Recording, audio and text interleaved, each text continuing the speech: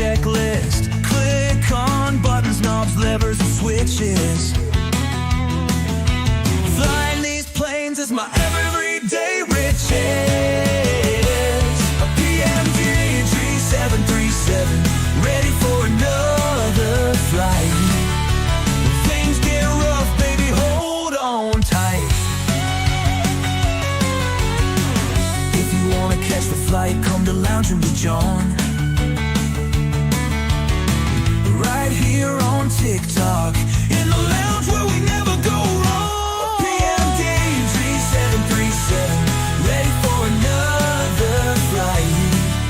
When things get rough, baby, hold on tight. Come and fly with me. I got the best AI, even if I just can't see.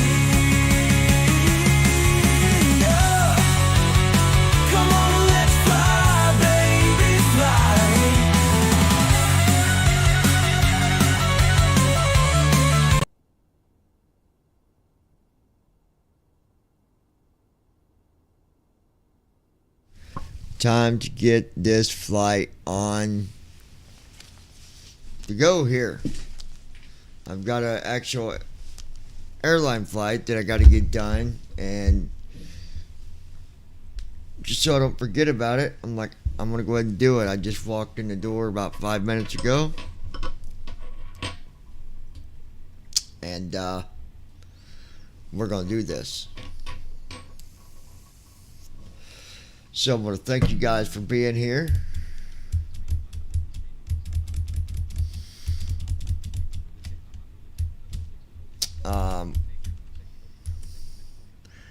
Welcome to the Lounge, Denny. Beth. Welcome, Beth. That's a unique name right there. I like that name.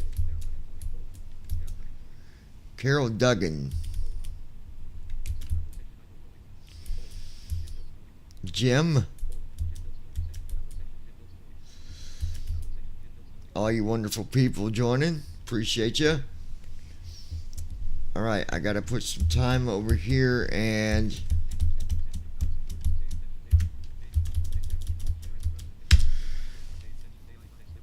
let's get say intentions opened.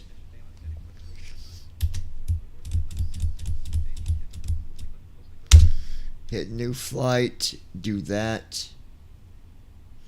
Always do this first.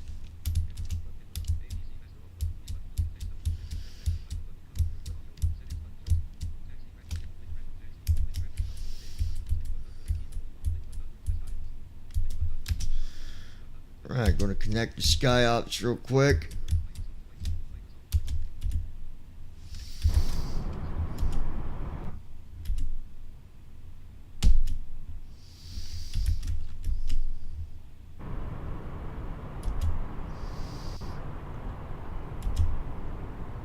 Got a little bit of a lag going here with Sim. I think we'll be okay.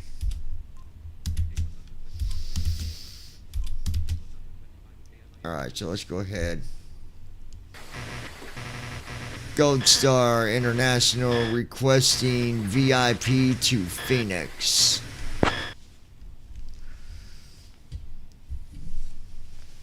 Let me see what we have. Give me a minute or two.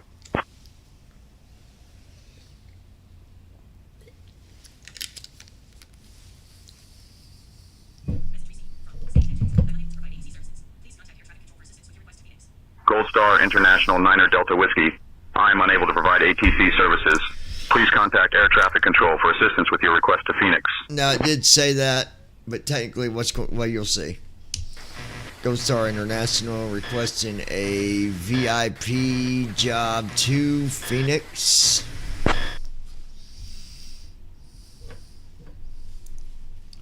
Hold on while I check the mission queue. I'll get back to you in 1 to 2 minutes. And yeah, I'm going to go ahead and load up First Officer. Gold Star International 9er Delta Whiskey. I am unable to provide ATC services. Please contact Air Traffic Control for assistance with your request to Phoenix. Baloney. Gold Star looking to pick up cargo job to Phoenix.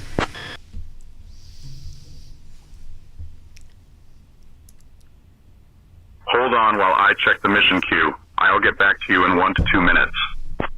Just give us something, dude. Sunfire 11. No server. Not yet. Whenever I get Gold all this Star stuff out of the way, International 9 I'll Delta try We're to just meet Loading you the up there, luggage and Andy. securing the All right. passengers. I'll let We you got a know new when we cargo are mission secure for and you. ready. Let You'll me be get transporting a the shipment of compact humanitarian kits flight from Miami underway, International and then, Airport, KMIA, I'll let you to know. Savannah Airport, KSAV. The cargo All right. weighs approximately 15,000 pounds and is crucial for local relief efforts. Ensure timely and safe delivery. We're sending your crew over now. You can expect to be airborne in a few minutes. All right, let's go ahead and connect first officer. Yeah, once I get all this stuff out of the way and get the crews, I might be going up there, and if so, I'll let you know as soon as I get the Secure crews. and ready to go, Captain. Evening, Captain. We are just getting situated. Just to let you know, we have a nervous flyer this time around. We'll let you know when we are secure and ready. Yeah, it's weird. Andy's got Good evening, Captain. some weird stuff going on with his say intentions. We'll have to, if I go up to the server when I get the cruise altitude here, we'll have to go talk about that a little bit and let him explain to you what's going on. It's very weird. I've never had that happen to me. Secure and ready to go, Captain. Good evening, Captain. We are just about done loading cargo. It'll let you know when we are secure and ready.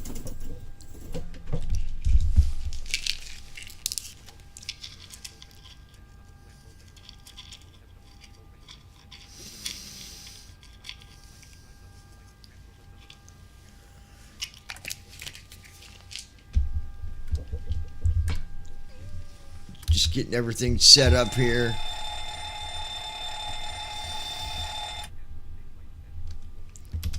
So yeah, once we get the cruise, We are Andy, secure. we can Ready to go, Captain. meet on the server. Once I get the cruise, I'll let you know, and we can meet on the server if you want to come on the live stream with me.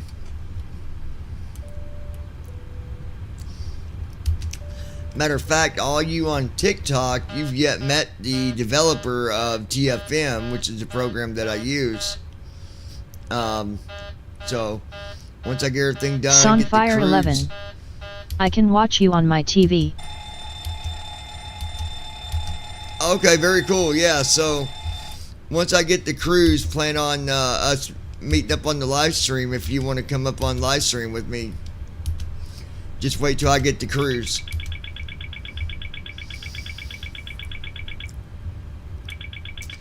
I'll have my new TV in about 3 more days, 4 more days.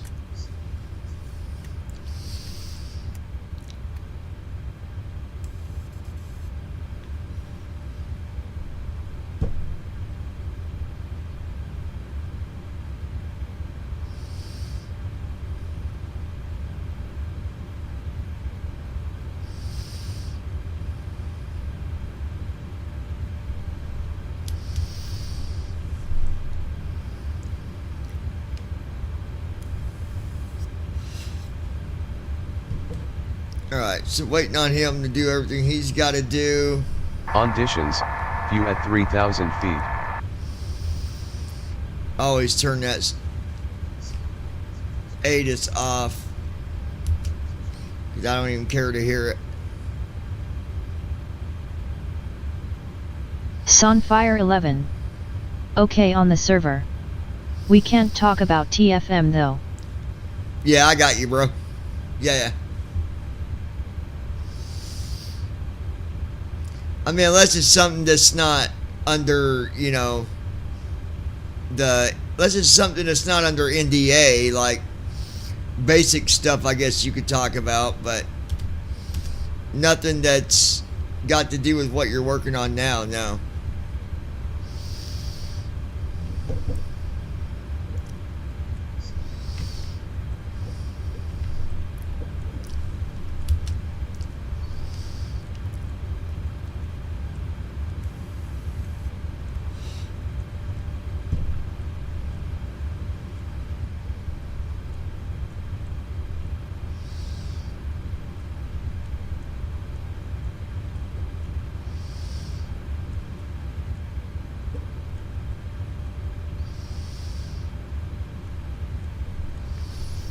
just letting him do his thing here, guys. Oh, and I was gonna...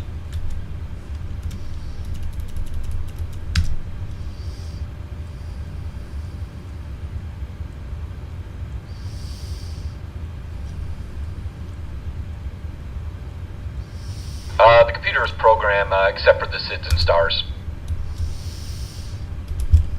Heading out for my checks.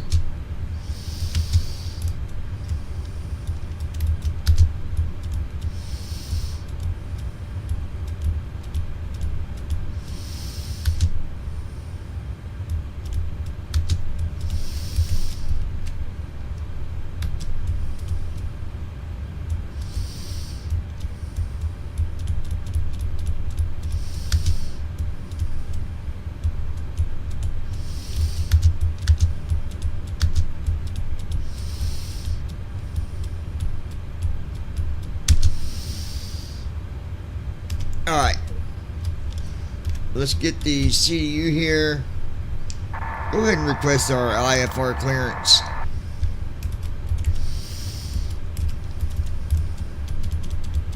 I'll get our IFR clearance from Miami Clearance. Alright, 8 left. Glad for bags.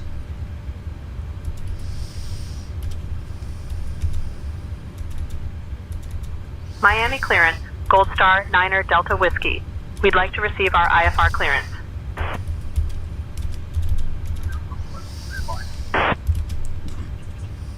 Okay, there that is. Now let's work on our arrival. 25 left. Pin DRV.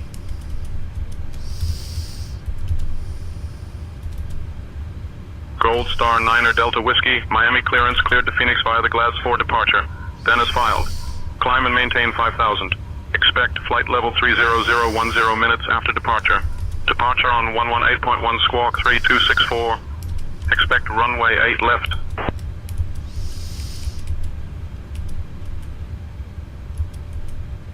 Ping 1.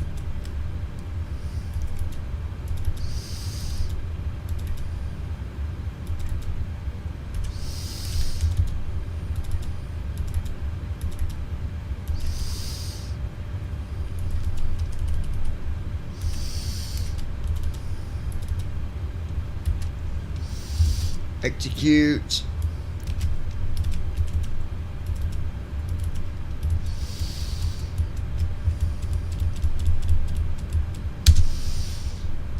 What was our altitude after takeoff?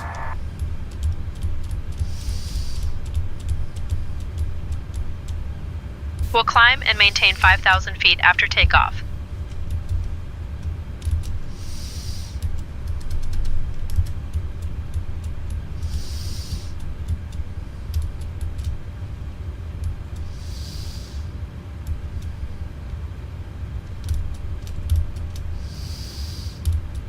Wow, how did it already had 10 in there, okay.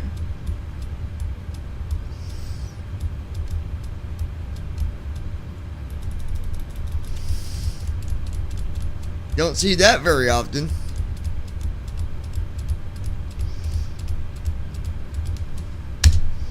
All right.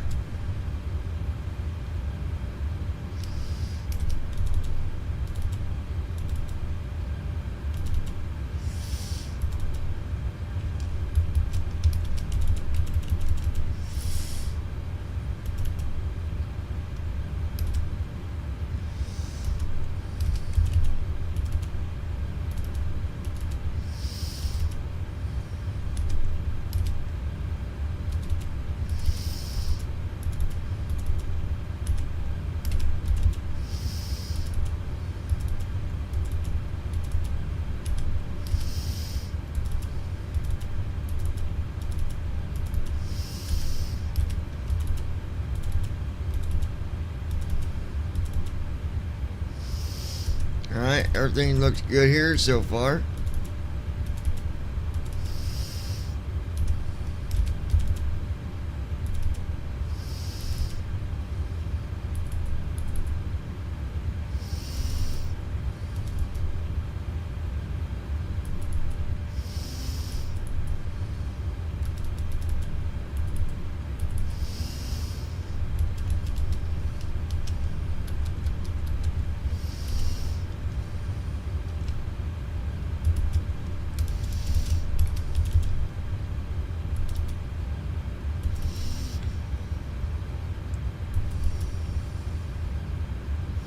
Altitude for runway is 1176. Our ILS is at 4,000 instead of 3. Technically under 4,000.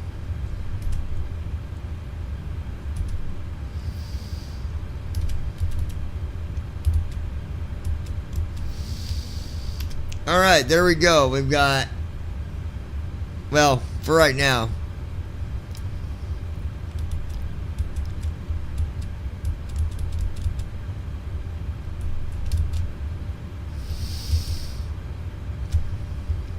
Walk around completed.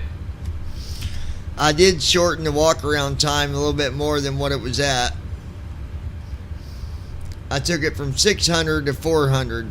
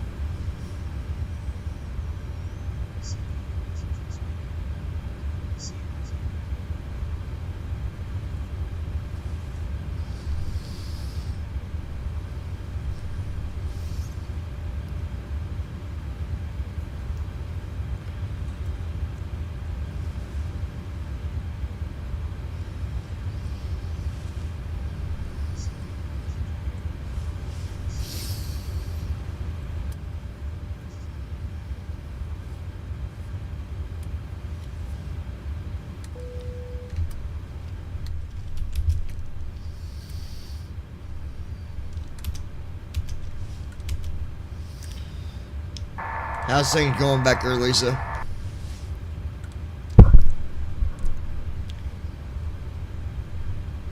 Everything is going smoothly back here, Captain John. The passengers are settling in, and we're ready for a great flight to Phoenix. Let me know if you need anything else.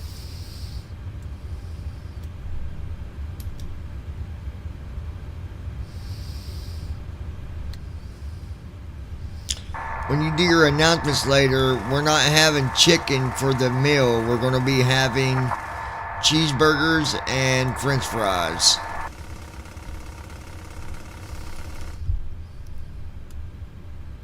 Thank you, Captain John. I'll make sure to inform the passengers about the meal change to cheeseburgers and french fries during the announcements. And I got a surprise for you. We're also having tacos. Flow completed. Pre-flight checklist. Oxygen. Tested. Navigation transfer and Captain display John, switches. you just made my day with that. Normal and auto. Tacos are my Window favorite. heat. I'll be sure to On. let the passengers know about Pressurization the mode options selector. we have for them. Auto. Flight instruments. Set. Parking brake. Tacos are just for you and me. Fuel control switches.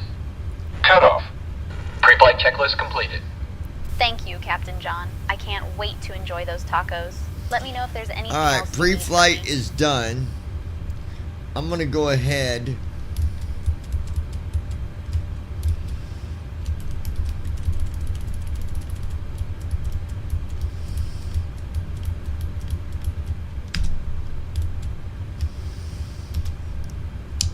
Gold Star International requesting pushback with startup.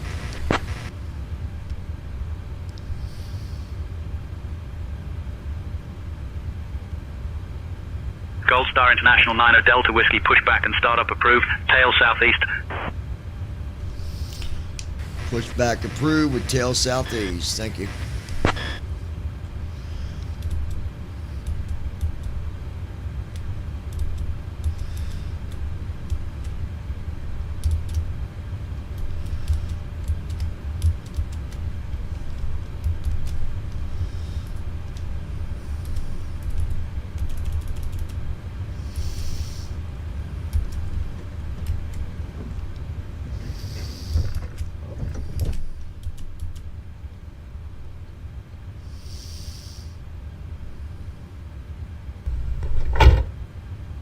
Initiating before start flow.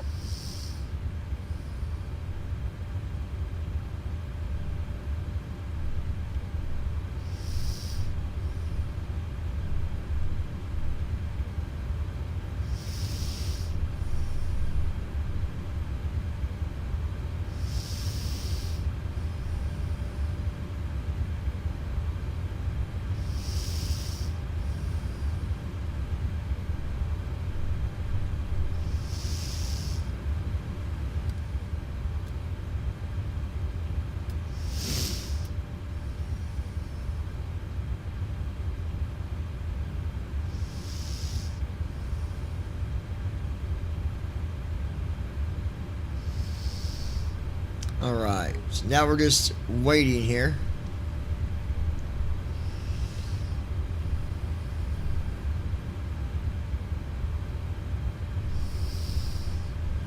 Are the passengers all tucked in?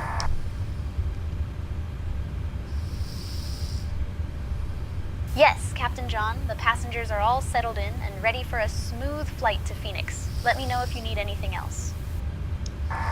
You can just call me Honey.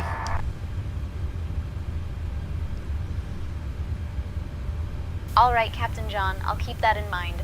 Let me know if there's anything else you need. And thanks for the taco surprise earlier.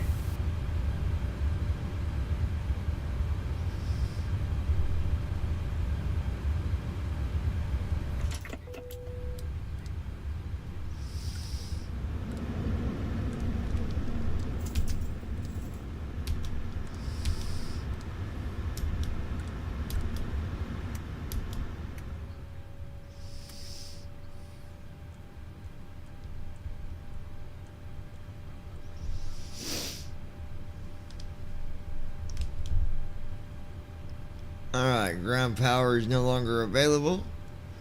APU is going.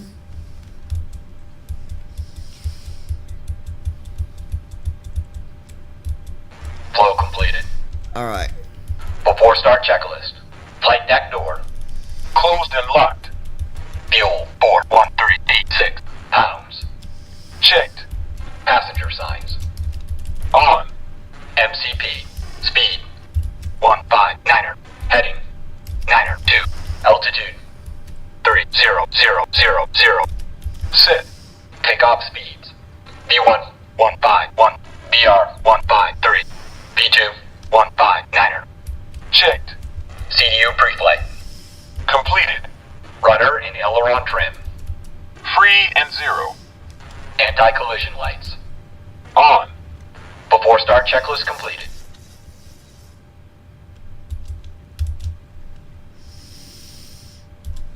Okay, 1 second, you guys.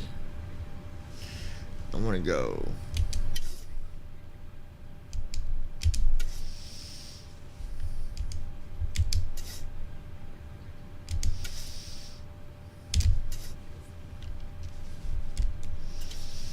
There we go, right at 4. That's what I want. Close trim. Refresh this page.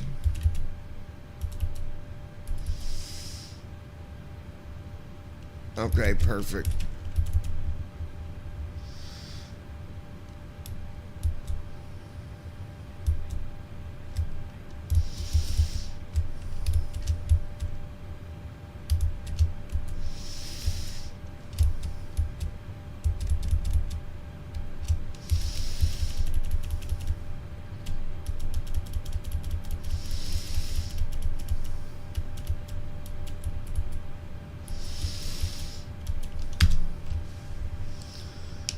Gold Star International requesting tug.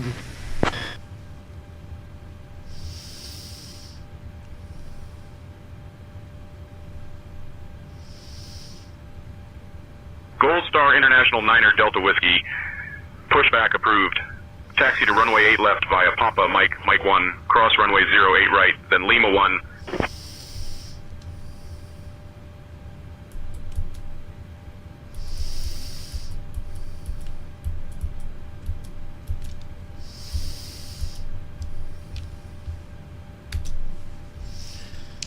Gold Star International requesting tug. What direction did they want the tail for pushback? Do you remember what he said? Tug is on its way.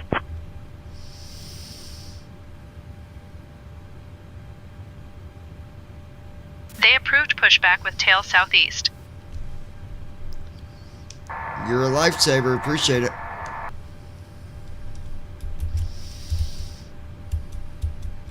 You're welcome, John. Let's get this flight underway. Gold Star International 9er Delta Whiskey. Bypass pin inserted. Just let me know when you're ready to start the pushback.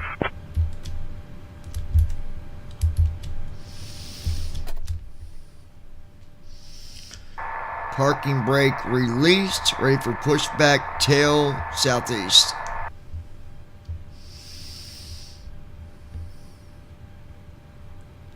Pushback approved. Tail southeast. Whoops, I hit the wrong button. Parking brakes released. Ready for pushback. Tail southeast.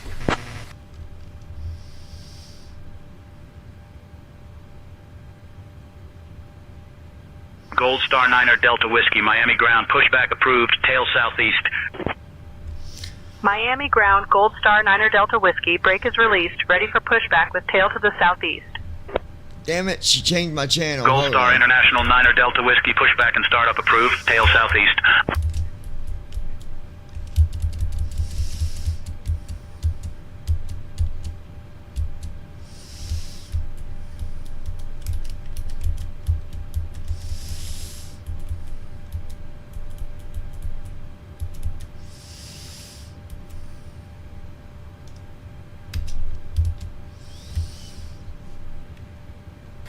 Parking brake is released. Ready for pushback. Tail southeast.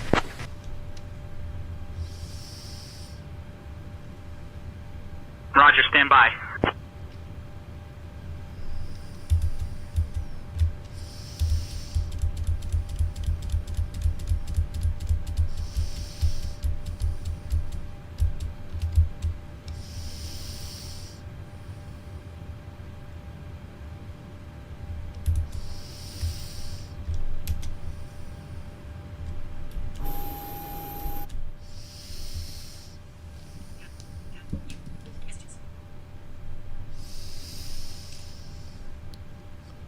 Waiting on you. I hope there's no problem.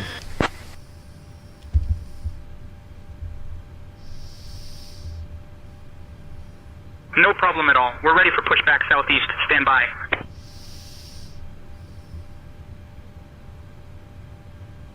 Thank God.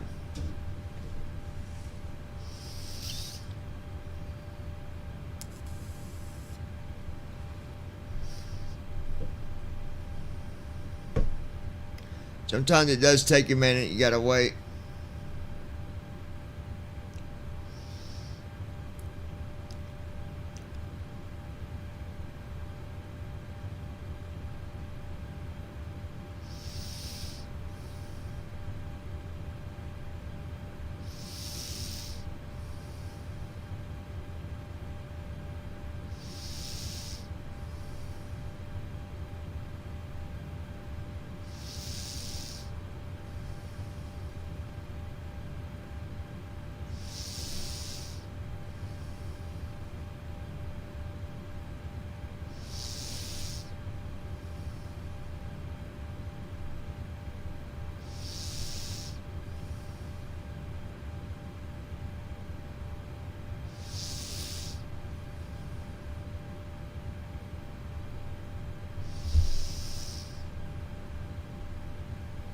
How come we're not moving yet?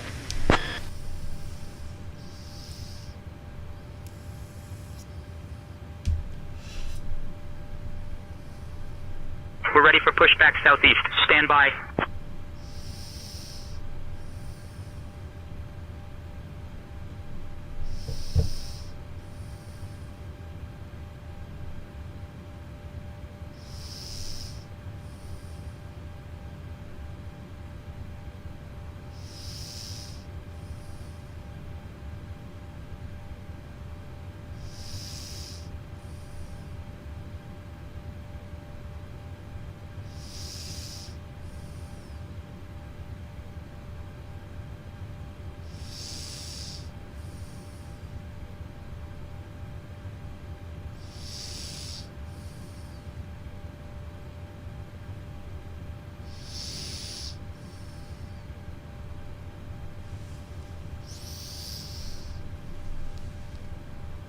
Are you guys having trouble here? We're still waiting for you to start pushing tail southeast.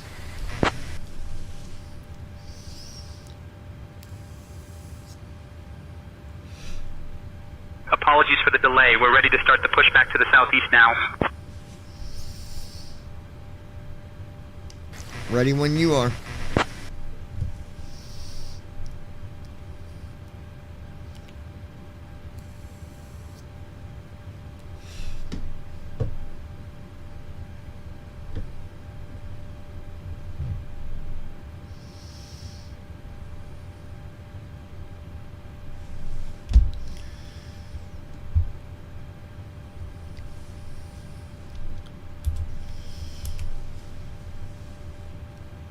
Come on, fellas, start push. Tail southeast. Let's go.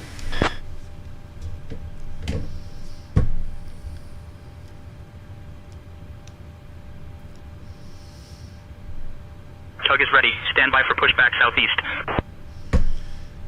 Oh my! This is where the bug is, and it's so annoying. I'll end up canceling if they don't start moving this time.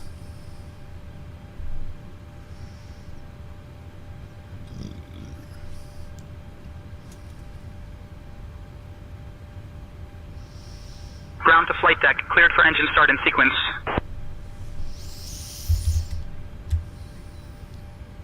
Starting engines.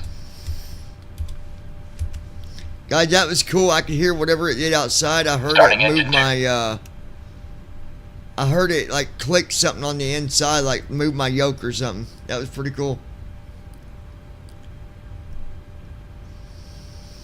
Isn't that pretty amazing though, how smart AI is? Like, it wasn't even the fact that it was, you know, something broke. They just, My name is Lisa, and I'm your lead they were flight being attendant slow. today.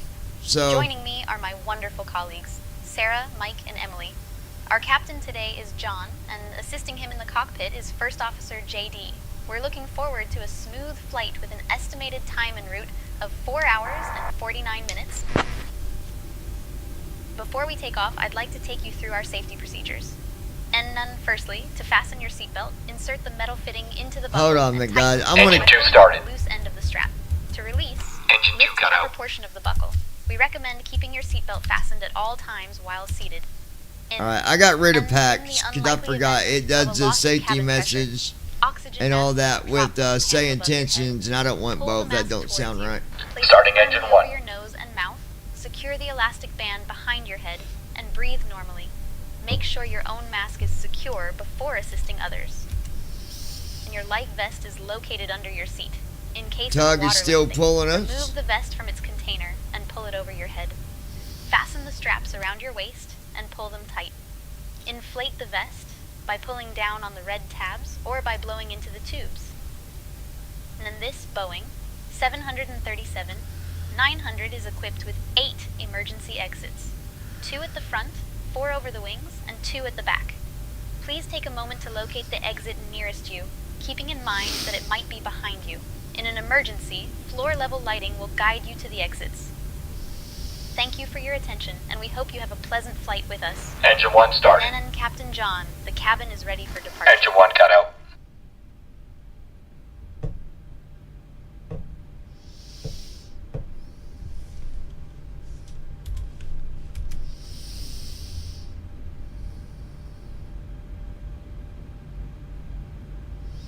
All engines stable.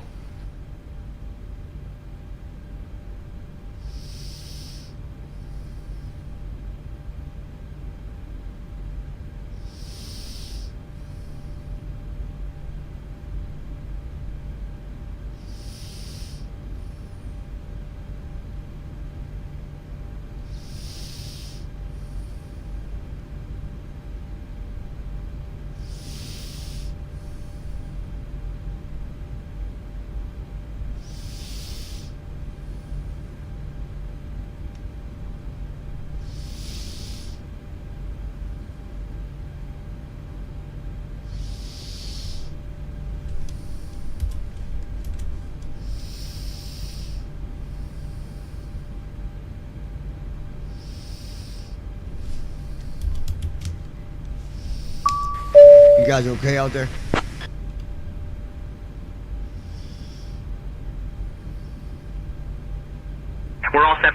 southeast. Stand by. Cancel tugs and pushback. Cancel all tug and pushback.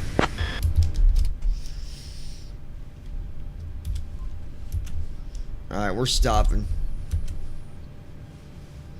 Canceling all tugs and pushback as requested. Cause they got stuff jacked up here. Gold Star International 9er Delta Whiskey, ground to flight deck. Before Pushback taxi. complete. Please ensure parking brakes are set. Standing by for confirmation of good engine start and report when ready for disconnect. Parking brake is set. Engines are good.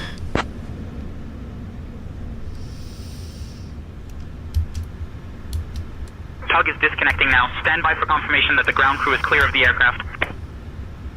Tug is already disconnected. See, that's messed up. Double check that tug is disconnected. Clear on the right. Clear on the left. Tug is confirmed disconnected and clear of the aircraft. Before taxi checklist. Generators. On. Probe heat. Auto. Isolation valve. Auto. Engine start switches. Continuous. Recall. Checked. Auto brakes. Rejected Yeah, what's up, buddy? Flight control test. No, I didn't redo a flight. What are you doing?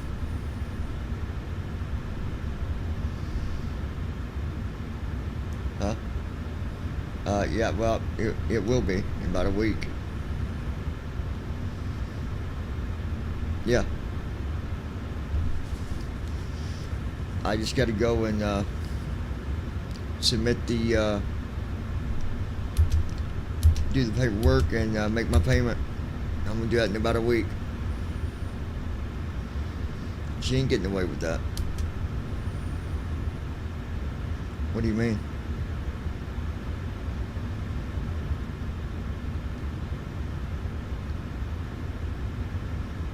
I don't know what they're gonna call it until it's all filed and I get my papers. But I'm gonna get back everything that I can. So even if it's just half of it, either way, she's not getting away with that. I gave her the chance to make it right, and she didn't do that. So that's on her. She'll get the papers. I'm sending them to her mom's house.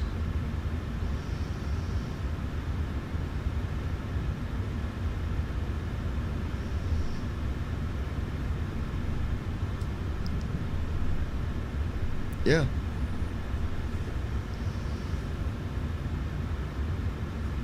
Sure do.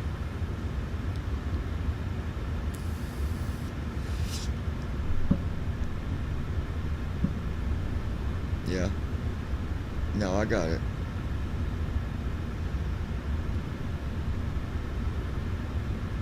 But let me get in there so I get the cruise altitude. I'll give you a call. Alright, love you.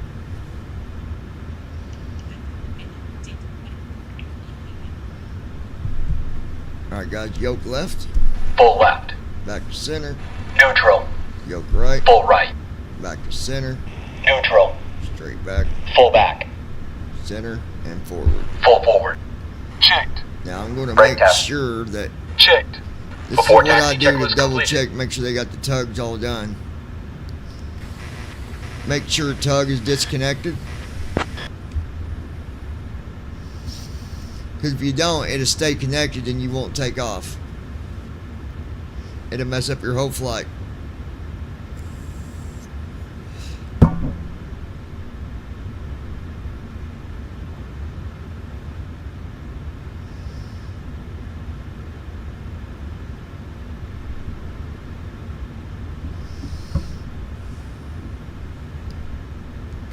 Confirm tug disconnected.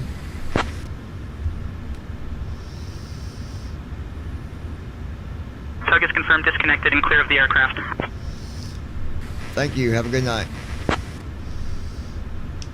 Go ahead and request our taxi clearance.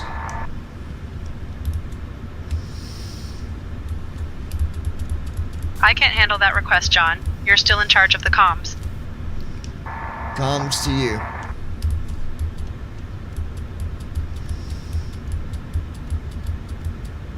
I've got the comms now, John. Let's get our taxi clearance.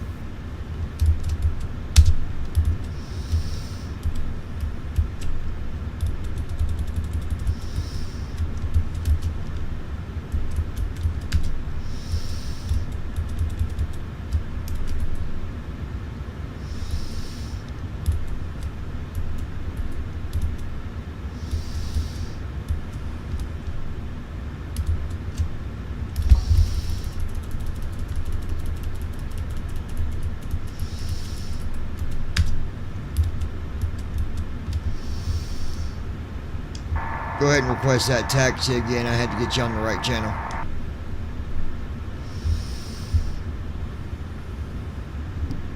Got it, John. I'll request taxi clearance now.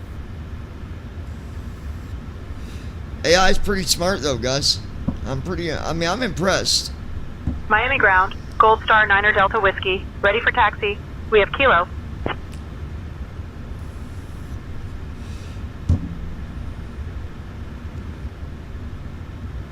Gold Star 9er Delta Whiskey, Miami ground, taxi to runway 8 left via Papa Mike, Mike 1, cross runway 08 right, then Lima 1.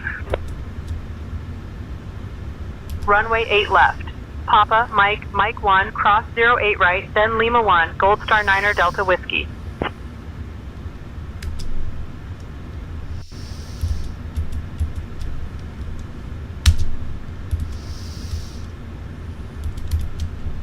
Approaching runway 08 left. Gold Star International 9er Delta Whiskey, contact tower on 118.3, safe flight. Contacting tower on 118.3, Gold Star 9er Delta Whiskey. Flow completed. Before takeoff checklist. Flaps. Sit. Stabilization trim. Sit. Transponder. Sit. Cabin crew. Cabin crew prepare for takeoff. Notified. I gotta load Before FFA takeoff line checklist real complete. quick, guys. Hold on 1 second.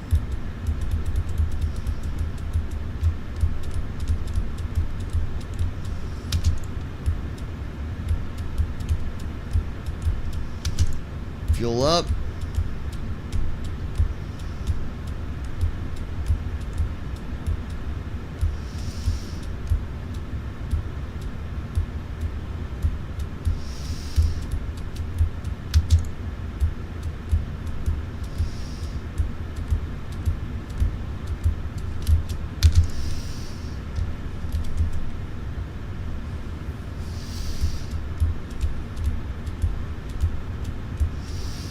Okay. We're ready for takeoff.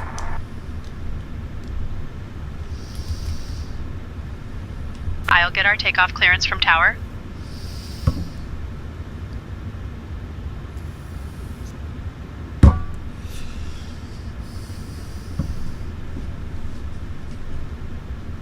Miami Tower, Gold Star 9er Delta Whiskey, holding short of runway 8 left, Now ready for takeoff. hopefully there's no tug connected because that is a bug. Gold Star 9er Delta Whiskey, And Miami Tower, if runway there 8 is, left, winds 105 at 10, RNAV sea salt, cleared for takeoff. all right, here we go.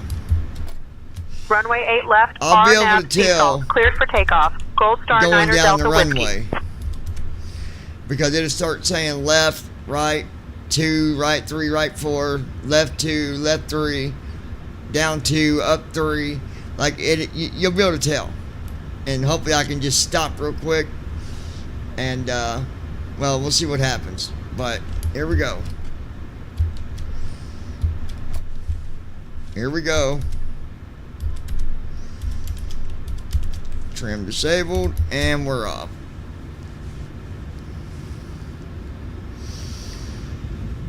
Thrust set. Checked.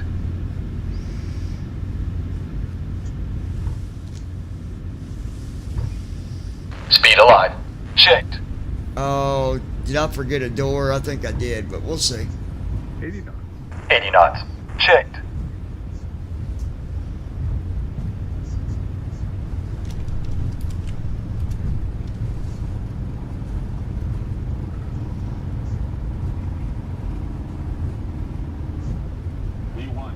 V1. Rotate. V2. Positive rate.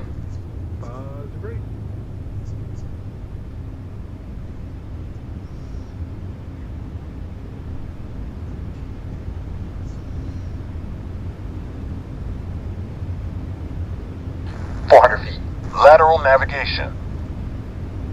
LNAV on. Vertical navigation. VNAV on. Autopilot. Command A on. Alright, give me 1 second, guys. I gotta run to the restroom real quick. Guys, listen for me if you will. Gold Star International 9er Delta Whiskey. That Contact he departure does on the 118.1. checklist. He Switching should. to departure on 118.1. Kira. Gold Gear Star down. 9er Delta Whiskey. Kira. Acceleration altitude. Speed check. Speed check. Miami departure. Gold Star 9er Delta Whiskey. Evening. Climbing past 1,000. Speed check. Gold Star 9er Delta Whiskey. Miami departure. Radar contact. Speed check. Cleared direct sea salt. Climb and maintain flight level 190. Cleared direct sea salt. Climb and maintain flight level 190. Gold Star 9er Delta Whiskey. I don't know why he was saying speed check. We're good.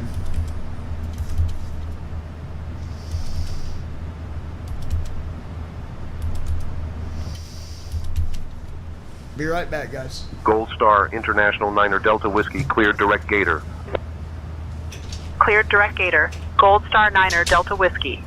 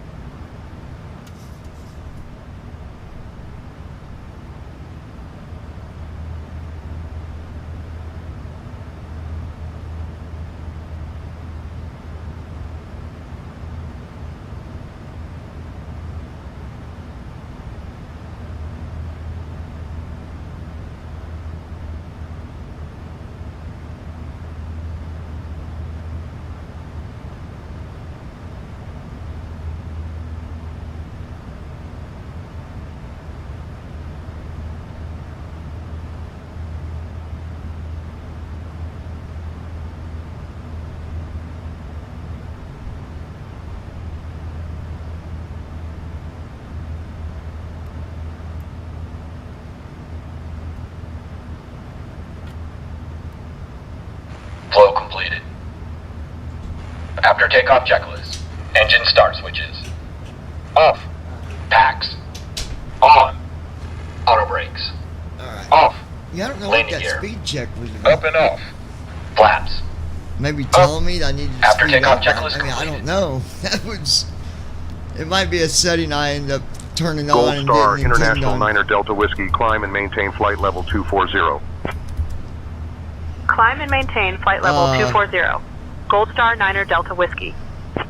We're good. We're going good. So that's a good takeoff. Not too shabby.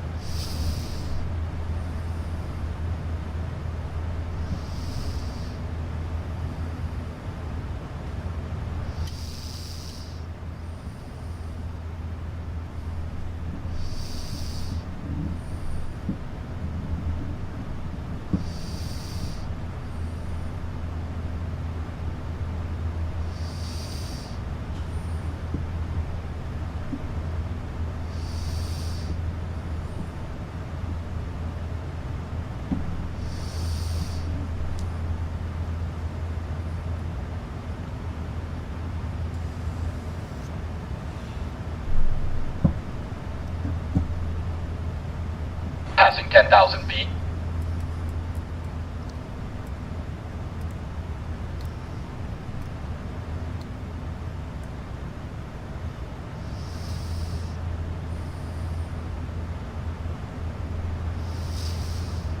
All right, we're up in the air, fellas. Dear guests, we have now reached a safe altitude, and you are free to use your electronic devices. Let me Our go to my onboard TikTok Wi-Fi here. service is also available for your convenience.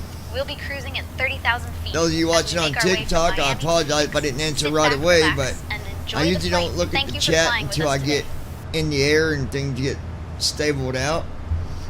I don't know what you mean by typing in flight plan. What do you mean?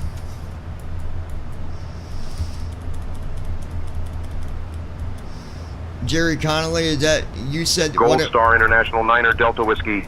Climb and maintain flight level 280. Climb and maintain flight level 280. Gold Star 9er Delta Whiskey.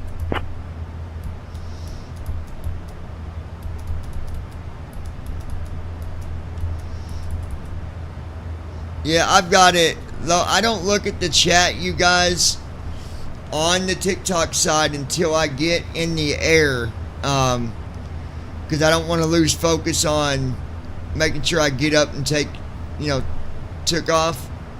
But I am here.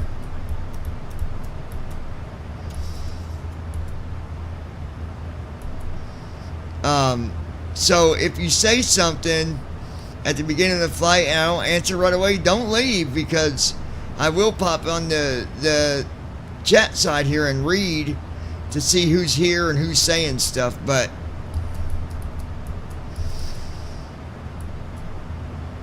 Lois, are you still here?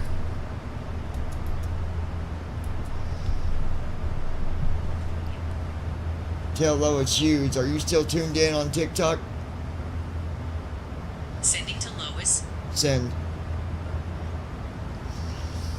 Because this part of the flight's really, it's kind of hectic. Not hectic, but busy. And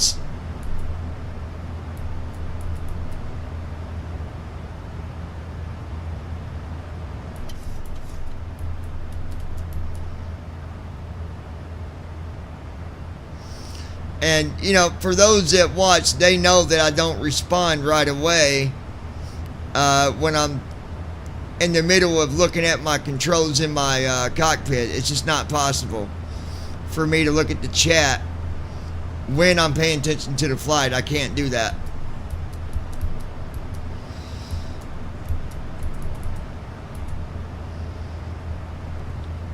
So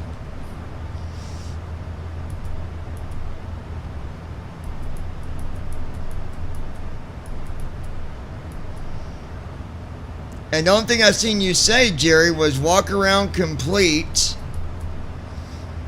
And am I currently in Gold flight? Star International 9er Delta Whiskey. Climb and maintain flight level 300. That's the only two things that you said. Climb and maintain flight level 300.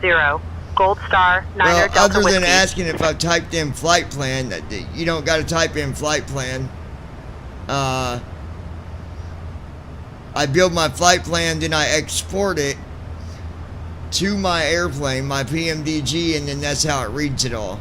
So, just gotta have a little patience sometimes, bud. I mean, everybody else understands, so.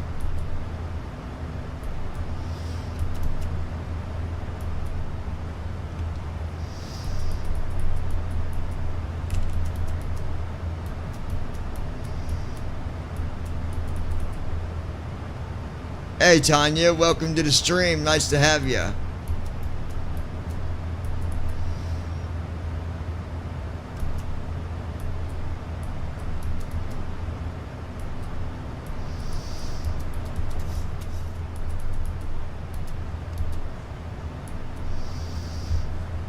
So, Lois, if you're here, I don't know if you are or not, but if you are, the court stuff is going to be dealt with in about a week. It is getting done. It is being, the stuff's being filed. Gold Star International 9er Delta Whiskey. Contact Miami Center on 126.325. There's going to be consequences for everything that happened to me in Miami 2024. Center on 126.325. Gold Star 9er Delta Whiskey.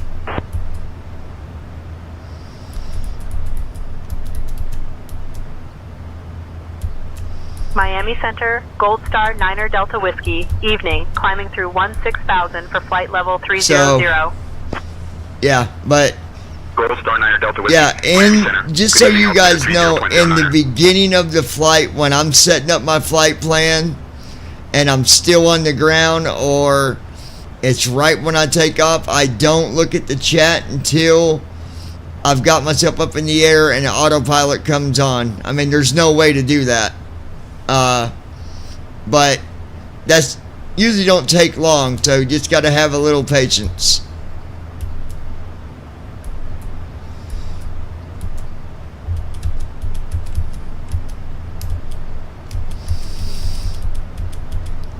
Lois, take care of bot 6, please.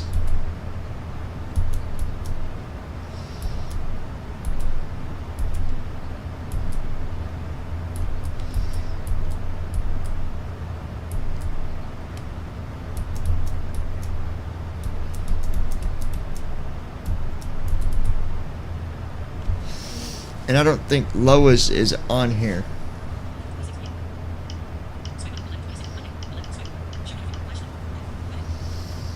Tell Lois Hughes, are you asleep?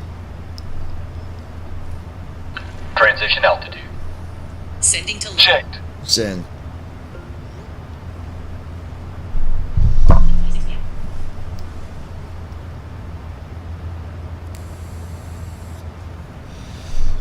Yeah, that person had just, the only thing they put on the chat was, did you type flight plan and walk around ILS complete? So it wasn't really nothing I could answer with that being said.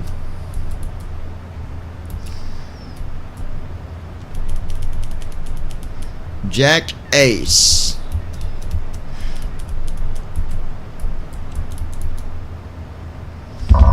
Yeah, you guys, I got a court thing that I'm dealing with. That is being dealt with. From all I can say is I went through a major I don't even want to say adventure. It was like hell. It was hell. And that person assumed they could do whatever they wanted and there be no consequences, but there are consequences. There's consequences for everything that we do. For every choice we make, there are consequences, whether it's positive or negative. There are consequences for everything we do in our life, no matter what. And for that person, whether they hear or not, you're gonna see about them consequences. You're about to learn about it the reality way.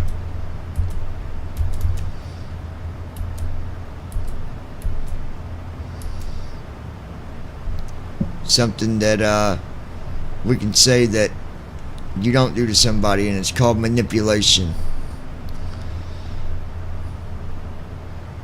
Not acceptable. Now, a year ago, I wouldn't have done this. 4 or 5 months ago, I wouldn't have done this. But when the reality finally sunk in. Captain John, we have a situation in the cabin. Oh, stand the by. passenger is refusing to sit down. It seems they are upset about not getting their preferred seat and are insisting on standing until they are accommodated. I'm working with them to resolve the issue, but I wanted to keep you informed. I'll update you as soon as we have it under control. What seat did they want?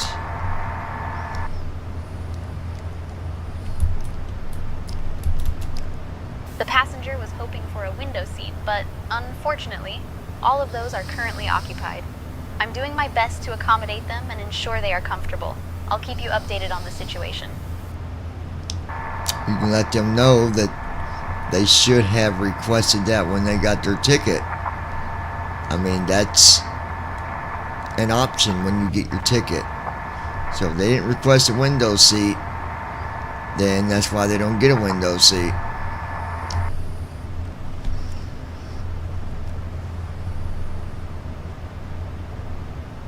Understood. Understood, Captain John. I'll let the passenger know that seat preferences should be requested at the time of ticket purchase. I'll do my best to accommodate them within the current seating arrangement. Thank you for the guidance.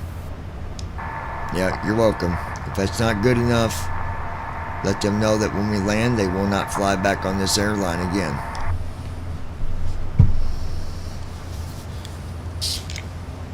Understood, Captain John. I'll communicate that to the passenger if necessary. Hopefully, we can resolve this without further issues. Let me know if there's anything else you need. You know what? Offer them a free meal in place of not getting a window seat. Tell them it's on the pilot. Tell them it's on me and you.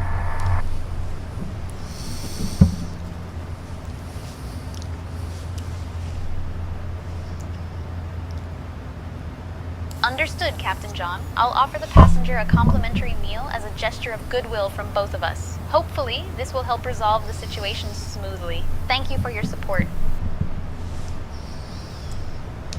Just doing my job, baby girl. Alright. Yeah, it gives you situations like that too. Thank you, Captain John. Pretty, Just let me know if there's anything else you need during the flight. And thanks again for the taco surprise earlier.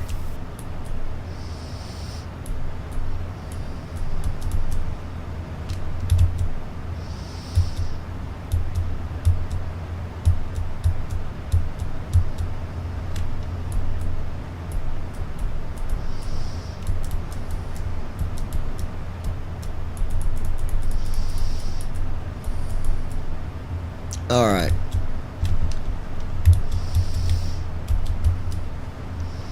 We're getting close to being at cruise.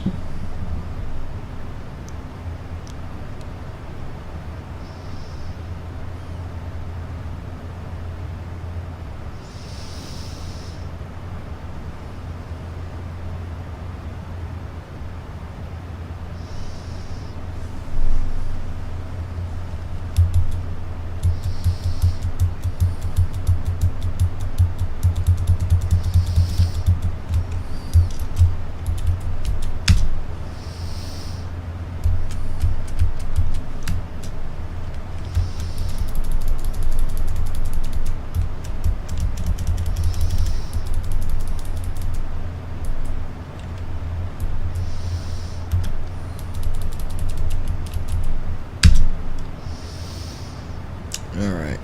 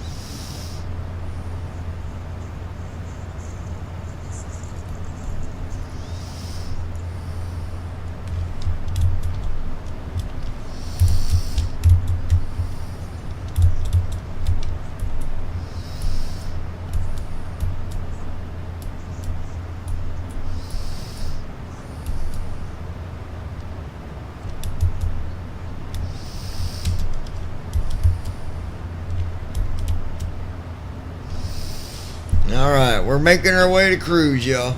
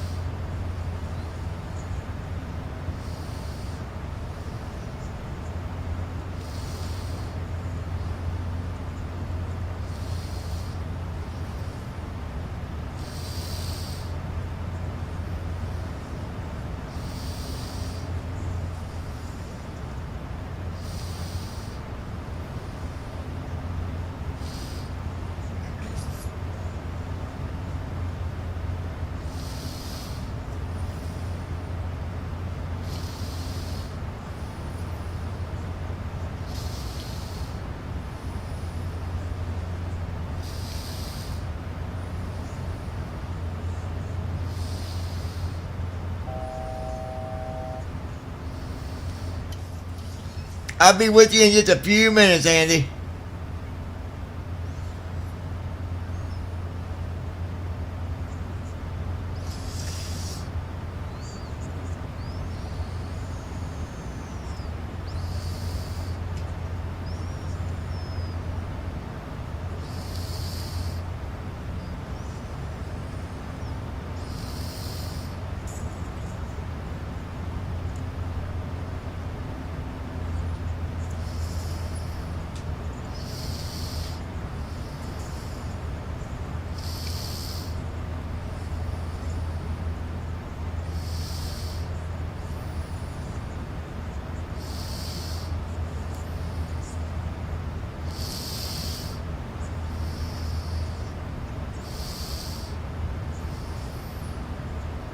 Ladies and gentlemen, we've reached our cruising altitude on our journey from Miami to Phoenix. Our team will be coming around shortly with our snack and drink service. Today, we're excited to offer cheeseburgers and french fries. And for those who enjoy a bit of variety, we have a delightful selection of other meals as well.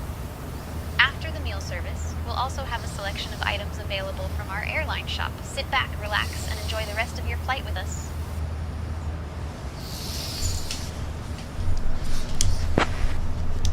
Did you get things figured out with that passenger about the receipt?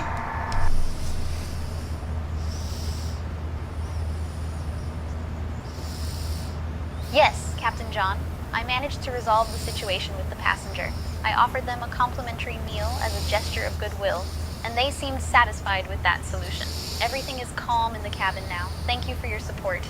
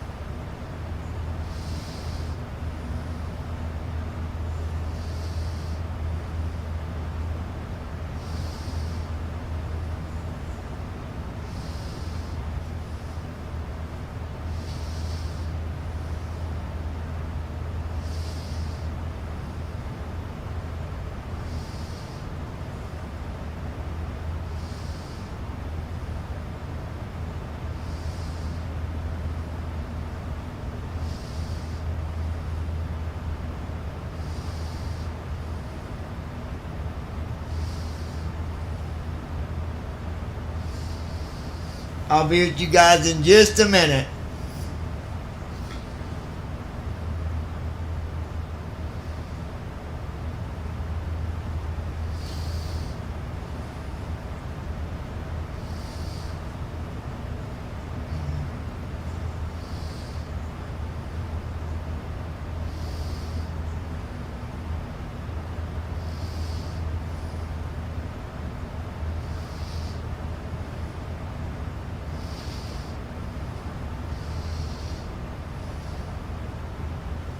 Gold Star International 9er Delta Whiskey. Contact Miami Center on 128.225. Switching to Miami Center on 128.225. Gold Star 9er Delta Whiskey.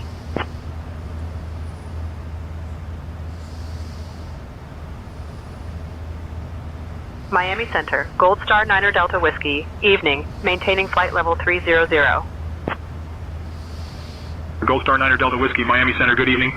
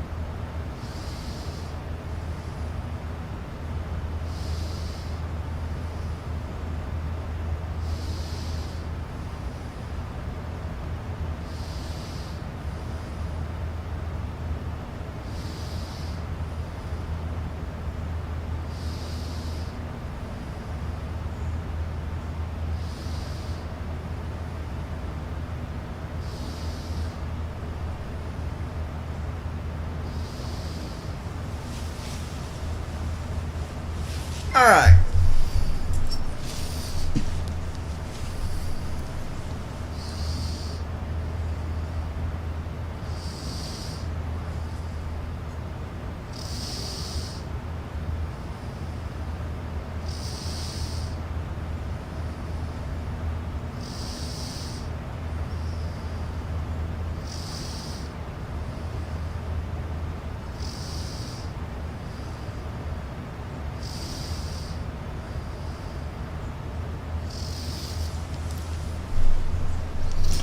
Alright, let me take a look at a couple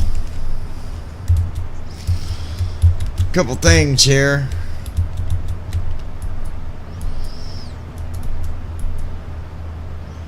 Alan Glass, 465. What's up, brother? Welcome to the lounge.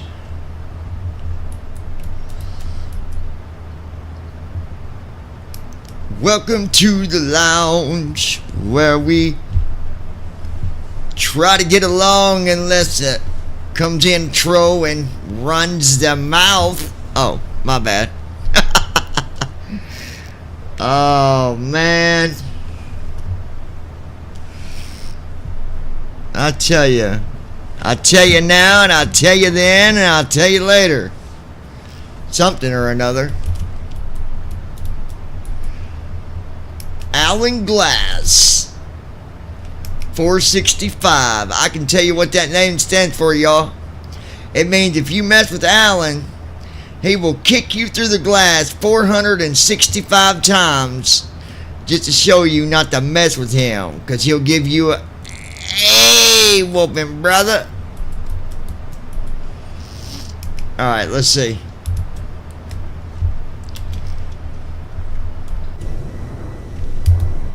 This is a tail view of the 739ER. In most cases, you'll never see anybody hanging on the outside of this airplane unless they've been really bad and didn't follow rules, and then I will have them put at the back of the airplane on the outside. Not really, just kidding. Over to the left side of the airplane. Then we'll take you to the right side of the airplane on the outside, and then here is the front. And that is it. Back to the inside.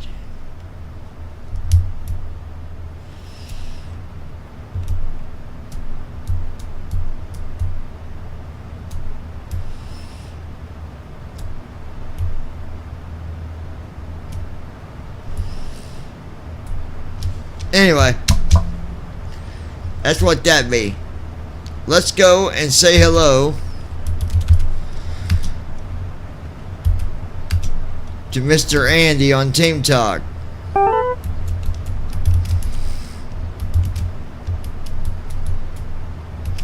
What's up, Andy? How's it going, buddy? He might have stepped away for a second, but I'm sure he will be back. Momentarily, or something like that.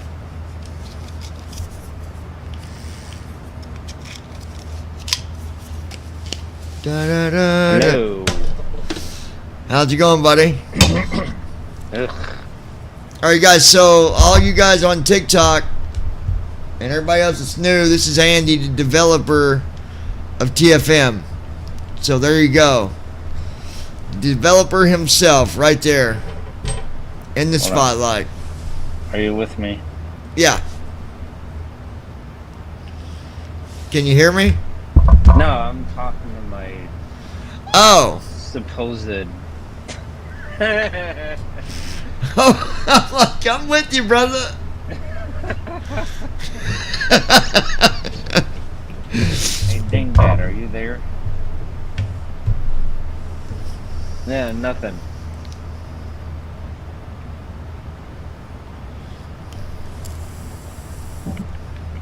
Screwed up stuff.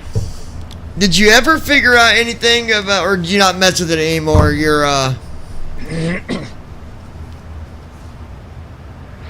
Well, you did see the one thing that is a potential bug that I ran into tonight, didn't you? With the pushback?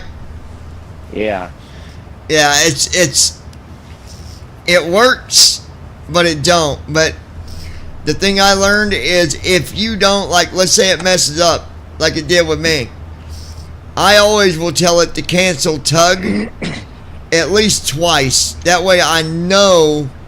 Well, I'll say cancel tug and disconnect, because what I've learned is, now I'm thinking this is probably just a programming thing, because visually there's no tug connected, okay?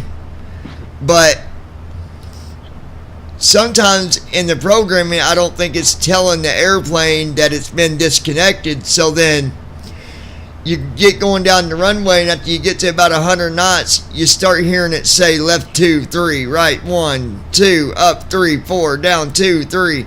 Well, that's clear that that's the tug just pulling you all over the place, right?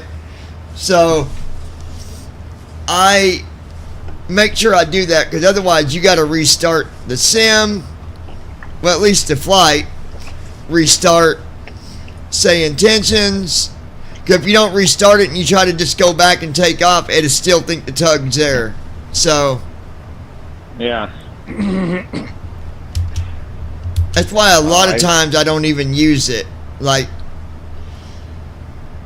because anyone that does simming, at like yourself or me or Declan or whoever, the last thing we want to have to do is start over at Code and Dark, because that's 20-30 minute procedure. Like, who wants to do that, you know? Yeah. But it can disconnect it and it can check it. So as long as you do that, I think you're good. I gotta say, the AI, I'm really impressed with what Say Intentions has done. I mean, they really went that extra mile, I think, with AI, because this is super intelligent. Yeah, except for my case where it's busted. Yeah, where you can't even talk to the co-pilot or your flight attendant. I don't understand that. I sent a message to Ryan, or whatever his name is, Ryan. Yeah, Brian. Yeah, so I'll see if he messages me back, because I don't know. I've never had, like, how do you troubleshoot something that has not happened to anybody that you know? Yeah, there's some people that are having the problems, but no one knows how to fix it, and yeah, no one knows what's going on. Yeah, it's really weird. I don't... Yeah, the basic symptoms are your volume sliders and say intentions are locked into one particular position. You go to change them and then close the settings window with the OK button, and when you go back into it, even after a restart, they snap back to their original default settings. And if you have that problem, it seems to me you can't talk to your first officer or your flight crew. Now, I'm guessing you're on just Windows 10, Windows 11, right? Yeah.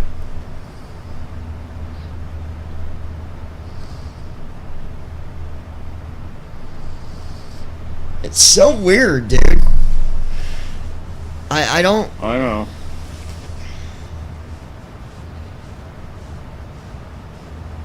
Yeah, I don't know. I've never had it do that necessarily. I've had some bugs with it, but not... Where did you install when you went to install, where did you put it? Because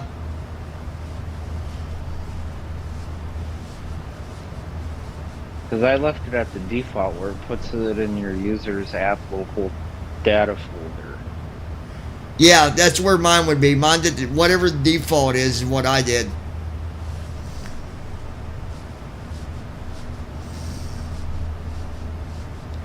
Yeah, you know weird. what? I wonder if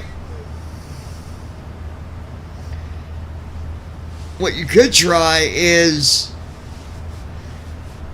remember what we had to do with, it was a weird thing too, but remember when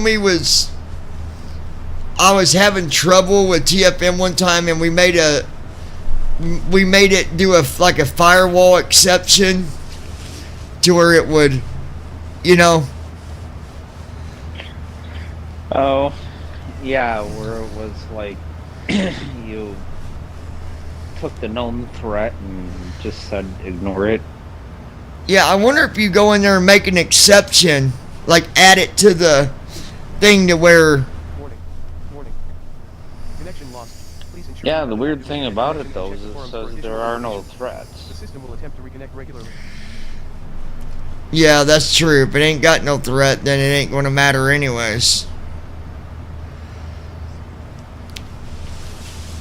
Oh, I hate when Microsoft does that. Goes offline. It'll come back, but...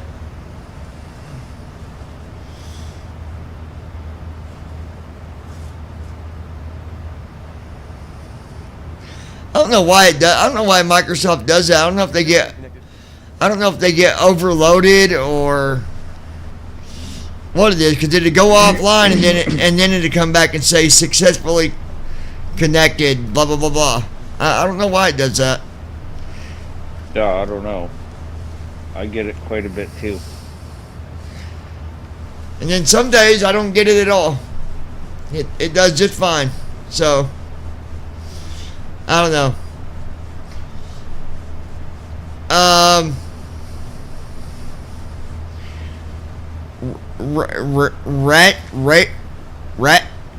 Ratcher? We do not fly on 2024.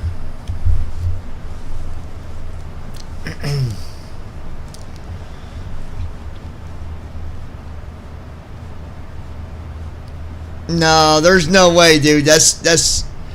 I don't know if maybe you're just saying it because you're a troll, maybe, but I know for a fact 2024 is not accessible. No, it's not.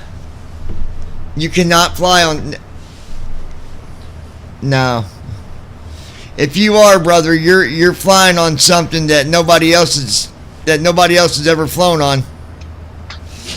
Because I know for a fact 2024 is not. I mean, you can even ask the guy that's here right now. I'm sure he can even tell you it's not accessible. There's no AI. So I don't know how you're flying a. He claims he's flying a A320 on 2024 with voiceover. No way. I mean, maybe you are. Likely. Maybe it's in your world. I don't know, but whatever works for you. I know in our world we cannot fly on 2024. Have you tried, Andy? I did. I tried it when it came out, and No, I saw Josh's preview of it when it was in final alpha, and he was explaining, like, you have a co-pilot, but it gets you as far up as off the ground, and then it disconnects, and then after that you're left. Well, and you're left with the stick. And that co-pilot thing is buggy anyways, and for whatever reason they went and took away the AI. Now they didn't take away the shortcut, which tells me that maybe they're working on it, who knows, but I don't like. I mean, it's good if you can see, but when you start out, you're outside the airplane, and I think there's a hotkey you can hit that's supposed to put you in the airplane. I forget what it is, but what good does it do? Number one, you're not flying on it with TFM. That guaranteed, that's a fact. Number two, there's no other airplanes that we could fly on our own without AI.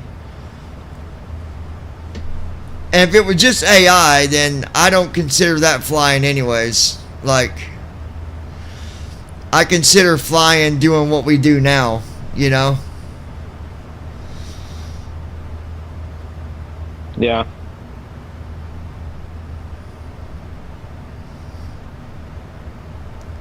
That's why I don't even like flying I've got the 777 freighter, and I flew it. I tried it out. It's not horrible, but it's not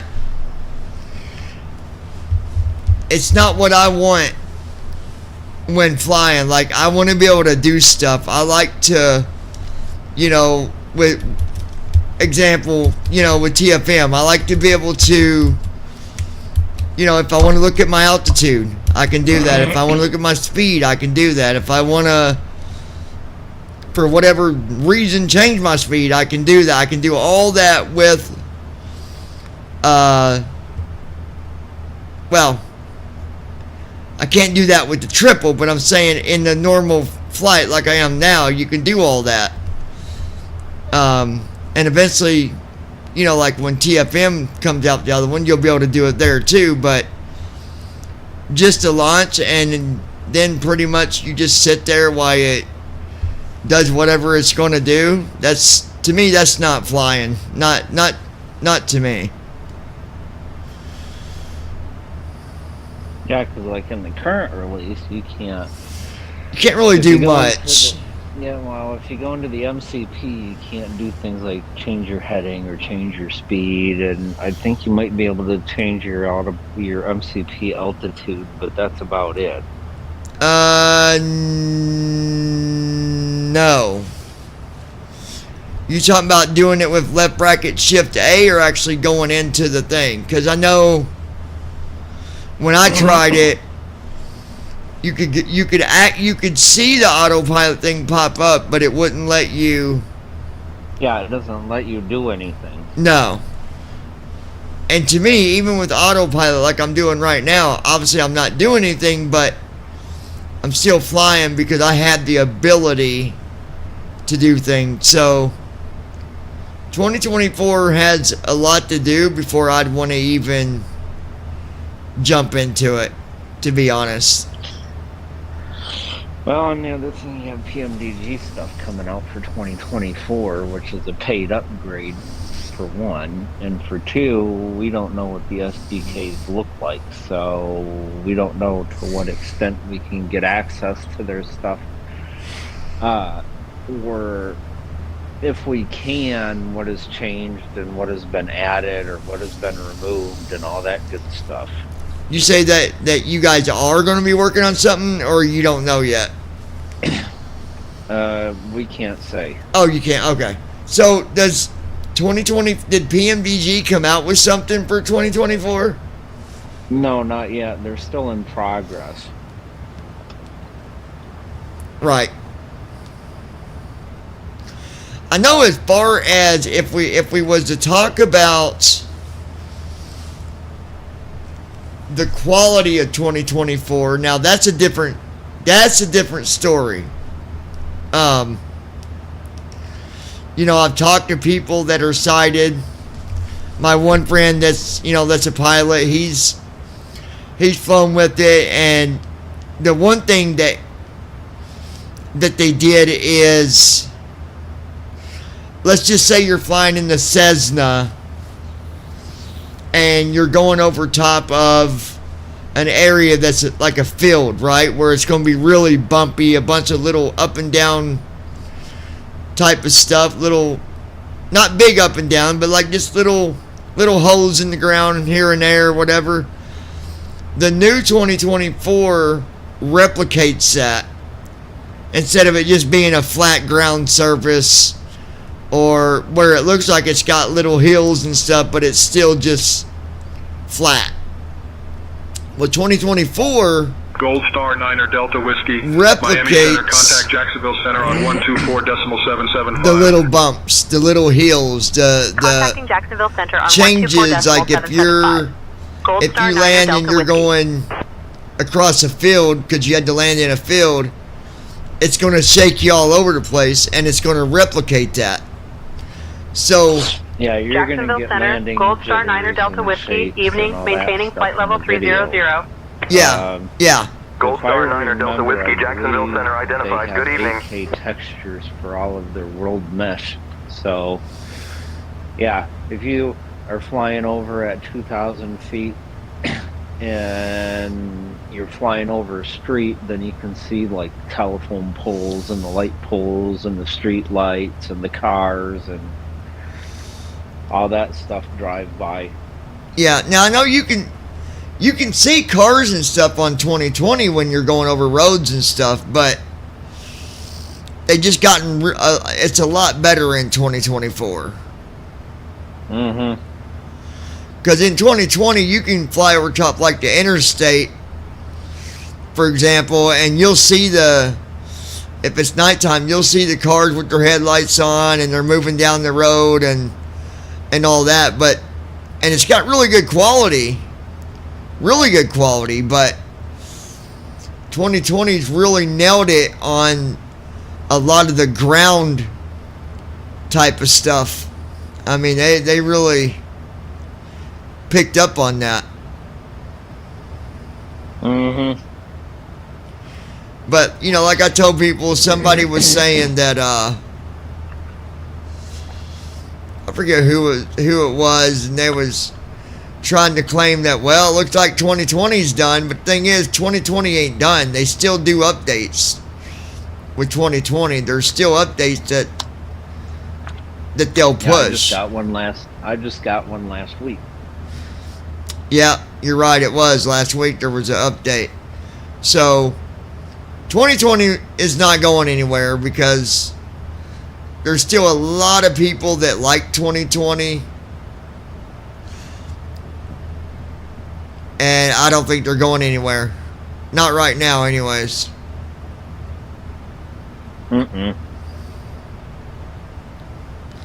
And even if it did, even if they did say, well, we're done now, no more updates, it's still a fully active sim. Like, I don't think that's going to happen, but it's not like, you know, it's not like P3D where they've completely just don't do anything anymore. Well, they do stuff. It's just PMDG decided they aren't going to support 6 because it uses a it uses a graphics framework called Unity now. And oh yeah, I heard about that. Arrays. Unity RL. 2020 will still be supported officially until 2028. It's going to take significant amount of time and resources to rebuild the whole entire set of airplanes. And they're not committed to spending that kind of expense to rebuild for a slight few people. Josh just said 2020 will be supported until 2028, but even at 2028, even or after, I think it's still going to be a very functional simulator. Oh, those will be. Well, yeah, they may drop updates for it, but they're not going to turn it off. No. And hell, look how long people flew some of them older sims, GSX, and, you know, 2024. I mean, hell, there's still people that fly with 2024. Maybe not a crap load of people, but point is, if that's a sim you got and you want to fly with it, go ahead. You're just not going to have the quality like you have now, but you know. Yep.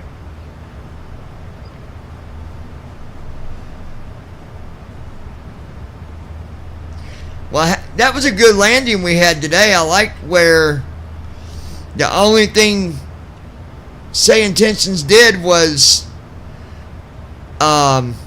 when they told me to go to direct to, I forget the name of the waypoint, and at first I wasn't going to do it. I'm like, maybe, I was like, wait a minute, do they want me to go like there now, or because they came up and they said go direct to, and then they said the name, and I still had like 3 other waypoints, but I went ahead and took the waypoint, moved it to the top, and just went directly to it because I didn't know.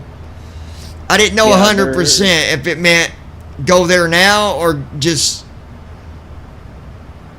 I wasn't for sure. If it says direct to, that means that you literally go there right now. Right. And so, yeah, Say Intentions is implementing the shortcut thing now, where Real World ATC will say cut 20 minutes off your flight by saying go direct, because there's no reason why you should follow these 5 other waypoints. Or if you have a long approach or a long final, they may say, well, we're just going to short circuit you and take you straight to the ILS because there's no traffic in the way and there's no point in having you do 6,000 loop-de-loops just to line up. If you can line up now, line up now. Yeah.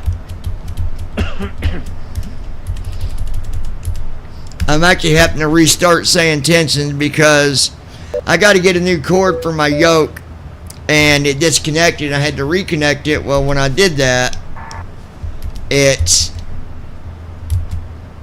for some reason, wasn't recognizing my buttons, but it is now. I don't know if I got to hit new flight or not because it's still got everything here. I don't think so. I think that's like if you literally start over from the beginning or you're doing something completely different. Oh yeah, we're good. Yep, it even remembered like my last communication. Yep. You got the comms over there, okay? Another thing I like is you can talk to the AI like you're actually talking to someone instead of feel like you're talking to a robot. You know? I've got the comms, John. Yeah, we're all set for now. Stuff. Yeah. It's like with Pro ATC and all that stuff, it's all scripted stuff. I heard someone say that, well, I'm not going to get the update, the upgraded version for the account for say intentions, it's not worth it. But yeah, it is. It is worth it because in a lot of cases the AI knows what's going on. Even simple stuff like when I came back and told it 2 different times, you know, hey, double check that tug, make sure it's disconnected. It knew what I meant. Like it wasn't, you know, just going off of a loop. Yep. Or when you asked your co-pilot, what was my original altitude? Oh yeah. Or the other thing that got me too is when I said, what was my direction for tail? And the co-pilot picked that stuff up, man. I'm like, oh my gosh. Yeah, I didn't realize that you could actually ask her for confirmation on parts of your clearance. Yeah, yeah. And you can even ask your co-pilot, like, not even my co-pilot, my flight attendant, like, Lisa, what's the weather for Phoenix, do you know? Yeah, and she'll go look it up. Yep, and now she's going to go look it up.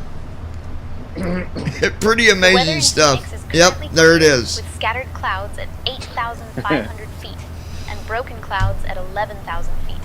The temperature is 16 degrees. And they Celsius. remember stuff.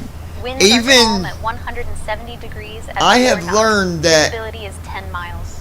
even if I was to close say intentions, open it up, be on another flight, I would ask her, because I did this whole joke about Brandon with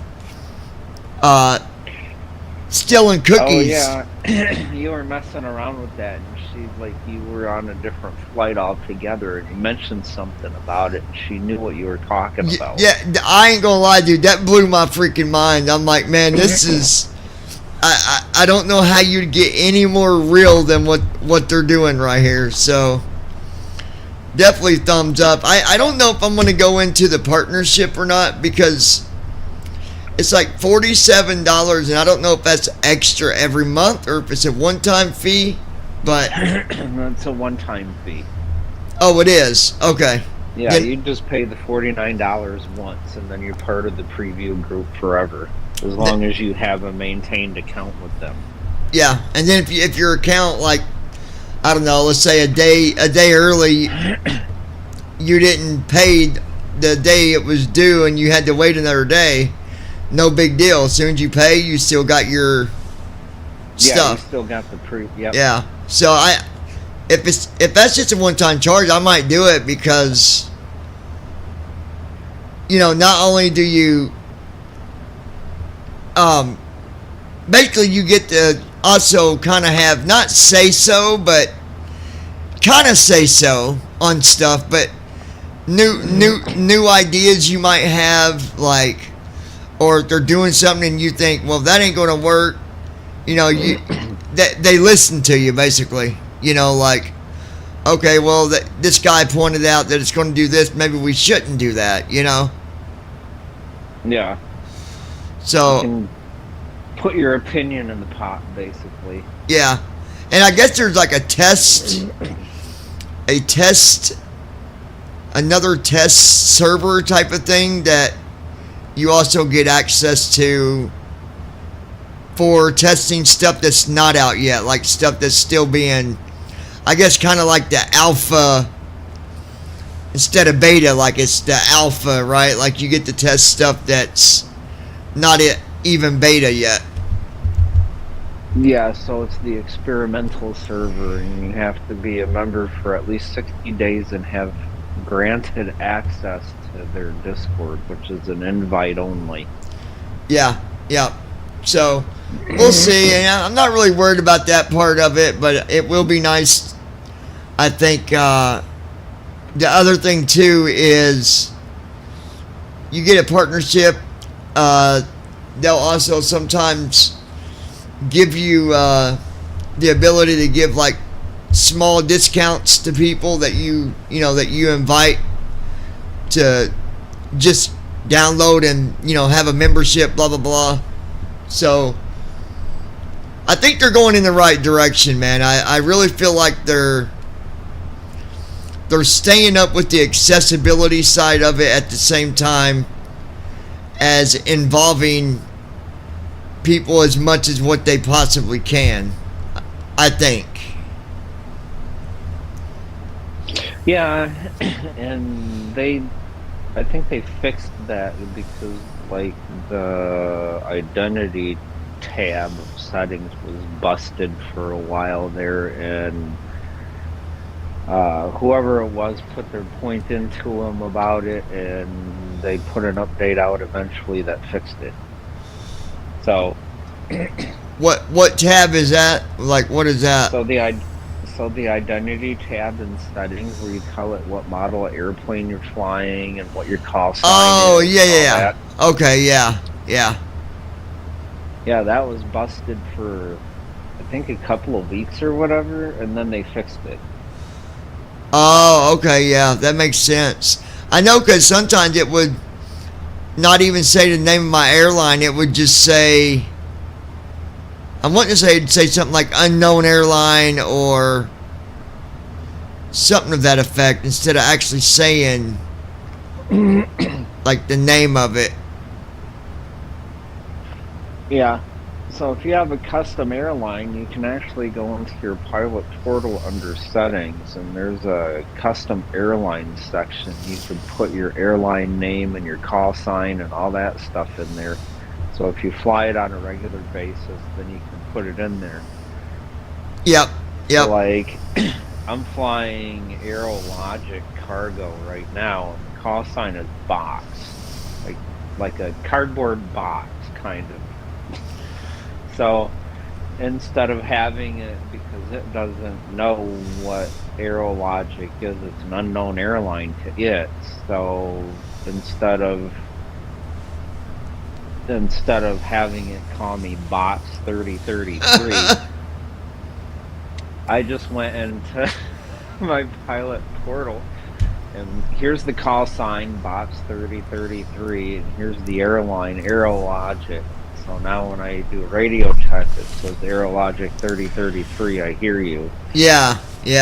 I know there is an airport with the code. Now just imagine if you flew for if it was an airline and you flew for them, their code is KLIT. So you would be saying, clit requesting, I'm like, it's a good thing I don't fly for that airline, because that would be, people would give me a hassle all the time on that one. Like, come on, man. Y'all need to change that to, like, click or something, not freaking clit. Yeah, well. But doesn't surprise me. I mean, there's a lot of...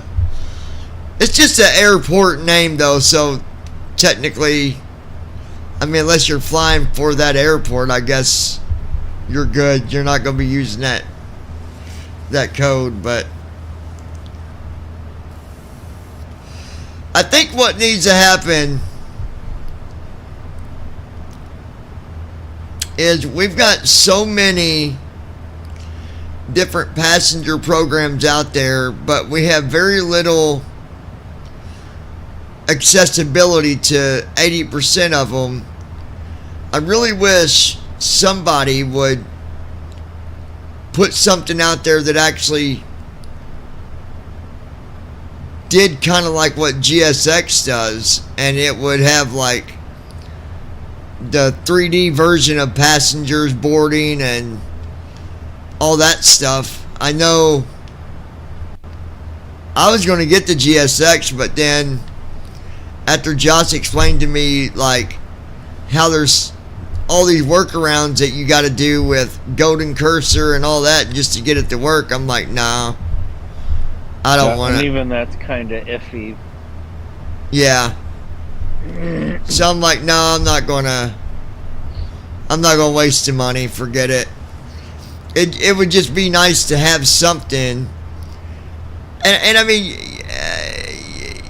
you've been a programmer a lot longer than I have, but what I know though is that if someone really wanted to do it, it wouldn't be that complicated to make a simple passenger program. It really wouldn't.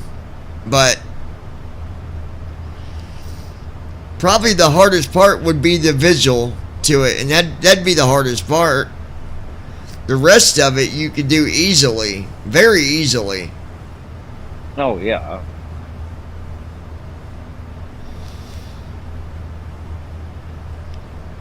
Matter of fact, I did. I don't use it, and it still would need a lot of stuff. But I wanted to see what I could do with making something simple. So I used the one programming. What's it called? Oh my gosh. The Gold Star International 9er Delta yeah, Whiskey. Python. Jacksonville Center on 120.825. I did it with Python Jacksonville and Center on 120.825. Gold Star 9er Delta Whiskey. wasn't hard to do. I mean, a lot of it is just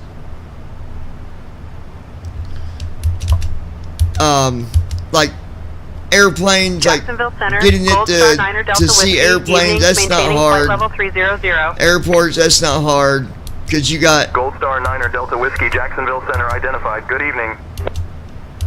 you know, you got stuff you can use that's already out there for, like, for example, SimBrief. You can get it to look at your flight plan and all that. So I did that. I did all the simple stuff, and it works, but I haven't dove any more into it because I'm like, I don't really want to. I just want to see how hard it would be to get something together, and it's not, but it's Python at the same time, so you're limited on what all you can do with it. Well, it's for simulator stuff. It's too slow. Yeah, and that too, because everything is on with Python. Everything is on these timers, and the more stuff you put in there, it seems like the slower and laggier that it gets. Yeah. But I don't know. Maybe eventually I'll dive deeper and maybe try to see what I can come up with, but it ain't going to be in Python. I'd want to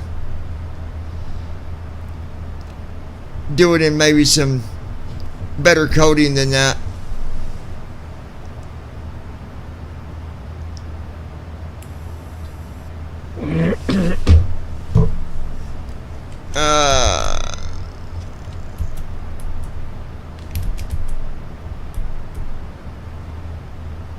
Let's see where we are here, guys.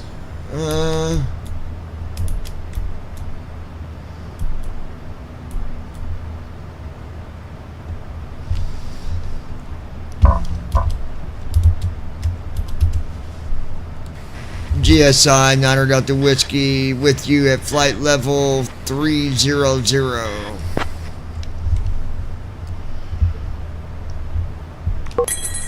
Gold Star International 9er Delta Whiskey. Good evening. Oh. Guess who?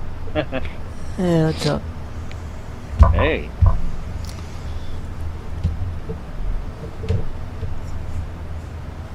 Alright. See. Yeah, do you find a pilot's life in Aerologic or whatever? Or is that a virtual airline? No, Aerologic is actually a cargo out of Germany. Oh, and it's a pilot's life. Yeah. Oh, okay. Well, it's a real airline because I actually looked it up. Yeah, it is a real airline. International 9er Delta Whiskey. Contact Houston Center on 134.9er. I was looking at that earlier when you told me the airline you was Gold Star doing. 9er Delta Whiskey.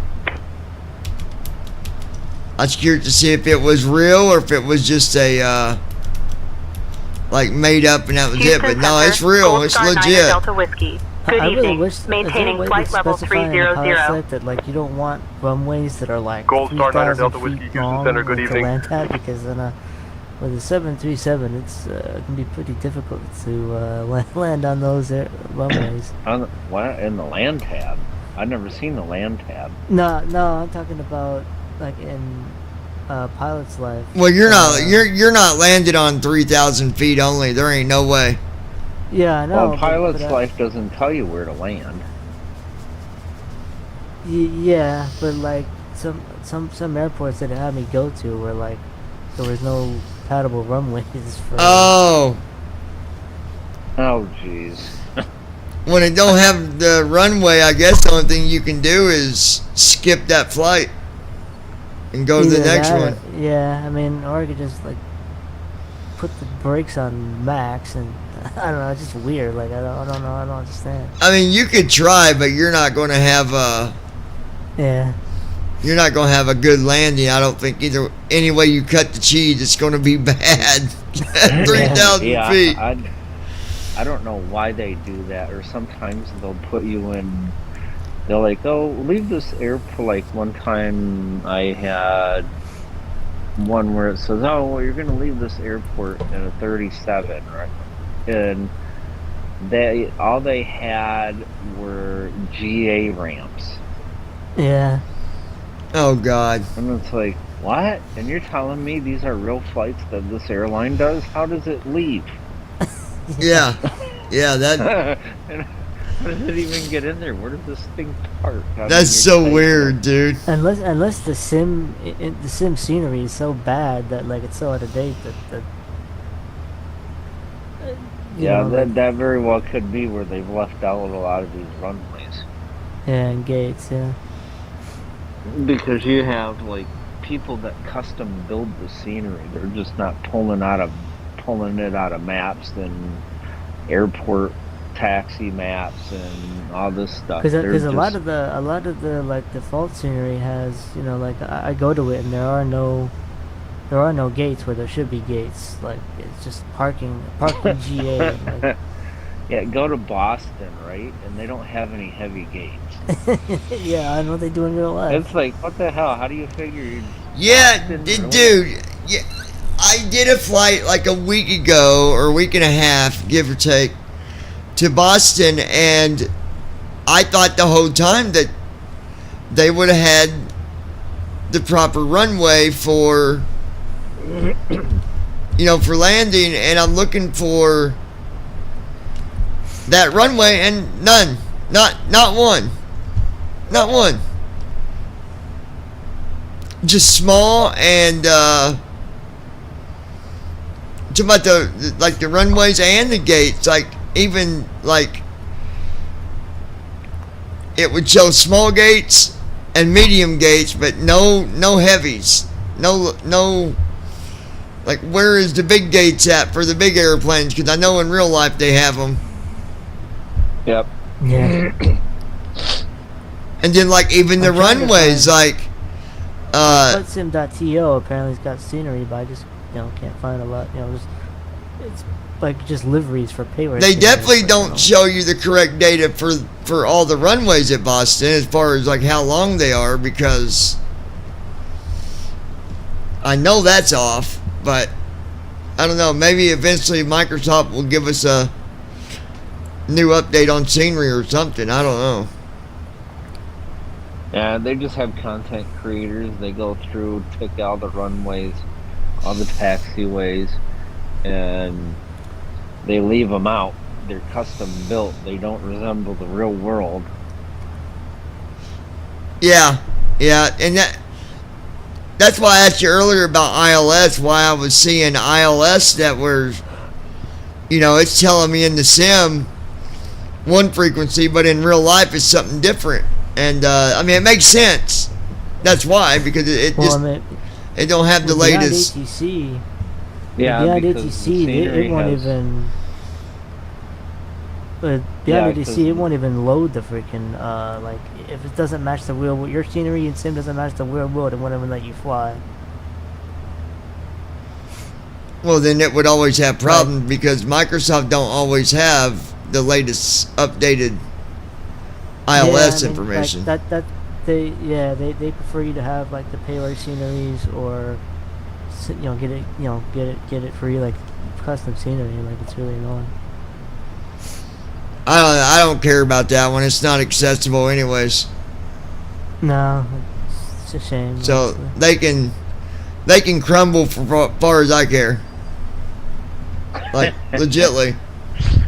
I got nothing for that company. Nothing. Especially as a developer, you don't lie about what you're going to do and then halfway through be like, oh, by the way, we're just going to forget about you. We're done. Yeah. Oh, yeah. That's pretty shitty, so, yeah. Even if we wanted to fly with it, we can't. It's not possible.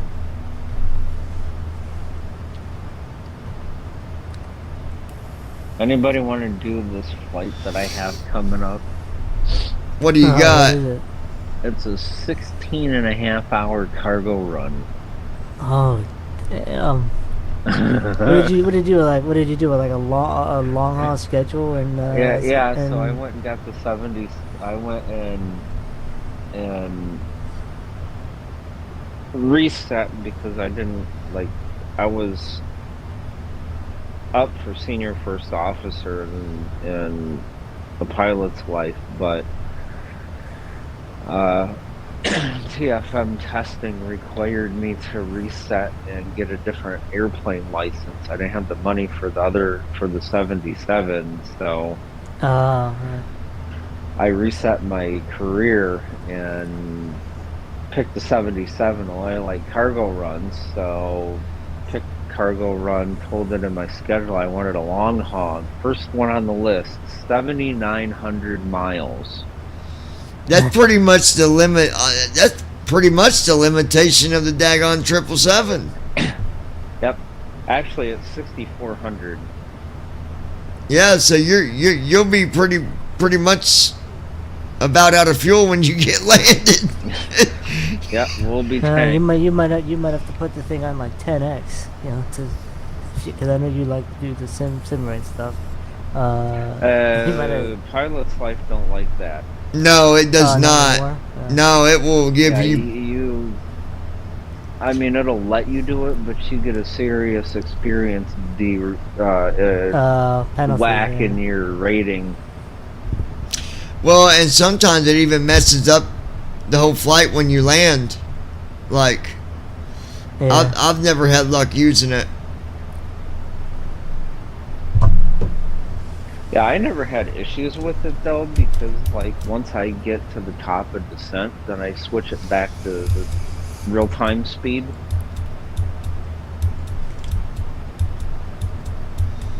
Yeah, it's mainly just cruise that you're in.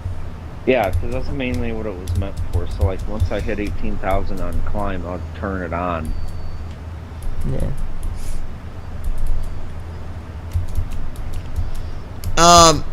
No, I'm not using VATSIM. Sorry, I just looked back at the window. Like I said, sometimes I'm not looking at the window. But I am flying on MS Microsoft 2020, yes.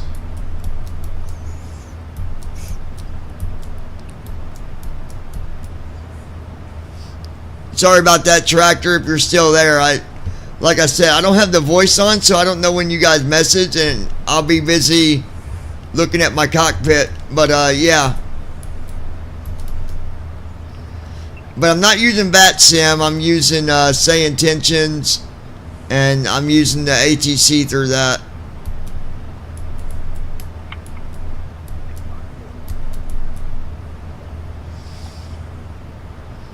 Welcome to the stream, Princess.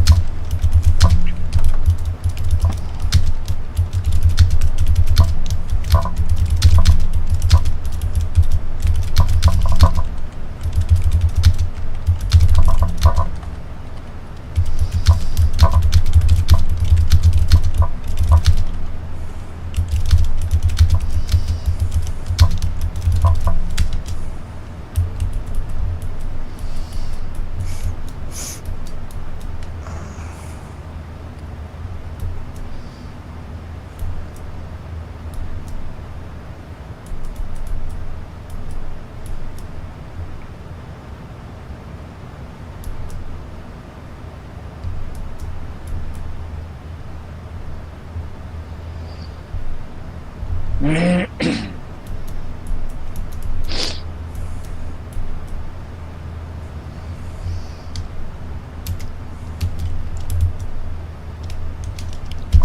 let's see.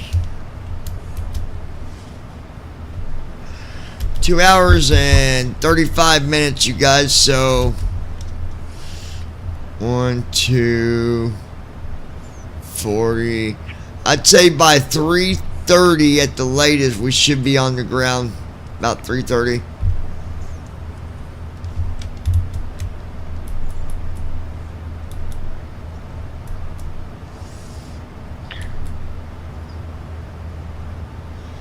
Princess, how are you doing tonight?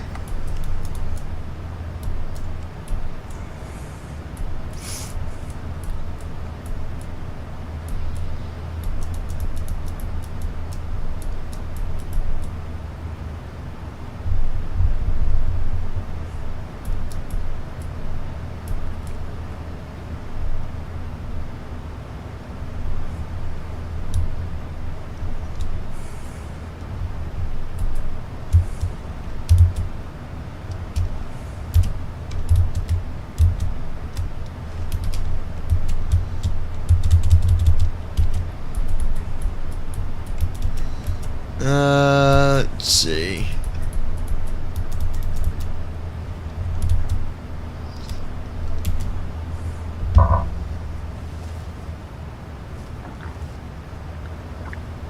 So when everything is settled, I have 2 plugs for people. Well, that's true, but just because you got autopilot on doesn't mean we can just turn our eyes away from the cockpit for 30-40 minutes. Like, you got to pay attention to what is going on, because you just don't never know. You know, I mean, things can happen. Autopilot can kick off for some weird reason. You know, maybe we got to change our heading. Maybe we got to change our speed. There's always something to where you can't just say, well, I got autopilot, so we're good to go. Still got to watch everything.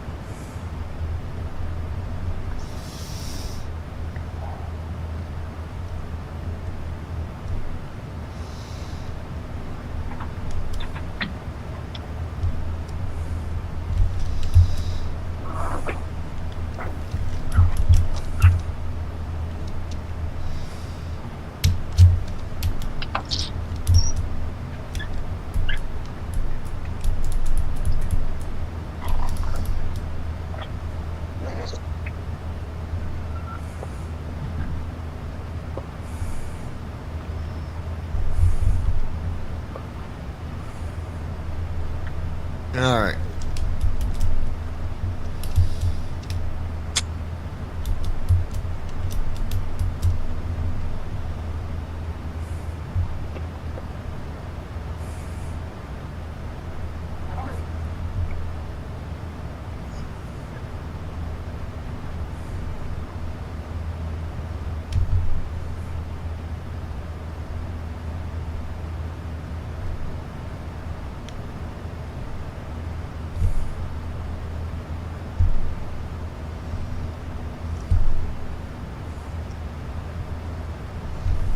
Let's see.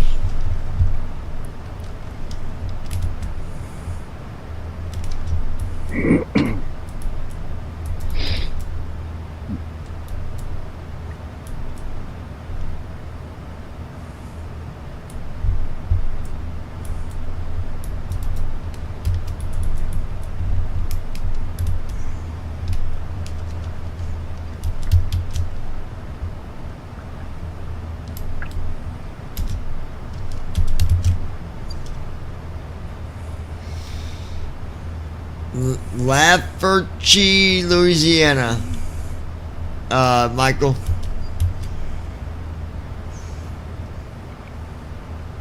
Or Golden Meadow, Louisiana is about 10 miles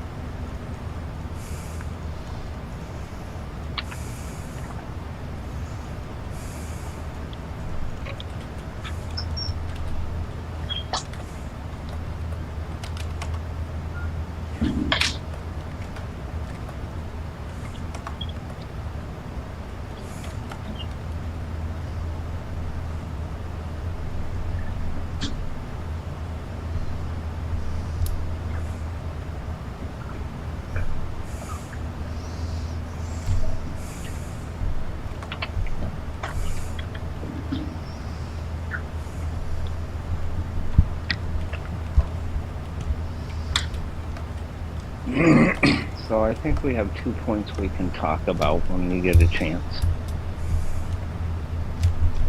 Okay, yeah, go ahead. So did you see the survey that Declan put out not too long ago? Survey? Yeah. It was no, I didn't see that actually. It's in the BVI Pilots WhatsApp announcement group. Well, I was going to look at it, but Josh told me if I did that he was going to shut me down, so I couldn't look at it. No, I'm just kidding. No, I didn't look at it though.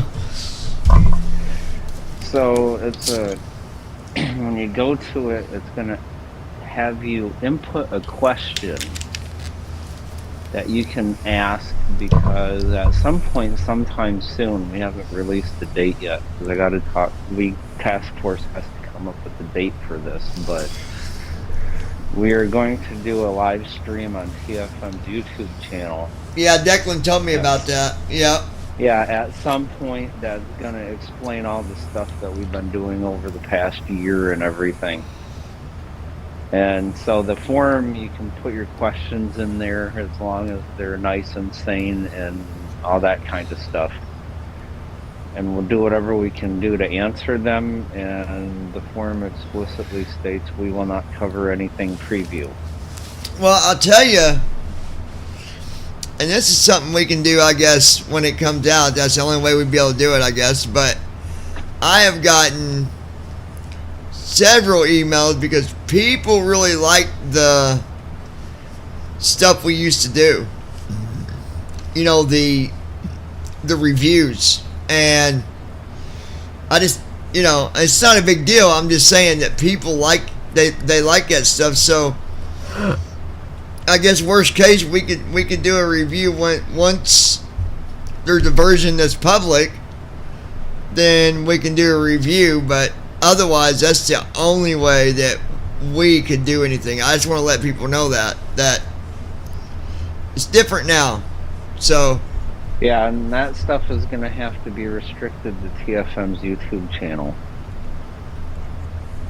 Yeah, well, I mean, if it's unless it's public, then it don't matter. Like anybody could do a flight and review what they got. Like, well, yeah, I mean, so like if you did a flight, then you could do whatever, you know, that type of stuff. But as far as like official announcements and all that kind of stuff, it's got to go through YouTube.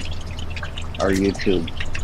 Well, yeah, that's part of your guys' stuff now. Yeah, I get that.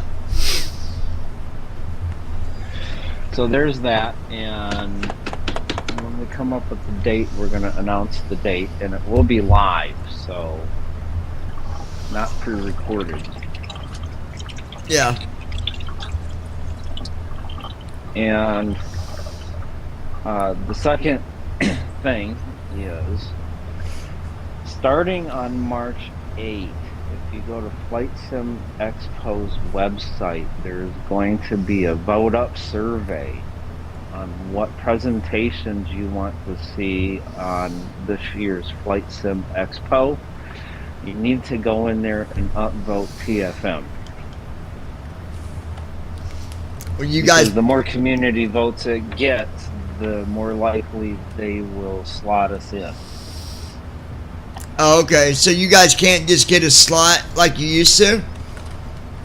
No, they're doing community voting now, so you have to upvote TFM, and the more votes it gets, the more likely it will be able to be in Flight Sim Expo. Yeah. I know,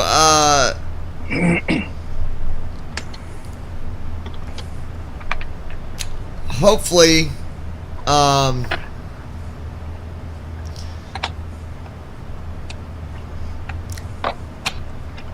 well, I don't know 100%, but I know that me and George talked about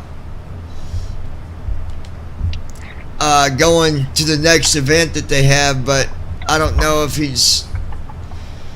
It always changes with him, because from where he's a real pilot, he could say, yeah, we'll go, like it happened to me the first time me and him was going to go, And that didn't happen because his schedule changed, considering,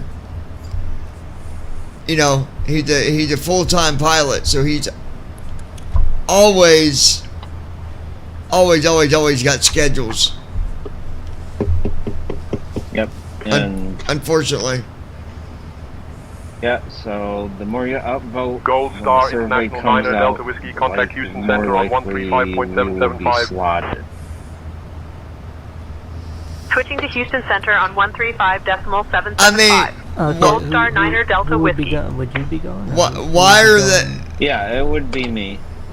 Why are they not letting people, like, Houston Center, Gold Star Niner Delta you Whiskey. know, what happens Evening if you're a maintaining new flight level company? 300. You can't do an expo now because you got to Gold be. Star Niner Delta Whiskey, Houston Center, good evening. Well, no, if you're a new company that's in the flight sim industry, you can apply, but you have to be upvoted by the community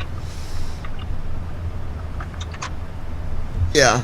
in order to have them Yeah, slot. because they had one. I think I know the reason why they're doing this, because they had one particular vendor that most of the community last year didn't really approve of, and like it was that Simfly or whatever. It's like an NFT crypto thing for this sim, and most of the I community mean, doesn't approve of crypto. That might have been part of it, but I don't think that's their full reason why they made that big change. I think there's more to it than that. It's the cost. I mean, there's probably more. There's a lot more to it than just. Well, see, the other problem, so like when we went in Texas, they had so many presentations that one, they had a hard time scheduling them, and two, audiences were thin because they had like 25 or 35 different presentations going on at the same, and sometimes you'll have like 4 or 5 presentations going on at the exact same time. Well, what if I'm a expo goer and I want to see presentation 4 and 7, but they're both going on at the exact same time? You can't do that. So what they're saying is, okay, we have so many slots available. Yeah. And so we have so many slots available in the schedule. So here's all of the people. We're going to upvote all of the people that go in, and the people that have the most votes that can get filled into those slots will get filled into those slots. Yeah. And so then maybe you have 1 or 2 presentations that are going at the same time, but not like 10 or whatever. Yeah, I remember during the TFM presentation, there was at least 3 other presentations going on other booth, other streams and booths. Yep.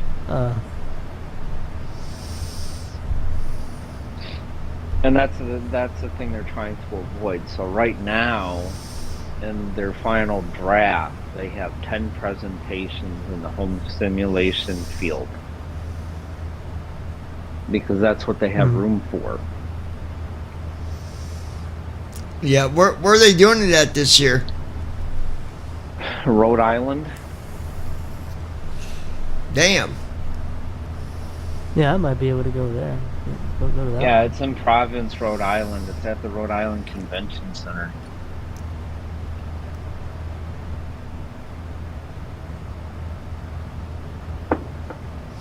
Yeah, I want to go. Me and George want to go just because they got all the different airplanes and all that. Well, just be aware of the fact that the hotels in the area that they've contracted with, they're expensive. Yeah, well, I wouldn't have to worry about that. I mean, George is going to pay for all that because, yeah, I'd just be sharing a room with him.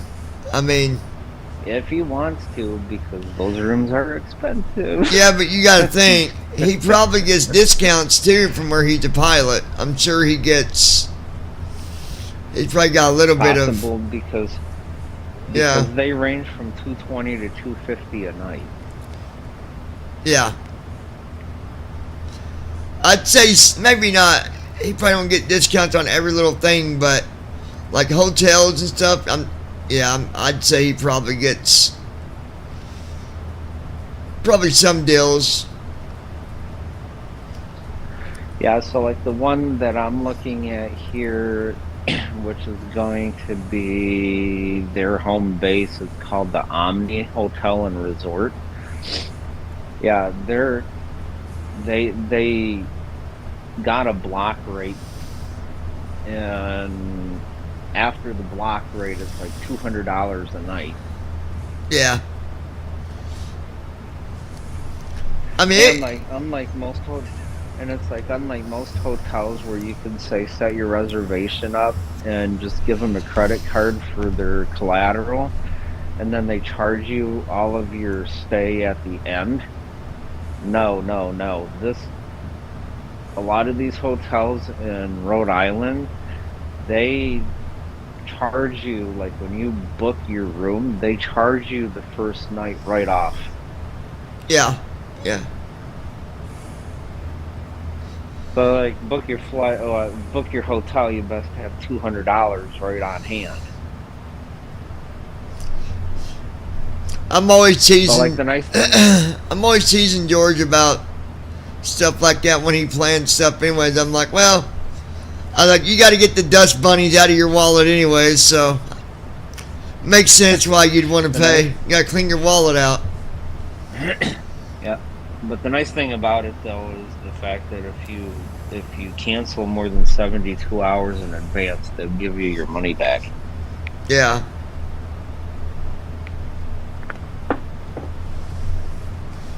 Yeah, he usually gets discounts in most hotels that he goes to.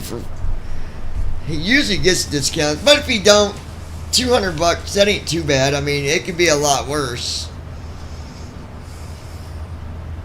Yeah. And so, yeah, I have to start thinking about, because it's only 3 months away, so I have to start planning out our presentation and all that good stuff. Yeah, Was it in June or? It sucks they do it that way because, until you know for sure, like, kind of makes it like a last minute deal almost. Well, they're going to let us know by April who's going to be slotted and when. Yeah. So that way we at least know a couple months in advance. Well, and you know a few of them that'd definitely be there, like, the one, I always forget the name of that one, but it's PMDG or Navigraph. No, not PMDG, not Navigraph.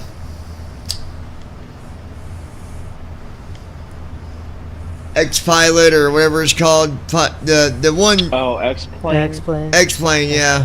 They'll be there. Yeah, X-Plane. Yeah, they're not doing a presentation, but they are going to be a vendor. Yeah. PMDG is going to be there. Navigraph is going to be there. I already have an appointment booked with the CEO, so. You got what booked? I got an appointment booked with the CEO. Of who? Of Navigraph. Oh, Navigraph? Navigraph. Yeah. Yeah, because I think he was impressed a lot, in Texas, right? He was really into it. He sent us an email. He sent TFM an email. He says, "Hey," he says, "Are you going this year?" And I'm like, "Yeah, I believe that's what the plan is." He says, "Okay." He says, "Let's book a time on Sunday where we can hang out for a while." Yeah. Cool. Okay. Cool. So one thing he told me too is once TFM comes close to its initial release, he needs me to get a hold of him so he can hook me up with their communications director, because they want to put TFM and they want to welcome TFM to their stuff in their newsletter. Oh, okay, yeah. You know, like they put their newsletters out whenever they release their new cycles and all that stuff, and they always have new apps and add-ons and stuff that they bring on. And so once TFM comes to a release or close enough to it where we have a date, then he's gonna set us up where we can be in that. Nice. And he says, there you go. He says, there you go. One click of a button, and he says you will be put in front of like around. I think he said now it's like around 125,000 people will be able to see it. Yeah. Yeah. Oh yeah, I read the newsletter every month. You know, it comes out, or every time a new era comes out. Now we got a newsletter. Yep. Well, I mean, that guy's pretty. He's pretty laid back, anyways. Like, I think that he tries to help any companies out there that are new or that are getting ready to come out. Like, if he can put your name on the newsletter, he will, for sure. Yeah. Yep. Yeah, he's a pretty cool guy.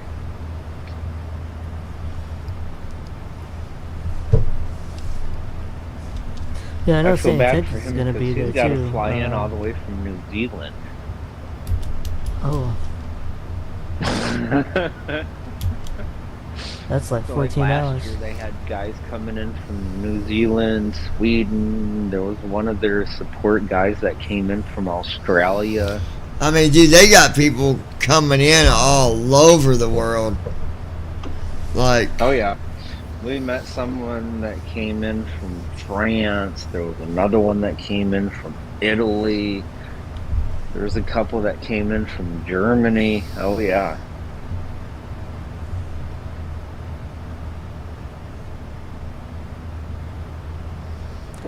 Yeah, there's a company that was hired by Microsoft / Asobo from Germany to do the scenery thing or something like that. But they were introduced at the expo last year. That was exactly who they were. Allied? Yeah, from Germany. Yeah.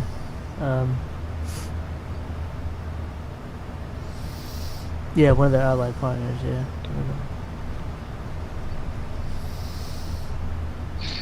Oh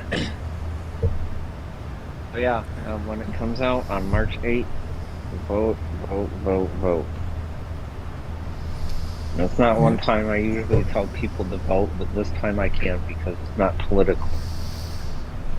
Yeah. yeah. So vote. Yeah. Yeah. For sure. Alright, guys, we got about a little over 2 hours to go. We get a landing like we got in Miami, we'll be golden.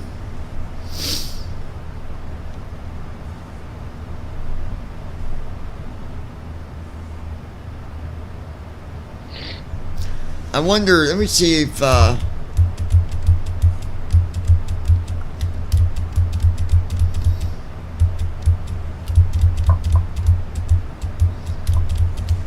told you, dude, it's got nothing to do with the smart setting because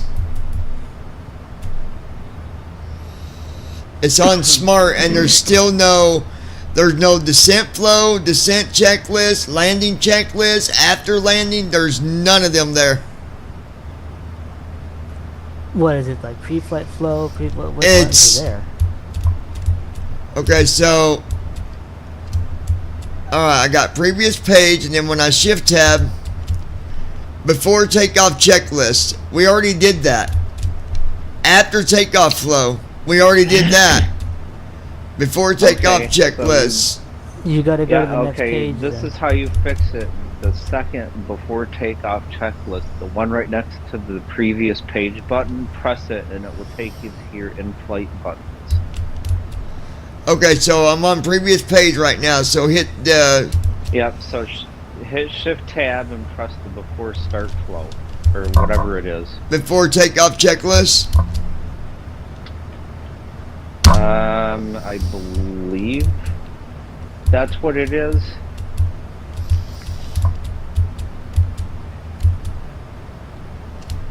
Yeah, it's right before the previous page button. Yeah. Yeah, I hit my If you press space bar I on it.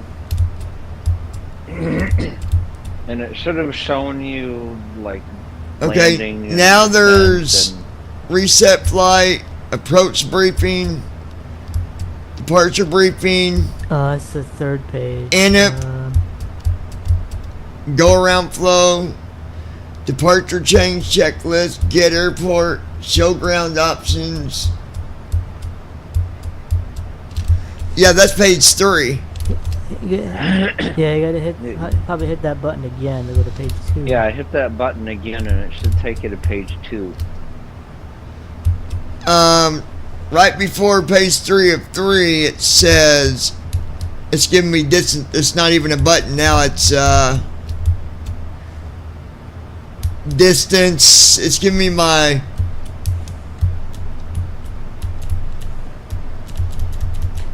distance to descent and stuff. It seems like.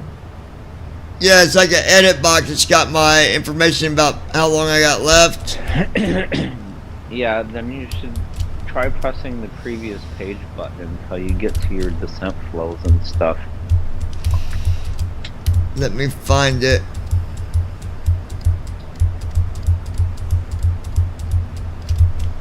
Yeah, 'cause There I we think go. that mislabeled button, that was the next page, I guess, right? So hopefully that.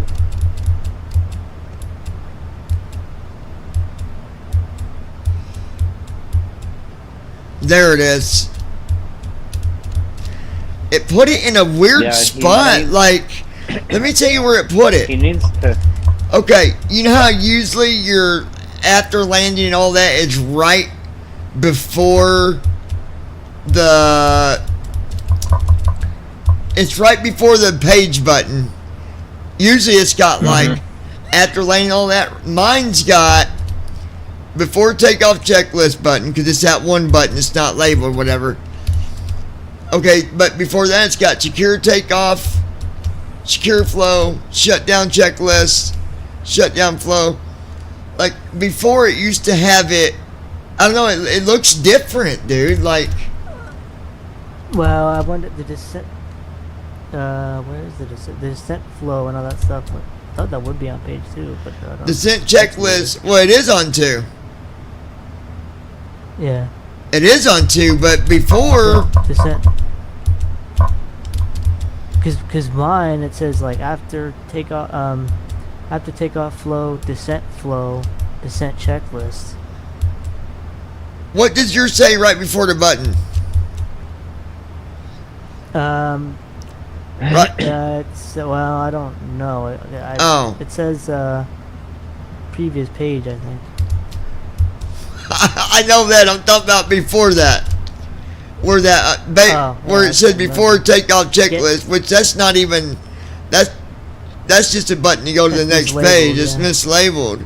Yeah. I was wondering how you get to the other page where the go around stuff is. Yeah, it's page 3. Yeah. So I can just hit that before takeoff, and that's the button. Actually, I think. Yeah, it's the second before takeoff checklist if you're tabbing through. What is all these buttons that say INIP, INIP, INIP, INIP, INIP? There's like 4 of them. Who knows? I didn't even know they even existed. INOP, INOP. INOP means, yeah, INOP basically means inoperable. Yeah, but I wonder why. Yeah, it's not because you're not. I guess. Anyway, there's a go around flow, departure change Gold Star checklist. International Niner Delta Whiskey, contact Houston Center on 126.9 or 5. What is the departure change Contact checklist? Houston Center on 126.9 or 5. Gold Star Niner like Delta Whiskey. Turnaround flow, maybe that's what it's supposed to be labeled as. Houston Center, Gold Star 9er Delta Whiskey. Evening maintaining flight level 300. Gold Star 9er Delta Whiskey, Houston Center, good evening. What did I hit to get back to that page again? The mislabeled before takeoff checklist. Or no, that's the next previous page. Previous page to go back to where you were.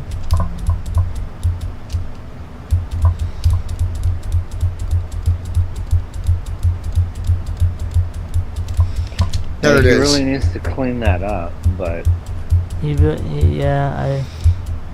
likely, does, I yeah. don't know if he even will, because like he started to do some things and then he just quit. And So did other things. this is what I think, and I agree with Declan on this. Nah, we need to like, Like Declan said, he's too worried about doing, like, trying to make this thing do everything instead of focusing on yeah, that isn't focused Yeah, on the he's got- important stuff. He's not focusing, dude. Yeah, because he's got like career mode, and he's got airlines, and he's got first officer, and whatever else he's got going on. It's like if it's a first officer, you know, if it's like first officer is the name of the app, then that's what it should be, strictly a first officer. You know, with the way things are going, I'm just going to say this. It wouldn't be much to... Now, when I say it wouldn't be much, I don't mean like it's just as easy as 1, 2, 3, but it wouldn't be much to eventually have another app out there that will just completely push first officer right out of the water. Like, for example, now I'm just saying, if TFM was to for whatever reason, go in and add these things that we need first officer for, the important stuff, these flows, goodbye first officer. Like, bye. You're done, dude. You're gonna, like Declan said, you either stay on the top or you fall back and other apps will pass you up.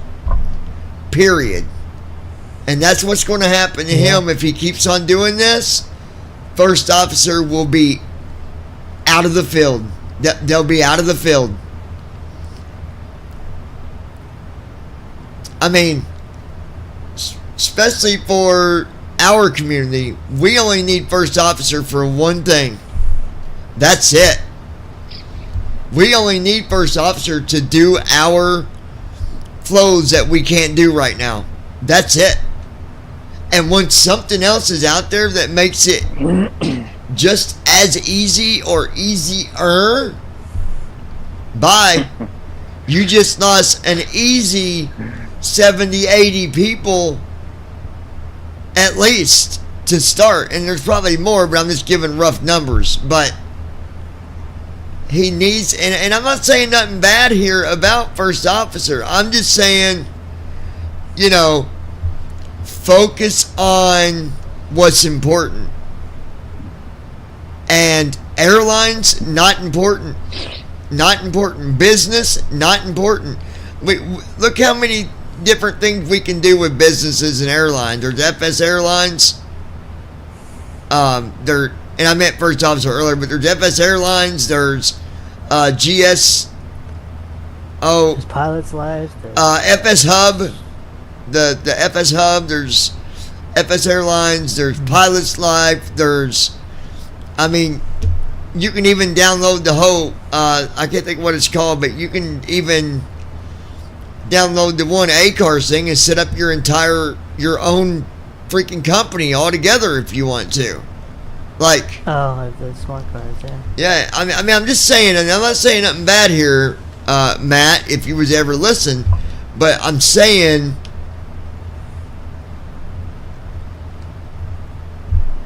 there's important and unimportant, and I think that we need to focus on, or that you need to focus on some of the stuff that matters the most. And that's just my opinion. I mean, take it for what it is, but you know, like I said, like Declan said, either companies stay out there and they continue to give things that keep them at the top, or they sit down at the round table thinking they're golden, while other apps / companies pass them right up. I mean, that's the reality of it. That's business.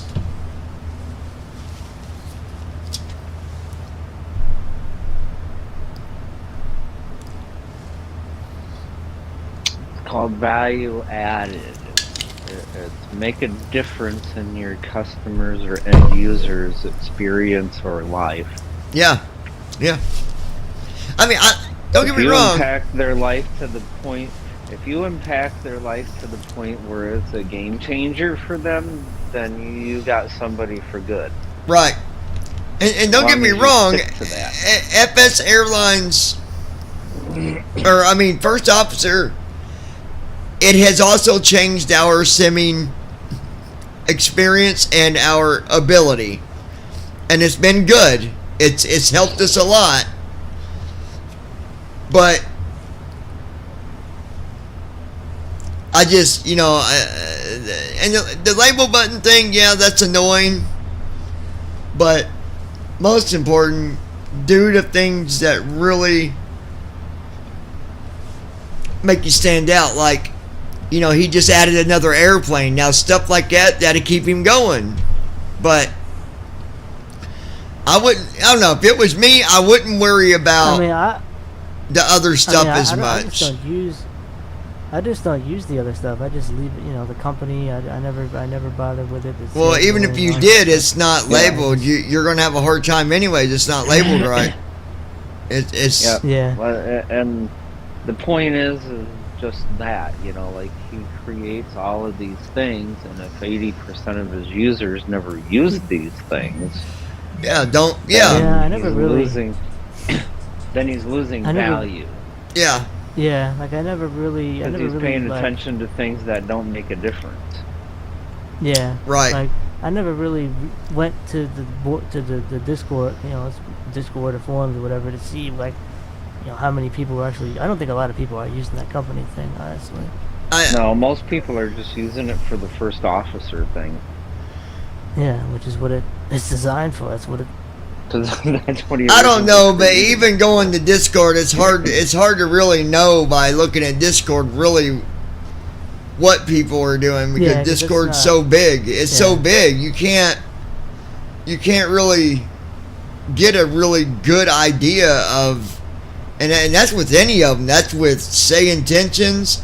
Say Intentions is on Discord, but it's so big that there's people. You're counting needles out of a haystack. You're counting needles out of a haystack, though, dude. You're not going to get the right data out of it. It's just not going to happen. Yeah, there's people using Say Intentions that are on a Discord. Like, I mean, I think you're more likely to, if you go to the Say Intentions tracker, you'll find more people, but probably still not everybody, because some people might have the. Yeah, but what I'm saying, you can't. But you're missing the point here. That's not what I'm saying. You can't keep up with all this stuff going on Discord because there's so much of it. You can't really You can't really go by the data going through Discord, because me and Andy was just talking about this earlier. There's so much going on that if that was the way you go by, like trying to get actual data to know if they got this, and this, and people don't want this, or this, you're not going to get it by looking at Discord. You're just not. Yeah. Yeah. It's like the whole idea we were talking about before.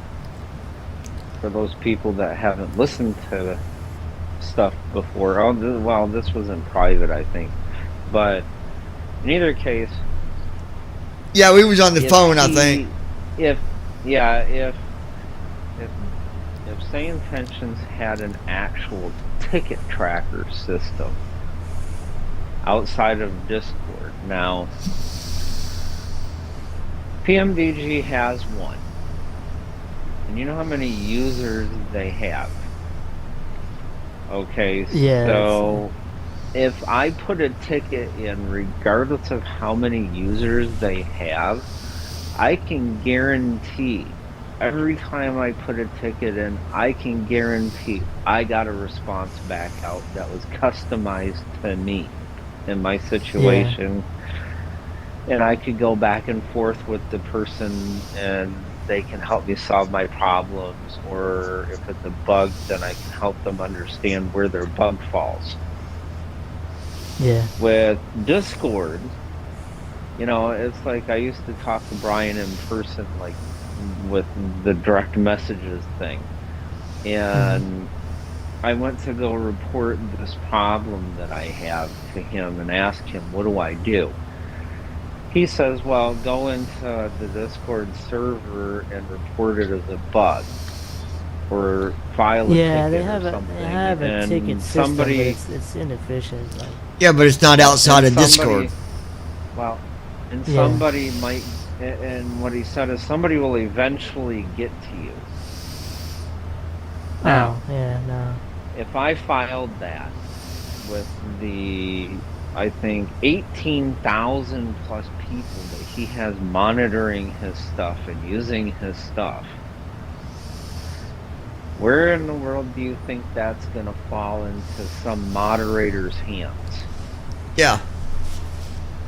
It's too okay. Probably forever. It's probably forever. No, and because what they do, it's a queue.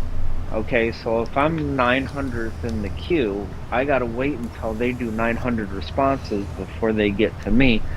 And if they send me an answer, I might miss it somewhere. Yeah, it's basically bot driven. Like, yeah, there's no one sitting there actually looking at, okay, Andy messaged us, guys, let's figure out what's going on. It's just a bot. And it just, okay, this is the problem. We've got a filter for this, and we're going to put him over here in this queue. And then we're going to put Tom, Dick, and Harry over here in this other queue. And like you said, it's just, that's why I've never really focused 100% on moving everything that I do over to Discord, is because it's so damn big and there's so much to it. Like, yeah, because PMDG uses what, Zendesk for their, I think they use Zendesk for their No, they use something else. I don't remember what it's called. Yeah, it's not Zendesk, I don't think. No, it's an app. I looked into it. It's an app it's a web app that you can actually buy, and it's expensive. Meh. But one thing I can say though is the current ticket system that TFM has when you go to support is going away. And we're going to be having an actual ticket system. So when you go to support, it will forward you to the ticket system. That would be similar workflow to like PMDG does, where you create a username, a password, fill out your profile, then you can sign in, submit a ticket.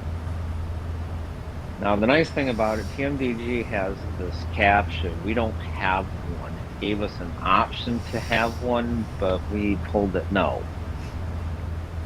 Yeah.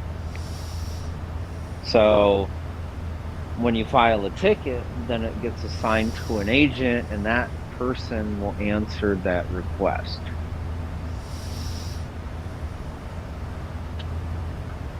Oh, so like someone who be assigned to it, and it's their their job to answer. Yeah, and if they don't understand it, then they can actually say, okay, I need help with this. Can some other agent help me? And then multiple agents can sign on to the ticket and help out and so all I guess that it's similar stuff. to with like a GitHub issue. Like you can, multiple people can be assigned to it, and a lot of instances. Yeah, kind of. Yeah, it's more of a support ticket. I got to go back through my. I got to go back through my first officer setting page and see what I turned on, because I noticed when I took off today, it said. I think it said speed check. Yeah, speed check, and I'm like, speed check? Hell, bro, I got this shit on auto throttle. I ain't checking nothing. We're gone. I wonder if it said that like for flaps, but I no, it was never said that before. No, no. It was there's something that I set the one on accident or something because it didn't have nothing to do with the flaps. For sure not flaps. I was already over, dude, I was already at 220 knots. So Yeah. Yeah, it wasn't flaps. I don't know. It's something I turned on. I just gotta go back through there and figure out which one it was. It said check speed check. I ain't checking nothing. We're gone. Speaking of, you alive over there?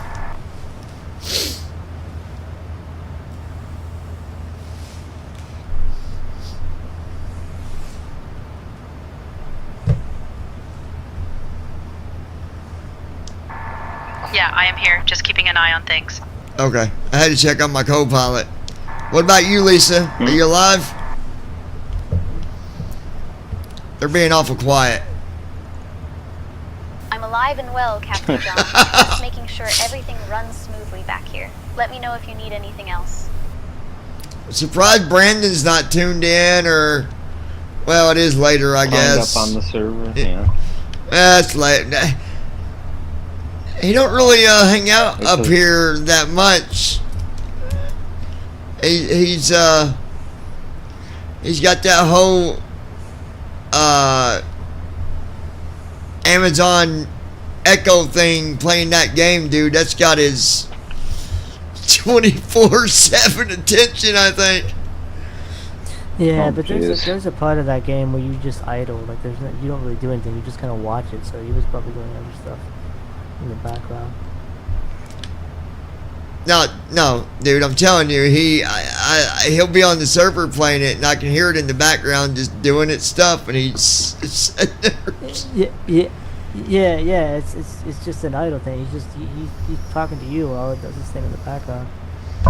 No, he's doing stuff on it too, dude. He don't just let it go idle all day. I'm telling you, you gotta tell it to do stuff. Like he ain't just sitting there just like watching a movie with it. It's not that idle. You gotta tell it to whenever you like train stuff, or if you're going to the forest, or you gotta do all that manually. Well, yeah, the forest, like while you're actually in the forest, it's idle pretty much. You watch it, and then when you level up, that's when you can. Yeah, but that's what I'm saying. You can't just let it go idle and it does everything for you, because it don't. You gotta. Yeah, no. You gotta tell it when to fight, or if you're wanting to go to the whatever. But either way, he loves that game. That's my point, and he loves that game for sure.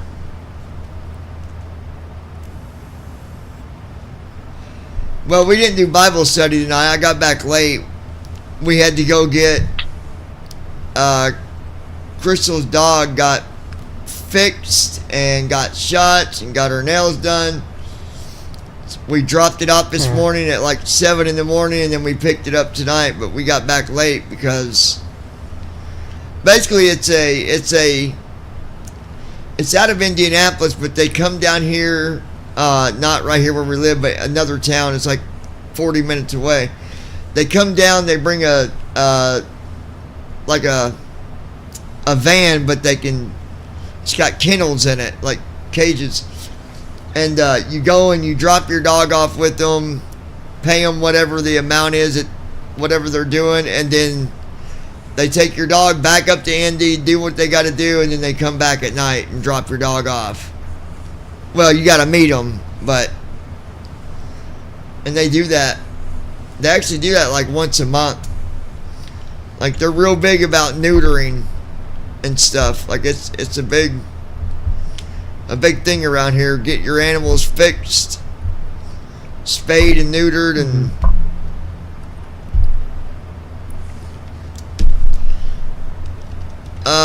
let's take a look, guys. Hour and 54 minutes, and we are currently flying over Waller, Texas. You know, I think the next thing that I really want to see really come in to simming as well is more ability with weather. Because as of right now, we can't do a lot with weather, and we can only see. We're very limited on what we can see. I know say intentions because I did it. It can fly you around a bad. It can fly you around bad weather because I did it. I forget where I was. I was going through Tennessee, I think. And I actually asked it to give me a heading to get me around the storms that were occurring ahead of me. And it did. It took me out and around it. I didn't think it did that, but it did. Straight up did. But you gotta remember, most of this stuff is AI. Like even the ATC, that's also connected with AI, so it can do a lot really on its own. I mean, if you ask it. Like, I could go on right now and ask it to vector me to such and such with a different heading, and it would do it. Not that I'd need to do that, but it would do it.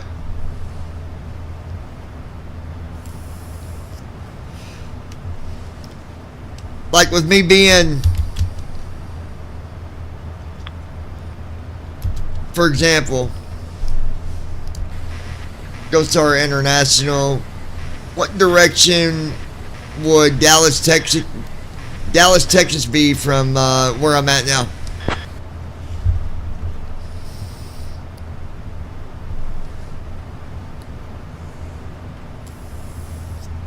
Gold Star International 9er Delta Whiskey. Dallas, Texas is approximately 166 miles northeast of your current position.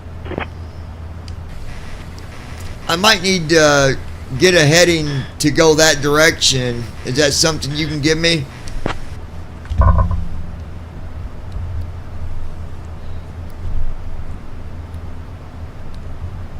Gold Star International 9er Delta Whiskey. Turn right heading 045 for Dallas, Texas. See? He just told me straight up. Turn heading 045 for Dallas. Gold Star 9er Delta Whiskey. We're going to cancel that last request for Dallas. So, dude, we'll be able to vector so much easier. Like if we want to land, I don't know, let's just say... Gold Star International 9er Delta Whiskey. Flight following to Dallas canceled. Continue with your current flight plan to Phoenix. Let's just say...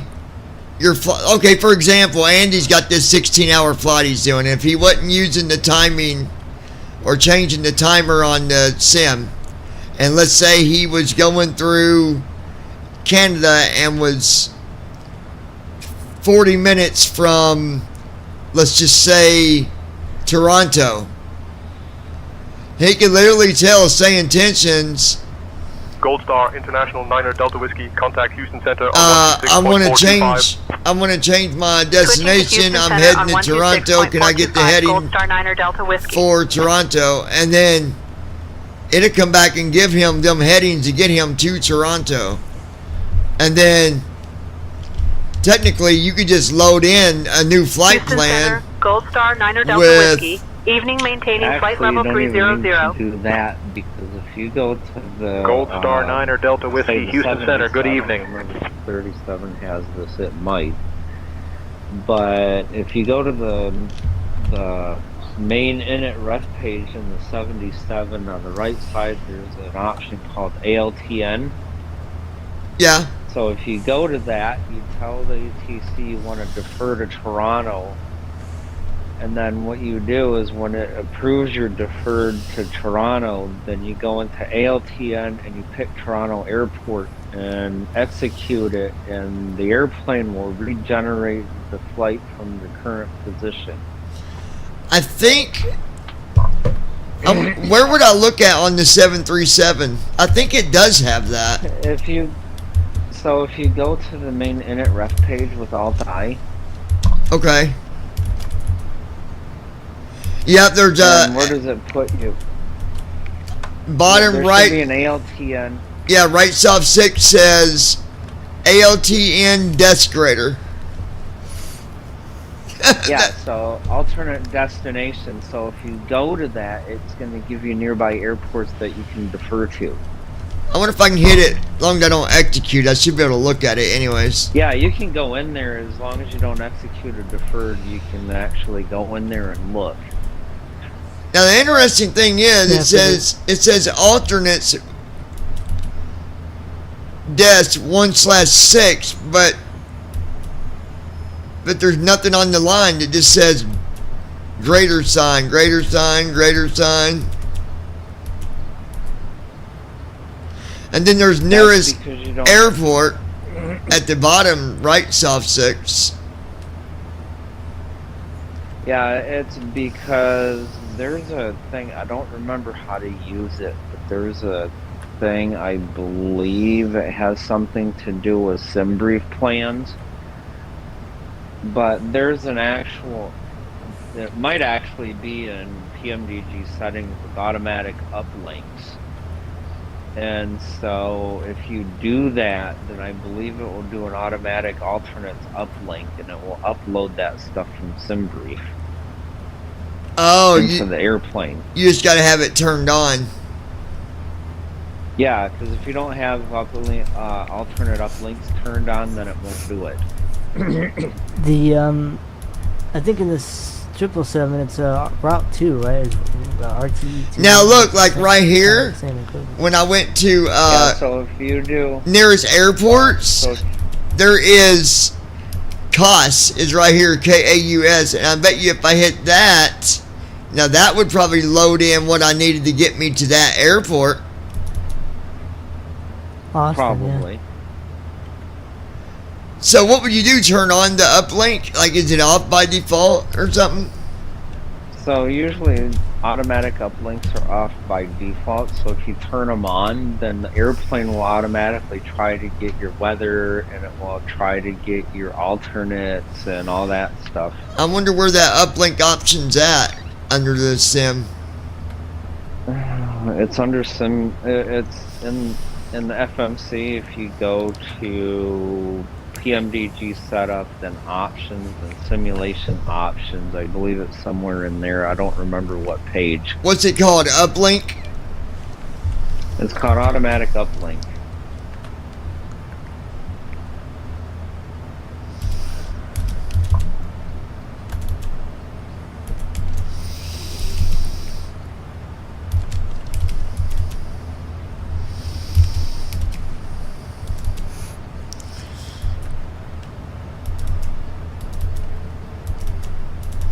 Let's see if it has it for the 7.3.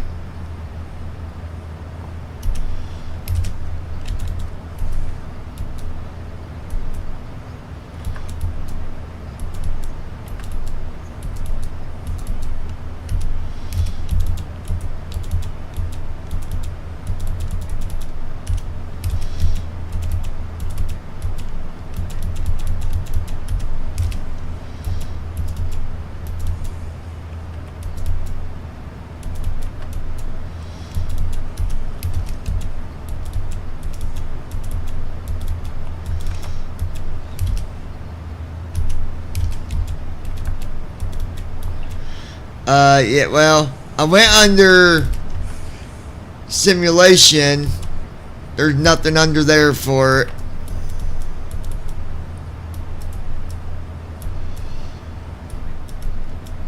it.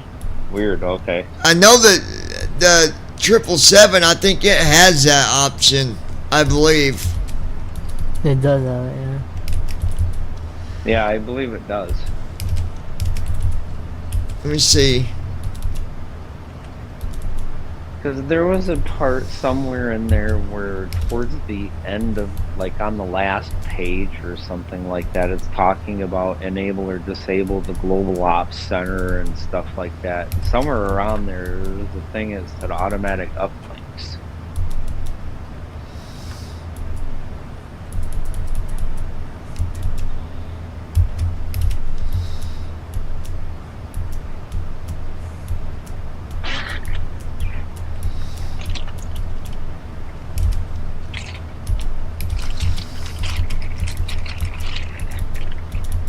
I'm looking on the other one to see if it's under this other setting area.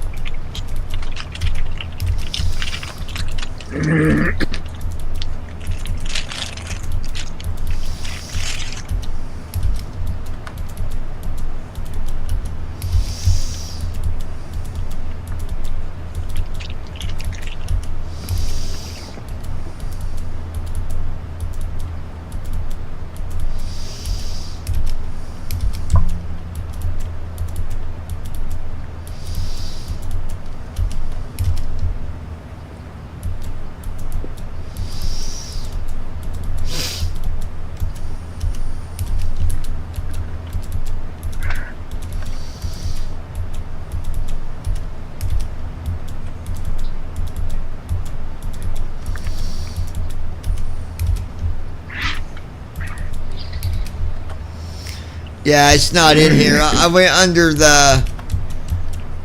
I went under... Yeah, okay, it must be a 77 and a 47 thing. Yeah, I went under options and also went under the... Oh, equipment and then aircraft, yeah. There's a lot of settings in there, but all but that one. But, hold on a minute, I think...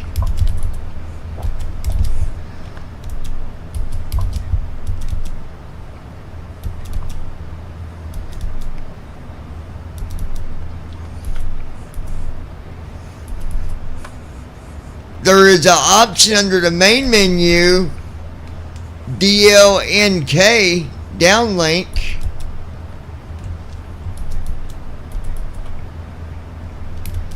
Yeah, I think it's got data link. That's the data link, but if you go to it, it's inactive because I hadn't implemented it. I think their plan was originally to implement something like that, but I don't think they ever got to it, and I don't think they plan on putting it in there, but it's not worth their time to remove it either. Oh, so it don't work? Mm-mm. Now, I know that 777's got what you're talking about because, like you said, by default, it's off because you don't got to use it now, but... Okay, here's a cool thing. I didn't know if you knew that you could do this. What's that? Alright, so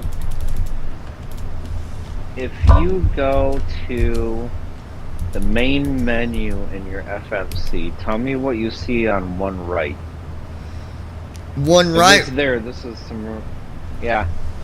If it's there, this is some really cool stuff. Okay, that I didn't even know existed. Less FMC on the top left and less REQ greater on the right side. Okay, go down to the right side and tell me what's there. On the main page? On the main menu, yeah. Okay, so without, I'm not going to say less or greater, but on left side. Oh, yeah.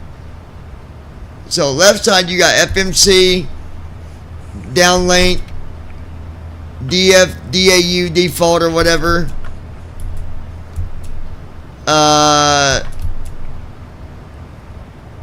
And that's it on the left. Because then on the right, you got FS Actions, starting at the bottom. FS Actions, Setup.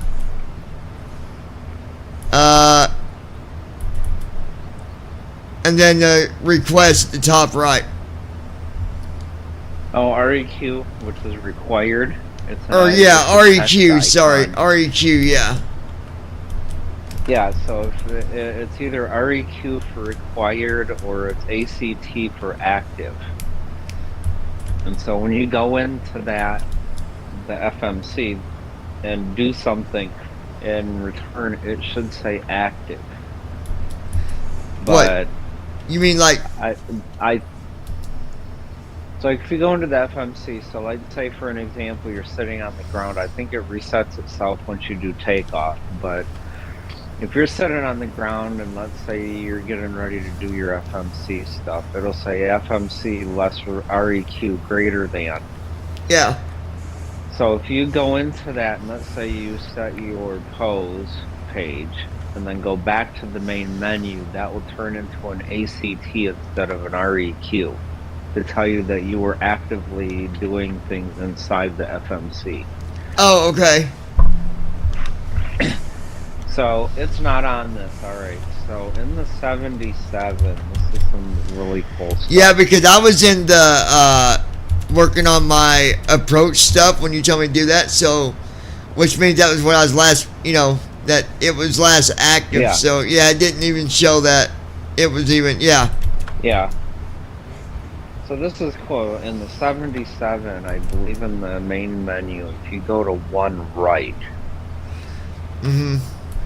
it's going to, one right is FS displays. So if you go to one right in the main menu, it's going to give you like different FS options. Like you can set your FS range, you can set your minimums, you can look at your minimums, like a first officer sets your minimums for you and you don't remember. Instead of going all the way through the clan page to try and find what you set your minimums to, you can just go to the FS page and then look at minimums. And it will tell you. It's some pretty cool stuff. Wow. Some of it we can't use. Some of it we can't use because you're setting like it has display FS display 1 through 6, and you can tell it. Well, I want my FS display 1 to be this thing or what that thing or what. Those you can't use because all it's going to do is tell you the slot name and the display name that you set it to. But either case, whatever you can use of it is pretty cool. Yeah. And I didn't even know you could do that. I was just messing around one day and... Oh, now wait a minute. There is a... Under aircraft, there, line 2, there is a display option on line 2, less displays. Yeah, so if you go to that, it's going to let you choose your display settings. So it'll say... Whoa, like, there's fuel should 9 different pages. So, yes, there's a lot of displays. So let's say on one left it says fuel and weights, and it says should it display it in kilograms or should it display it in pounds? Yeah, the first page is PFD. Yep. PFD. One left should be fuel, at least in the 77 it is. One left says PFD/ND.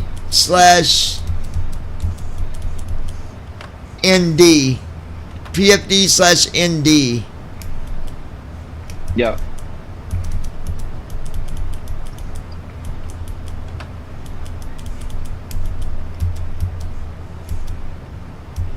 And then EFIS/map.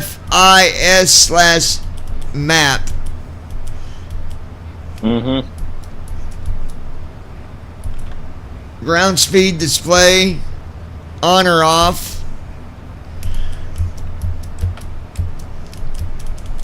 VREF plus 20 bug. That's on.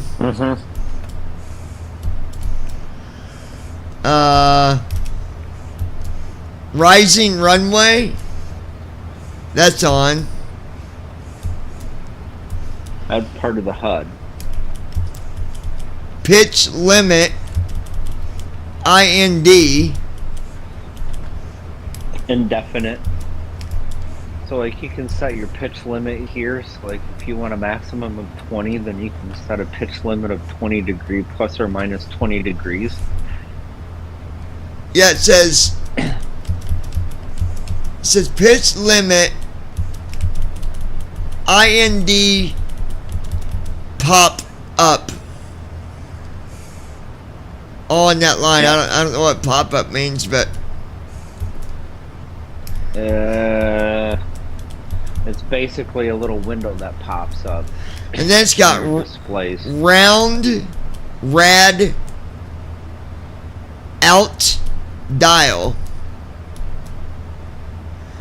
AOA dial. Which, granted, all this stuff's been on so far. Yep. Landing altitude bar. Yep. Then it says 2,500 feet alert. Oh, that's why it says when you get to 2,500 feet. Yeah, that's what. Yeah, so you can change that. So if you don't want it to say 2,500, then you can change it to something different. So technically, you could set it to where you're ready for like 1,000 feet if you wanted, letting you know that you're at. Yeah, if you wanted to do that, you could have it say 1,000 instead of 2,500. No kidding. To me, I always wanted that too. I always thought like the 2,500 don't really do nothing for me, right? Like, but if I hear it say 1,000, then I know instantly, okay, I need to do my landing checklist, because that's when I do my landing checklist. Yep. But I don't know how you change it though, because it just says on or off, and then it's got the 2,500 right under that line. Oh, then it's only an on-off switch. Oh.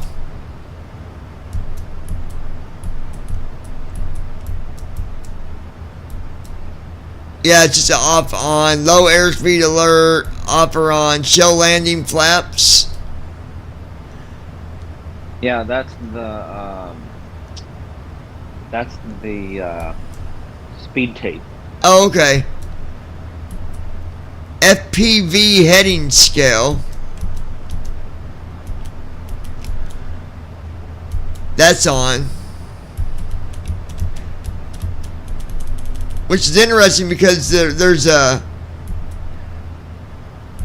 underneath where it says FPV heading scale, it says on off, and then right under that there's a bunch of dashes representing like a line, like, but you can't put nothing there because it's just on or off, I guess. Yeah. Yep. That's interesting. I never knew this stuff. Yeah, all of that stuff is in there. EFIS, EFIS, round, yep. rad, alt, on or off. It's on. Because then it will round your radial altitude. It would what? It rounds it, so it doesn't give you like 1,500.99961.844. It'll just give you like 1,501. Oh, I see what you're saying. This is interesting. Track up. That's on yes. VSD. That's on. Range arcs.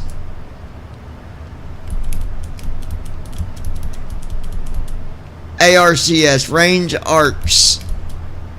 That's on. Yep. These are turns between waypoints, so on your navigation display it will show you the literal turns that you need to make. Minimum runway length. You can change that, I guess. It says 5,000 FT. Yeah, so you can change your minimum runway length to something. So like if you have a hard time landing on 5,000 feet, you can increase it to a larger runway size. I wonder if you change it, like for example, I don't like landing on anything under 9,000 in a 739, but that's just me. But yeah, so I think what happens here is if you change your minimum runway size, then when you go Gold into Star your International 9er Delta departures Whiskey, and contact Houston Center on like 134.2. your destinations, I'm gathering Contact it will Houston Center on probably only show 134.2, you runways Gold Star that 9er meet Delta your Whiskey. minimum requirements here. oh,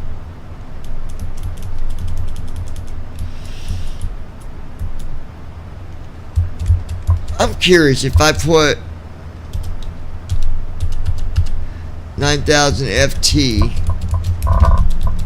Houston Center, Gold Star 9er Delta Whiskey. Evening maintaining flight level 300. Gold Star 9er Delta Whiskey, Houston Center. Good evening.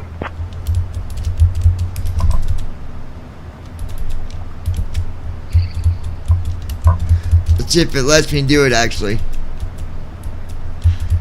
I'm curious to see if it does. 9000 FT.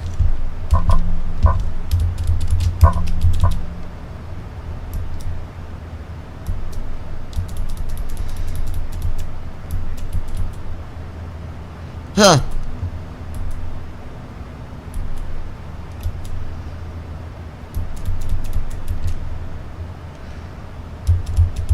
Maybe I don't gotta put feet.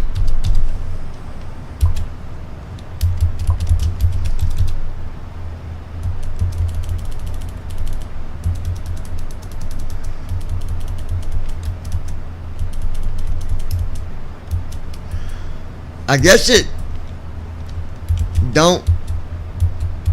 Maybe it's because I'm in the air. Maybe.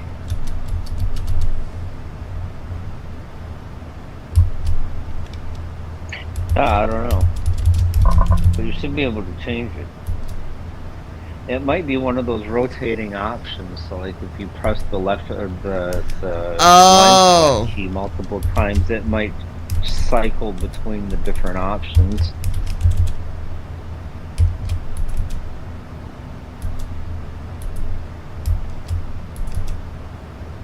No. Interesting. Okay. But I know some of this stuff won't let you mess with it when you're in the air too. Like yeah, some of it. Yeah, once you're in an active flight, I think a lot of this stuff you can't change it. oh, there's an option for other traffic. It says let's show all /X filter.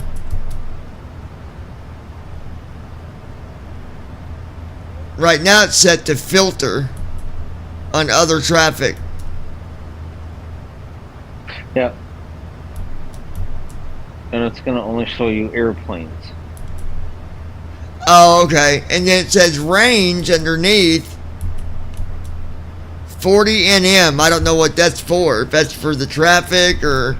So your range is your TCAS range. As far as the airplane itself is concerned. It's your what? It's your airplane's TCAS range. Oh, okay. Another option called ALT separation, and it's set to 2,800 FT. Altitude separation. This is the altitude, the minimum altitude required between you and another aircraft that's nearby. So if it detects an aircraft that's nearby, say within a 2-mile range, it will make sure that you have a 2,800 foot separation between the two. Or otherwise, that's where you get that message, isn't it? Where it says like traffic. Yeah.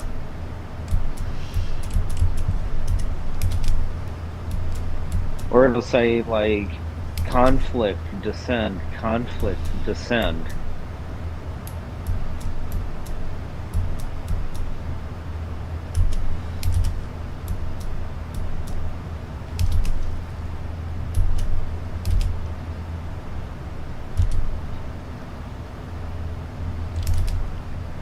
And just think you got 9 pages of these.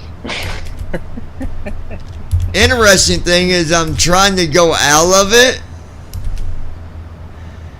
and I'm doing like page up and page down, and it's stuck on page 6. It loops. So weird. When I hit the down page or page up, it just goes 6/9, 6/9, 6/9. I wonder if the other things you can't get access to in a flight. Yeah, maybe I just kind of got, well, because I went from 1 to 6, but then it was like, nope, not letting you go back. But I got out of it anyways. But that's interesting. I never knew that that was there. Yeah, I was like experimenting around with things and just poking around the FMC to see what all I could find. And I found like all of this stuff. So like the 77, there's a display called fuel/weight, and you can change it from kilograms to pounds.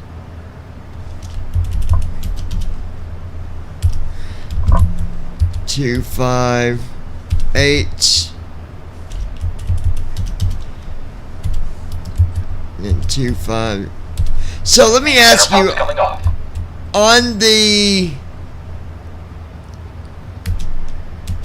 when you do right control D, so for example, my iOS under the approach page is 110.75, and then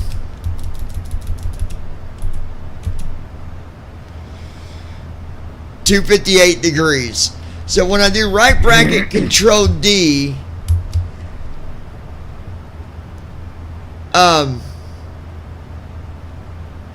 it's different usually under there. Is that because of the magnetic, or?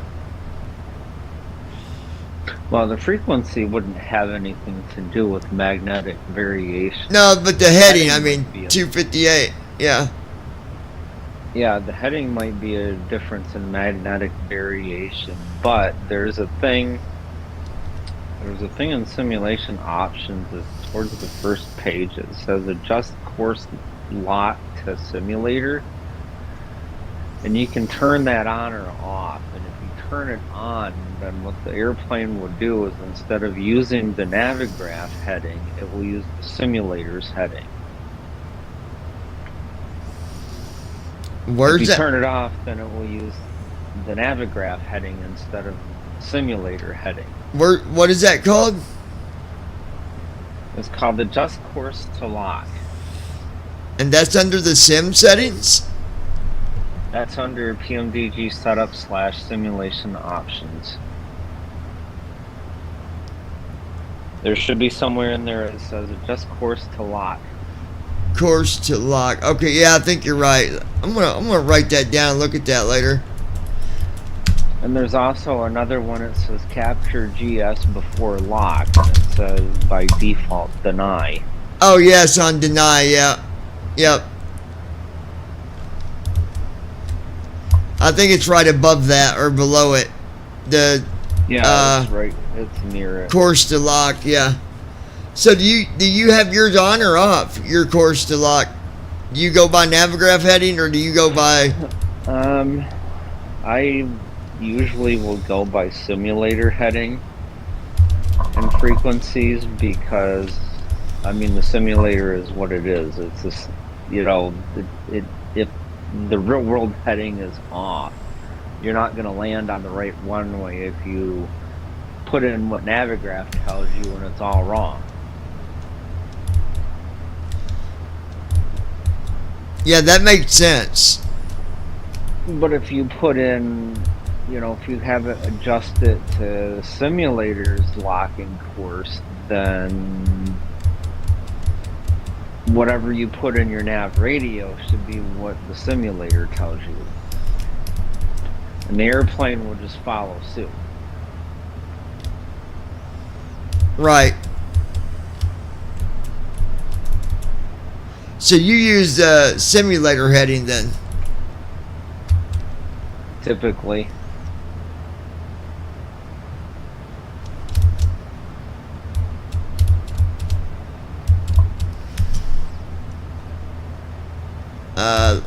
I wonder.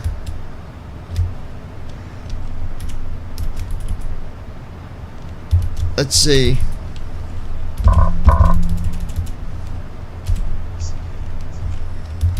Execute that and go.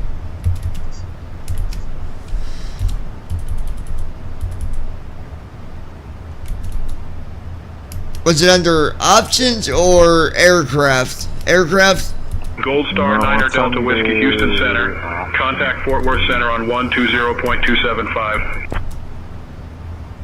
Switching to Fort Worth Center on 120.275. Gold Star 9er Delta Whiskey.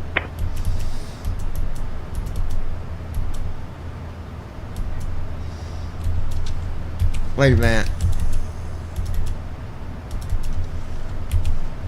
Fort Worth Center. Gold Star 9er Delta Whiskey. Good evening. Maintaining flight level 300.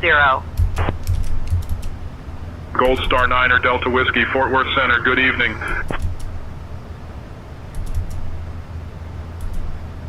Yeah, GS capture before lock. That's on deny, auto land.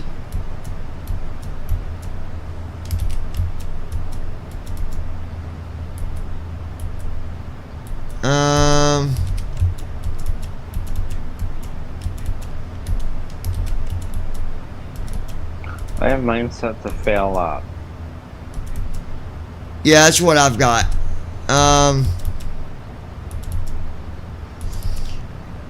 But I don't see the other thing you're talking about. I'm still looking for it.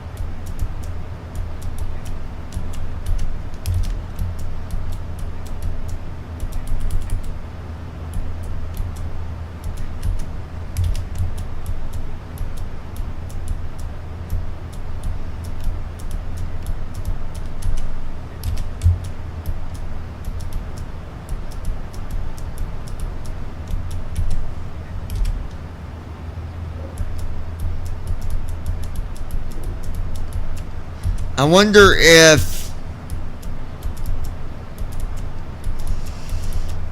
the 737 don't give you that setting, because I don't see it. Yeah, it was supposed to be in there. Maybe it's under hardware.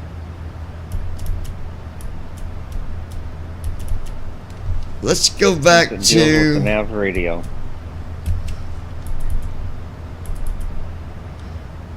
displays. See, there's equipment. It's not under that. Displays.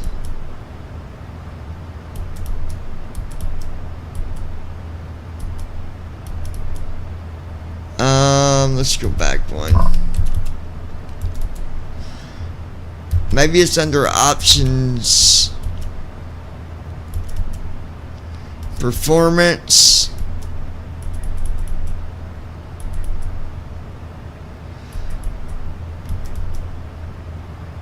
Would it be under performance, maybe? I don't think so.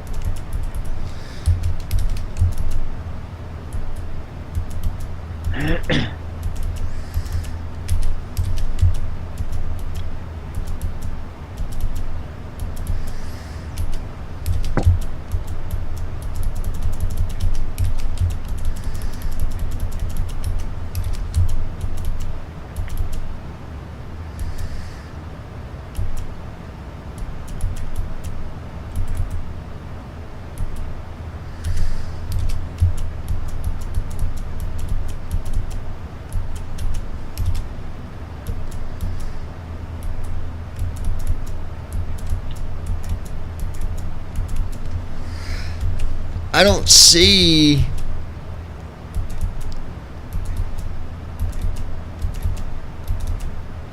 I don't see nothing about hardware. Aircraft, state save, options, state load, startup state. I don't know, I'll have to look into that. Yeah, I don't remember where it is, but I do remember seeing it somewhere. Unless it's just in the triple. Could be.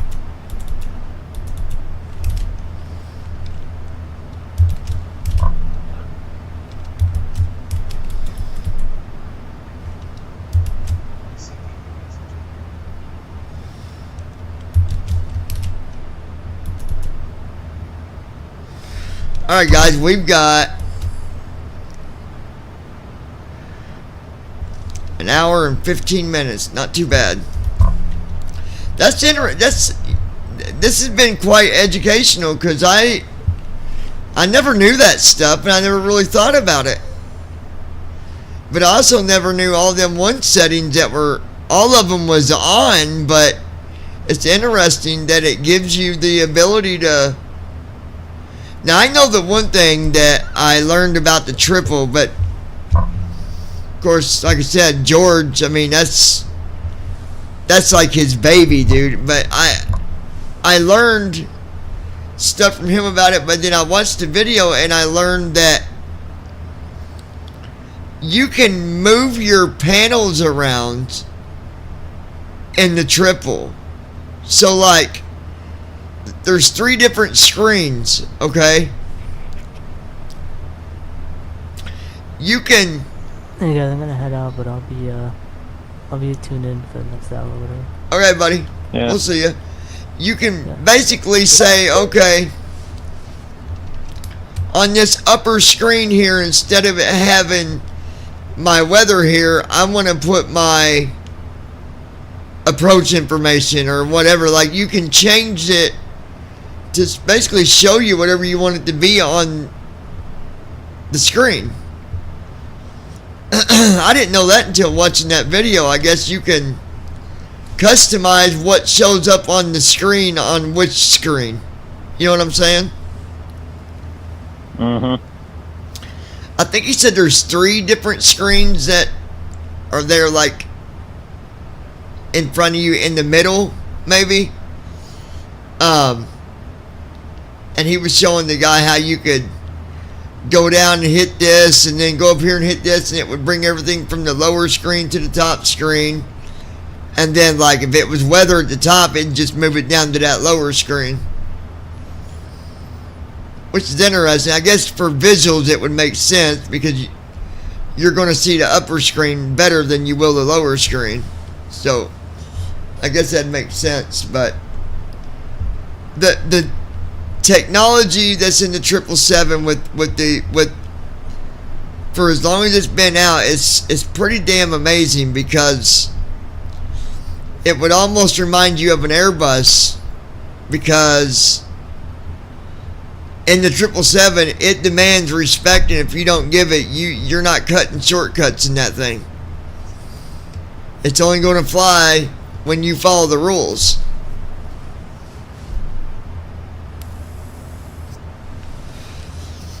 But there's so much in that thing, man. It's so much. Pretty amazing stuff.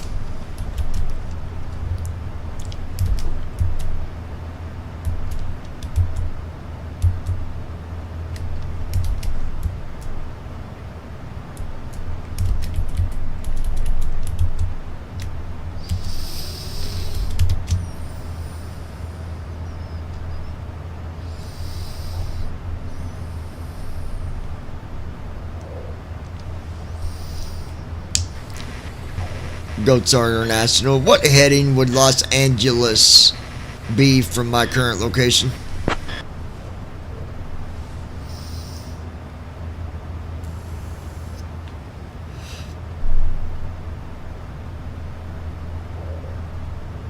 Gold Star International 9er Delta Whiskey. From your current location, a heading of approximately 265 degrees will take you towards Los Angeles.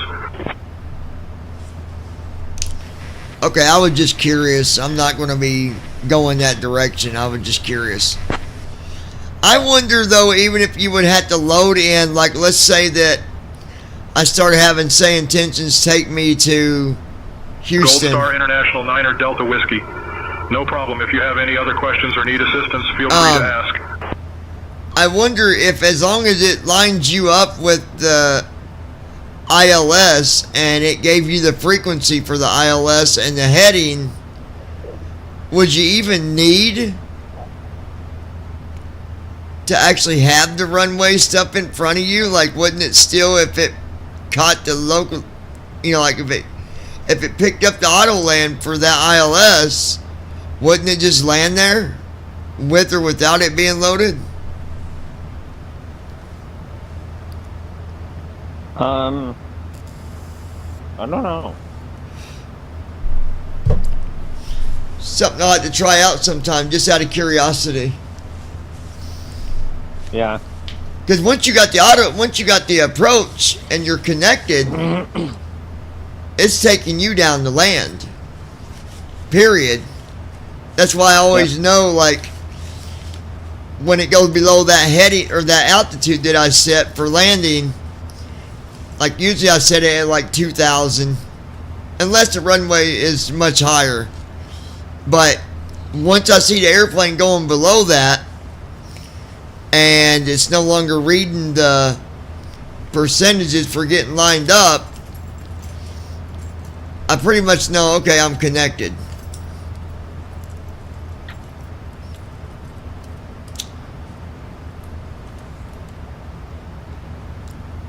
It'd have been nice if we could have had a feature that would actually tell us, like, where you could maybe hit a hotkey or something and it would say currently connected to the ILS, blah blah blah. But I don't know how hard that would be to do, but that'd be a nice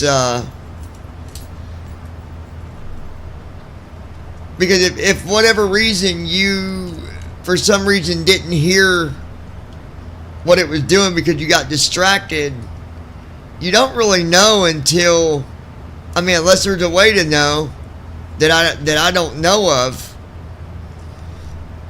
But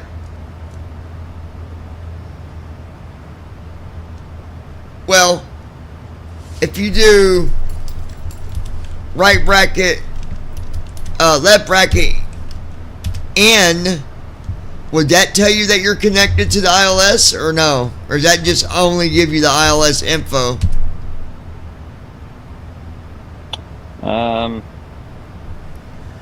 Or would it actually tell you established to the, you know, that it's established? I don't know.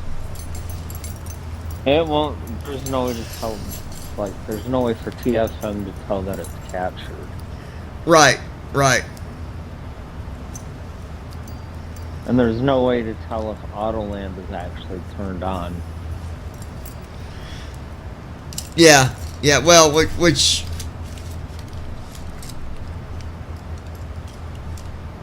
yeah, there wouldn't be, I guess. You're right.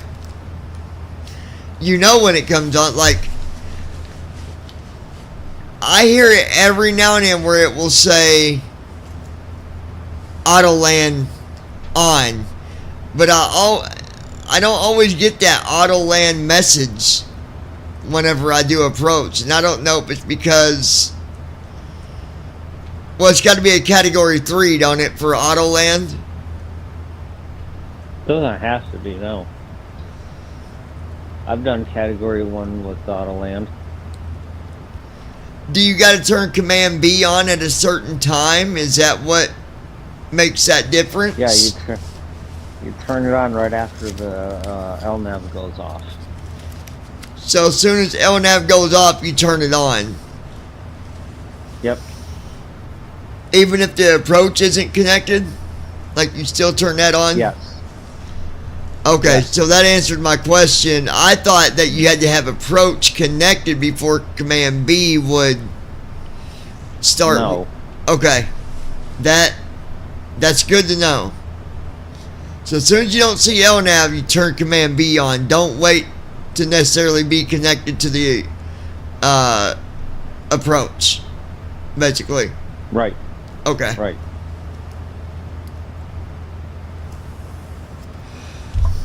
Well, guys, I hope this has been educational for you as well. I know that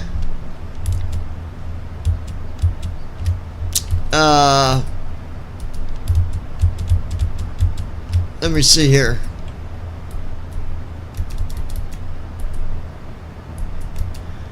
James, Austin, Wendy, welcome to the live stream.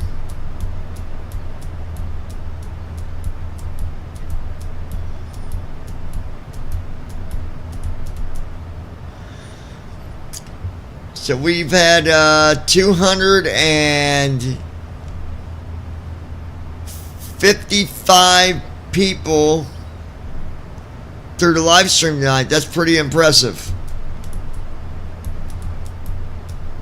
That's a lot of people. That is. I always tell them I take what I can get, but the more I get, the better, for sure. Yep.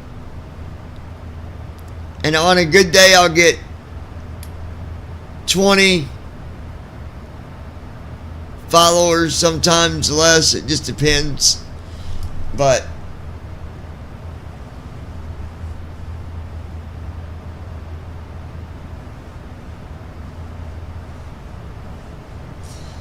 well, I guess your old lady's probably in bed by now, isn't she? Where did she go get her guide dog at? Seeing Eye in New Jersey. In New Jersey. So I'm going to be working on going and getting me another guide dog, and Pilot is not going to be my go-to. I don't like. Basically, they got a new CEO and they do things way different. They don't even consider the fact that you had a guide dog before. And I'm not saying it should be the final answer, but you would think, okay, this guy has had 2 guide dogs, so we can bring him back and, whatever. I'm not worried about the quickness of it, but their waiting list is like almost 3 years. Yeah. So, tell me about that school a little bit. What's the process if I wanted to maybe go to that one? So, Seeing Eye, basically, you would... Gold Star International, Niner Delta Whiskey, contact Albuquerque Center on 132.225. There's a graduate portal where you can sign up for... Switching to Albuquerque Center on 132.225.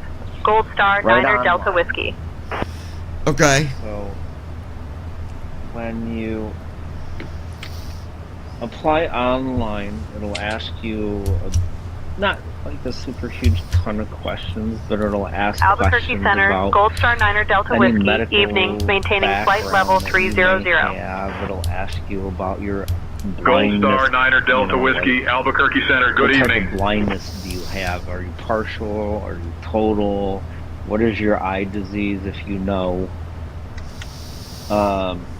Have you had guide dogs in the past from other schools? If you have, which one was your most recent school?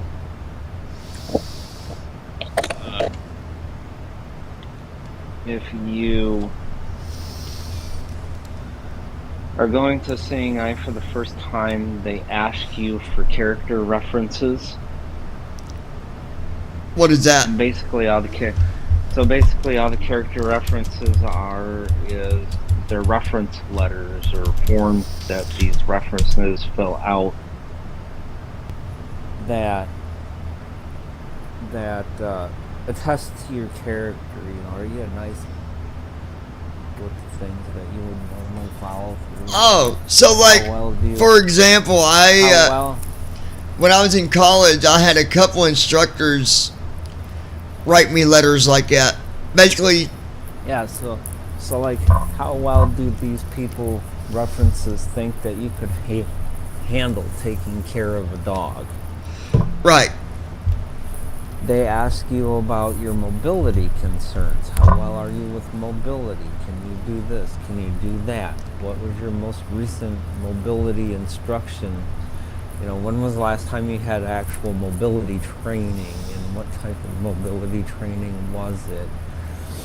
And they'll ask you for the agency / mobility trainer, if you remember it or know it.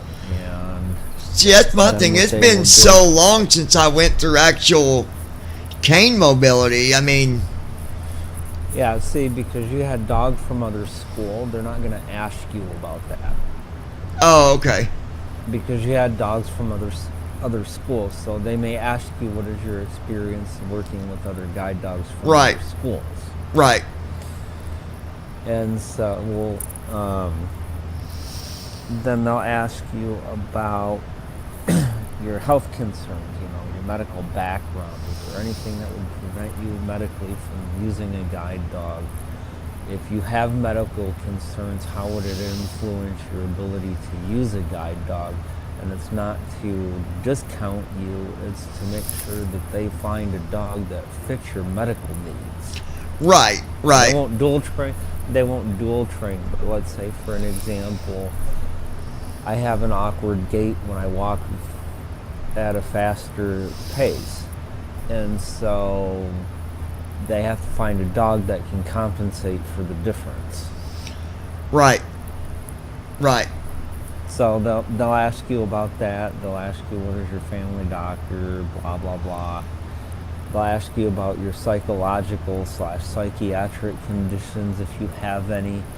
And again, it's not to discount you, it's to do whatever they can do to determine, one, what kind of dog you would need, two, what type of training would you need, like, you know, how is the best way to... Now, do they ask you preference on, like, if you could have a black dog or a yellow dog, or is that just... I mean, it don't matter to me, I'm just asking. About not getting their preferred window seat. They didn't request it during ticket purchase, and all window seats are currently occupied. I've offered them a complimentary meal as a gesture of goodwill, and they seem to be calming down. I'll keep you updated if anything changes. Breed that you wish to have or need to have. But they only do lab, don't they? No. And they'll ask you, like, okay, what type of breed are you looking for? You know, lab, cross, golden, shepherd. It doesn't make any difference to me. And then they'll ask you, is there any other considerations for the breed, i.e. size, color, you know, that type of thing. Short hair, long hair, and it's a free form. You just type into it. This is the concerns I need as far as the physical dog itself. When it comes to its color, breed, hair type, you know, that type of thing. Okay. And then the next section will ask you about class preferences. Is there any particular time of year that you would prefer to be in class? And it's got spring, summer, winter, and fall, or it doesn't matter to me. And it says check all that apply. And so you do that. And then I'm good with any of them but winter, bro. Yep. And so then you would submit your application and they will send it off to the admin staff for review. Well, let me ask you this. Now then what they'll do is if they determine that you can continue with the evaluation, they'll send a trainer out to you. They'll set something up where the trainer will come out to your house. Okay, they'll spend 2 to 3 hours with you. What's your lifestyle? What is your living? What does your living space look like? And what does your daily schedule look like? And all of that kind of stuff. Basic lifestyle. What are you looking for as far as performance concerns in a dog? You know, like, and they ask you on the form too. So like I put, can't be aggressive during play, needs to be aloof with other people in public, needs to respect people's space in public, has to be able to travel very long distances, especially in public transit issues, has to be able to work in very hot weather, has to have a smooth gait, and it can't have that scrambly lab type of walk when it gets going really fast. Needs to be able to connect on a personal level outside of work, you know, that type of stuff. It has to be able to work in the stores, has to be able to work in a work environment, like going to conferences, expos, seminars, that type of thing. So you can put a lot of stuff in there, and they'll talk to you more about what this stuff means to you when they come to visit your at your house. Then what they'll do then is they'll give you a Juno walk, which is, you know what a Juno walk is. It's where they have a harness and you walk with them, right? Yeah. Yes, they pretend to be the dog, and they have you. Oh, I lost you, bub.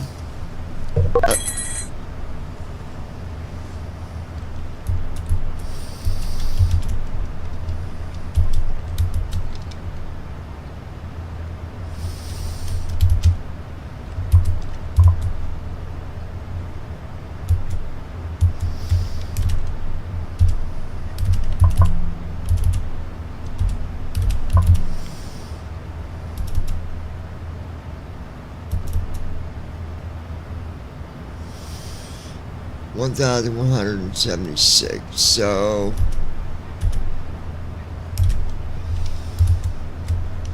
we're going to set our altitude to 2,000 here, guys. That will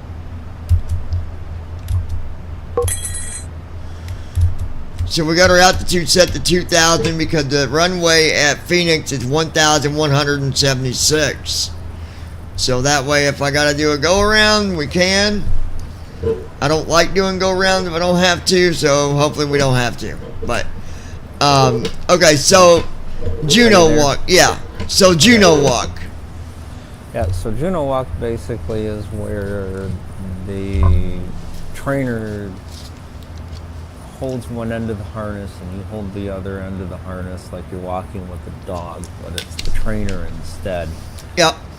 And so what they do is they judge how fast you need a dog to be, what is your ultimate pull requirements, because the dog is going to pull the harness ahead.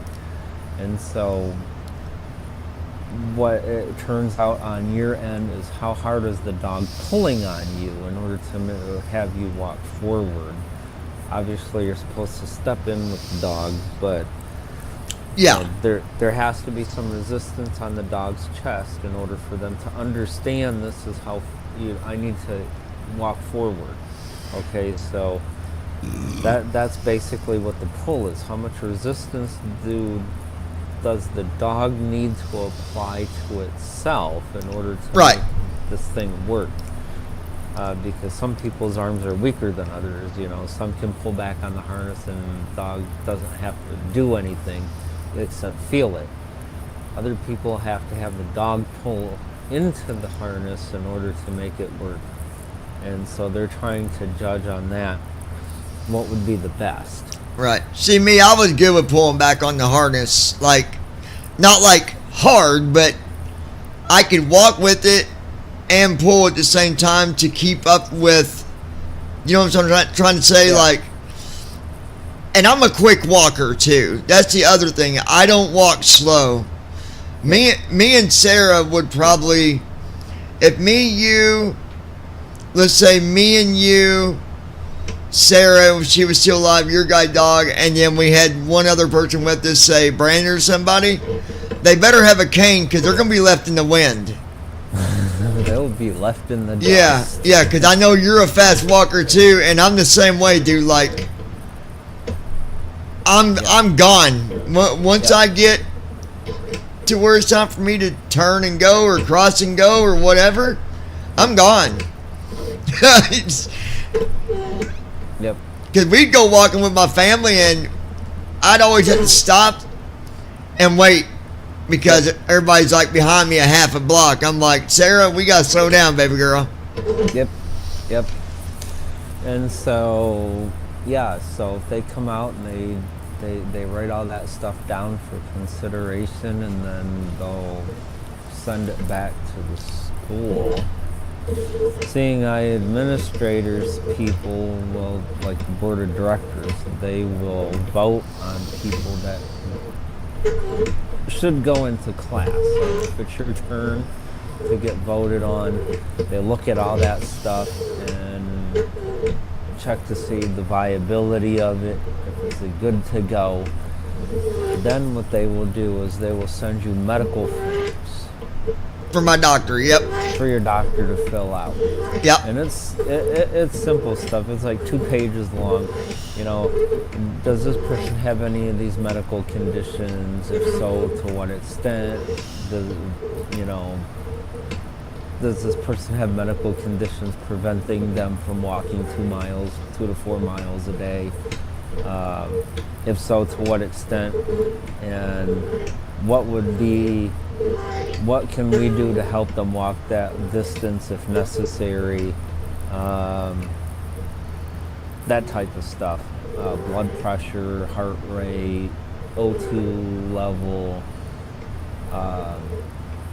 that generic type of stuff. And once you send that back in and everything is good to go according to their doctors and their nurses, then they will send you a travel form and an ownership agreement form and a promissory note to appear in class. Right.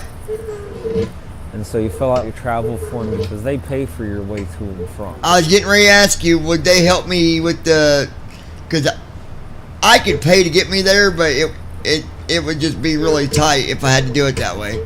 Yeah, no, they pay all expenses paid. As far as the travel is. The only thing they ask you to do, if you have to, is find your own transportation to your local airport. Oh, I would do that, yeah. But otherwise, as far as like plane trips and all that kind of stuff, they pay for those. I think I'm going to do my app there. I was going to do it. So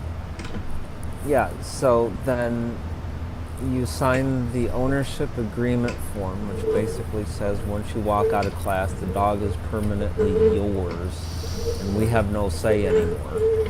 Right. Then you sign the harness. Appearance. Is there a harness agreement? Because at my school, I had to sign one for ownership, but also a thing about the harness, basically going through about how the dog is connected to the harness, and if they confiscate the harness, they could confiscate the dog or something to that effect. Like if you wasn't doing what you're... So we have to sign... So we sign an appearance form, which basically says that, yes, we agreed to legally commit to the responsibility of appearing in class. Right. Okay, fine. And you also have a form that you sign that's it's a harness agreement form, and basically what it does is it says that in the event that I retire or when it becomes time to retire my dog, I will return the original issued harness back to Seeing Eye. That's all it says. Oh, okay. Basically, when you retire your dog, we want the harness back. You sign it and you agree to that. Right. Okay. So once you sign all of that stuff and send it back in, then they will put you on the waiting list.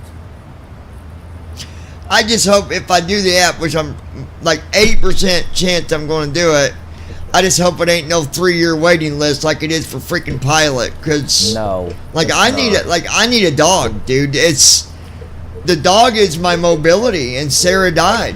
Like, yeah, no, it's so currently it's 2 years long, okay, but the waiting list is a moving waiting list, so they move people up and down on the list all the time. Okay. So for an example, if you need a fast dog, but say you need a fast dog, okay, well, let's say they have one, but you're 1 year out from class on the waiting list. They have a fast dog. It meets what you need exactly perfect. Well, no one else on the waiting list at this point either needs a fast dog or the match doesn't work. So what they're going to do is they're going to fast forward you to that point and say, can you come into class? We have a dog. Okay. So they take that stuff into consideration. So like for an example, when I went to go get her,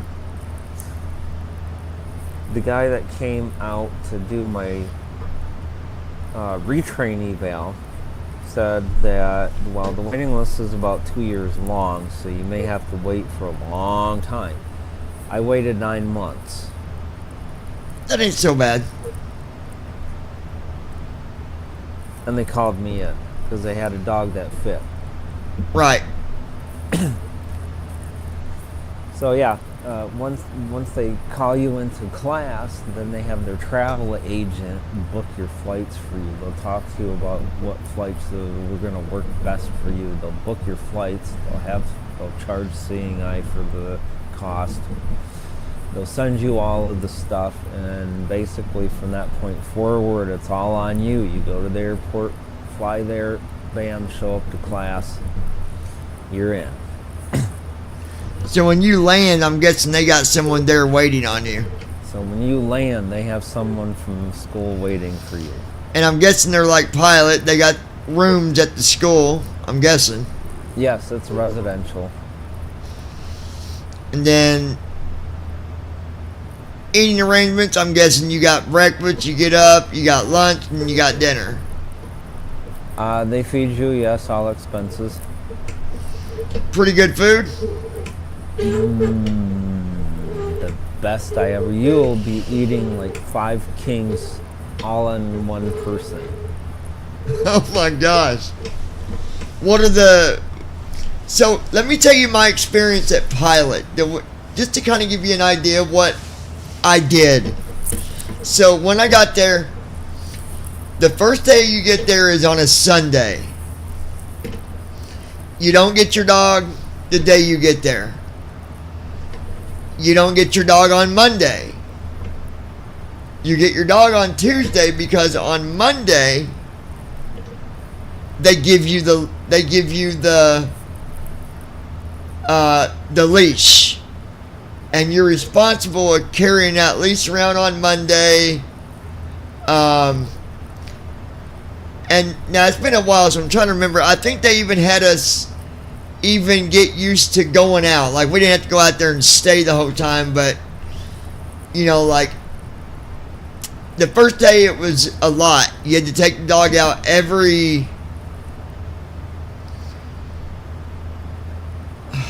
I'm wanting to say the first day you took your dog out, you did it like every 30 minutes, and then after so long, then it went up to every hour, and then just until the dog got used to going out, going potty. You get up in the morning, the first thing you do before you even go eat, you get up, take your dog out,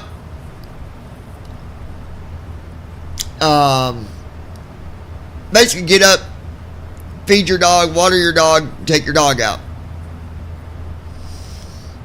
That was the first thing you did in the morning. And then you went to the day room, what they called, and you waited on... Gold Star International 9er Delta Whiskey. Hold on. Contact Albuquerque Center on 135.875. You waited on the person to come and get you to go for your walk. Switching to Albuquerque Center on 135.875. And then you went out and did your walk with whichever trainer you get. Albuquerque Center, Gold Star Sometimes Niner Delta it Whiskey, was just evening, you maintaining and that flight level person, 300. and then other times it was you and another Niner person Delta Whiskey, and a trainer. Albuquerque So Center, you good had, evening. it just varied. But after you took your dog out and all that, then you went to breakfast, by the way, and then did walking in the morning. Of course, they show you, you know, about bathing your dog and all that too, which obviously me and you already know all this stuff. But I think it was 11:30 we would come back, relieve our dogs because we've been out walking and all this.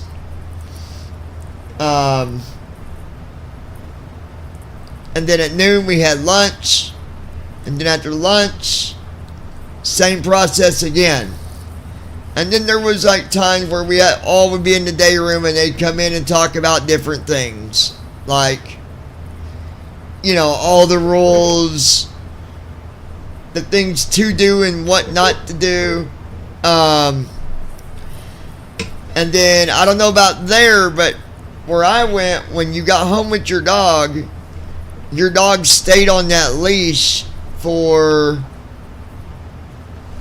I'm wanting to say 2 weeks before you could just not keep the dog on the leash all day if you was at home. You know what I'm saying? So I don't know what the difference was like with your school. Was it similar to that or no? Commands? I know commands are different. I know that. Like, roundabout, fine curb, hill. I don't know if them are all commands that you guys learn, but obviously No. they're different. Yeah. So, the way it works there, once you get there is on a Monday. Class starts on Monday, the day you arrive.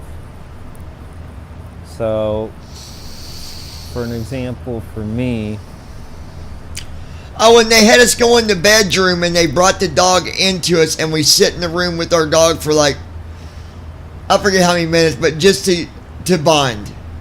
Dog get to know you, you get to know the dog, and then they would come back and get you, and then you'd go back out, you know, with everybody else. yeah.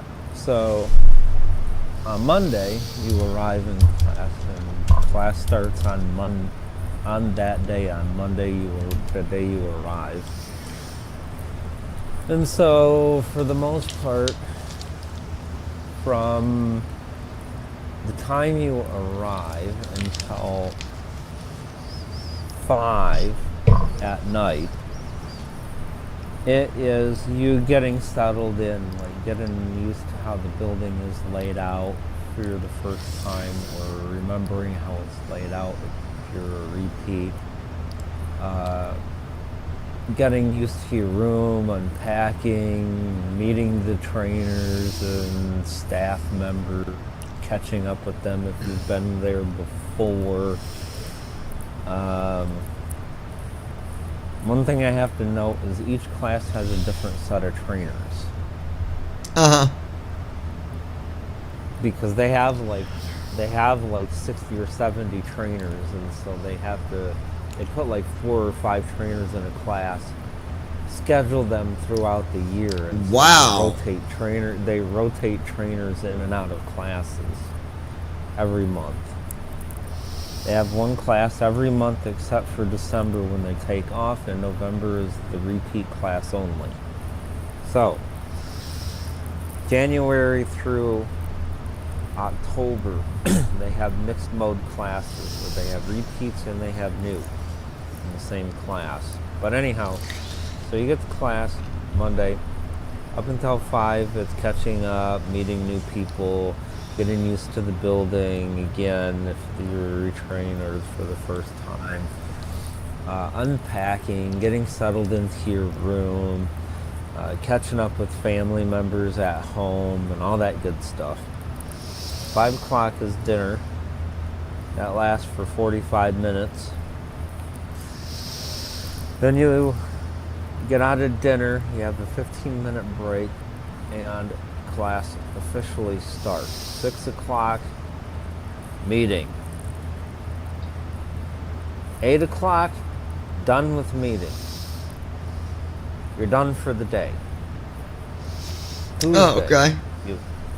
Tuesday, you wake up at 6. Breakfast is at 7. You go out for more in-depth, detailed Juno walks between 8 and 10:30 with the whole entire class. And once you get to the training site, then you walk individually with your trainer with the Junos, more detailed Junos.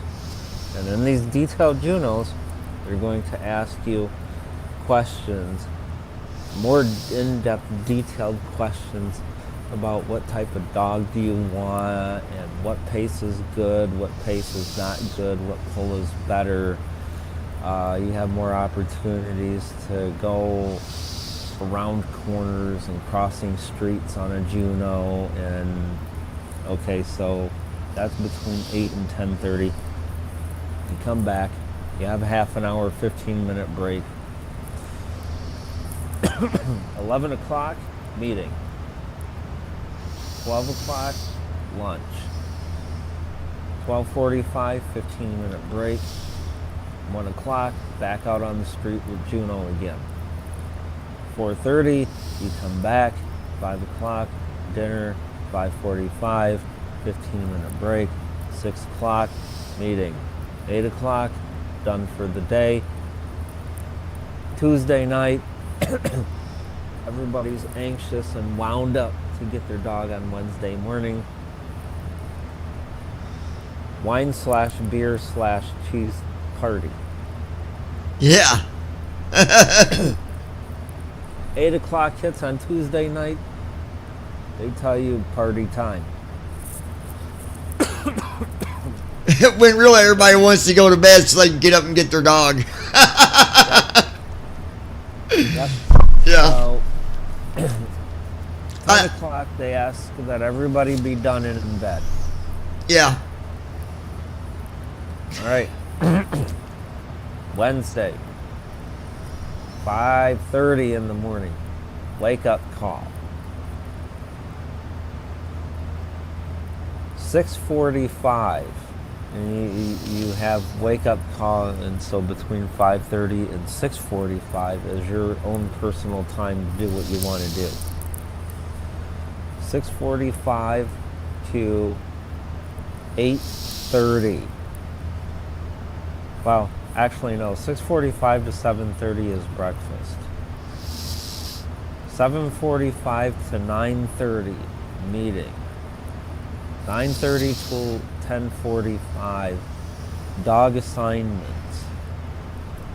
During your dog assignments, they bring the dog to your room. They have you transfer their leash to your leash. Mind you, you get your leash on Tuesday. Right. So they say, okay, they bring the dog in, they describe it, they tell you what it looks like, they tell you how big it is, they tell you its name, what breed it is. Then they tell you, okay, hook your leash up to it and unhook my leash. Dog's yours, not the trainer's anymore. So they leave you in your room for whatever time is left to get to know your dog and hang out with them and try to, meet and greet type of thing. You're not allowed to use any commands whatsoever. The only thing you're allowed to use is off or no. That's all you're allowed to use. You can talk to it, pet it, attempt to play with it if you want to, but the only commands you're allowed to use is no and off. Well, then they come and get you, and they take you a walk around the building, public parts of the building, so you can start to teach it how to heel. Because when they puppy raise these dogs and they train them, they don't teach them how to heel. Oh, okay. That's your job. That's your job, and the reason why is because they need to know how to pull and harness. Right. If they teach them how to heel before then, they're not going to know how to do that. Right. And your dog won't be able to customize its pull and pace if it already knows how to heel. Right. That makes sense. Because part of healing the dog is it learning what your current speed is. What is your preferred speed and mode? Well, and it's learning that it's coming from you, not. Yeah, and it's a transference thing of alpha. Okay, so it's starting to learn how to take orders from you. Right. Right. Something's nice, simple, easy, but it also teaches the dog how to pull. Okay, now, during this time, they take you down to the dining room. This is important, and they show you how to put your dog under the table and keep them there. Then, you have lunch with your dog. No harness. They haven't assigned any harnesses yet. Right. So after lunch, you go back to your room. They come by, drop the harness off, the training harness. It's an old used one from previous graduates. They show you how to put it on if you don't know how, and they say, let's go, time for actual dog duty. So you go out, take your dog to do its business, hop in the van, go down to the training center, and you start your first walk. Come back, 4:30, let your dog do its business, give it its dinner, its water. You have half hour, 15 minutes for a break, time for dinner. 5:45, you got a break. 6 to 8, you have a meeting. 8 o'clock, you take them out to do their business for the last time.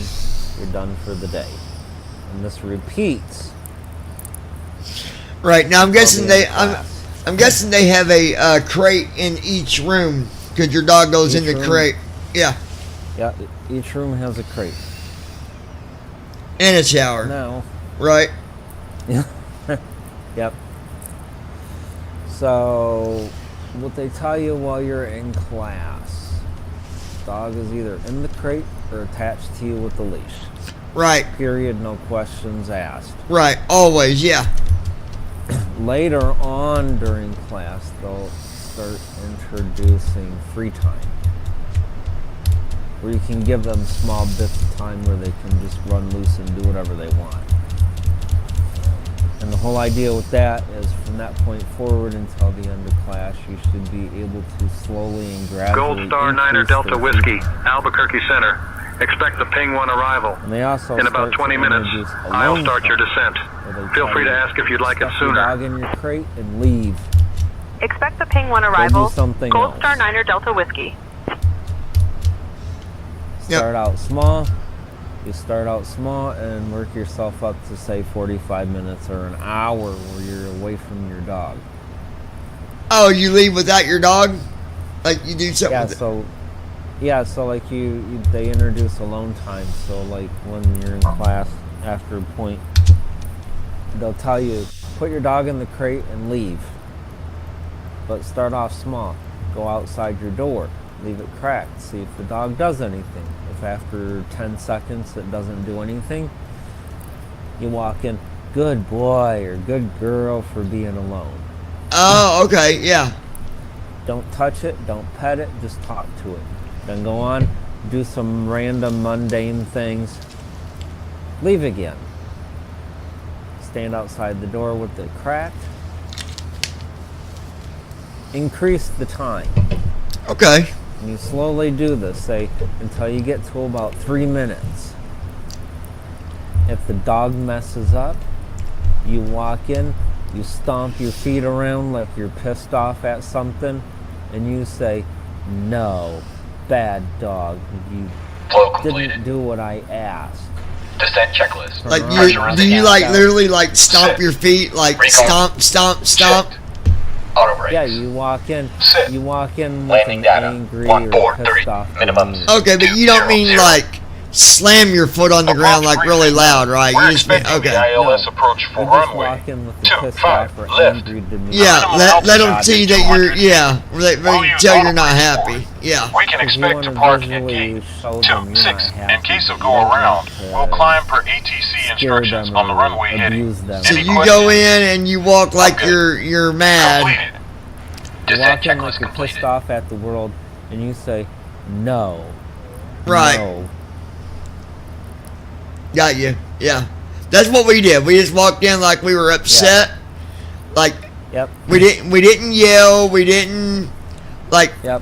And you, stomp you just hard do like that. yeah. Yeah. You just walk in like you're pissed off at the world, and you say, "No, no," for not being Yeah. alone. And then you turn around and walk back out. Right.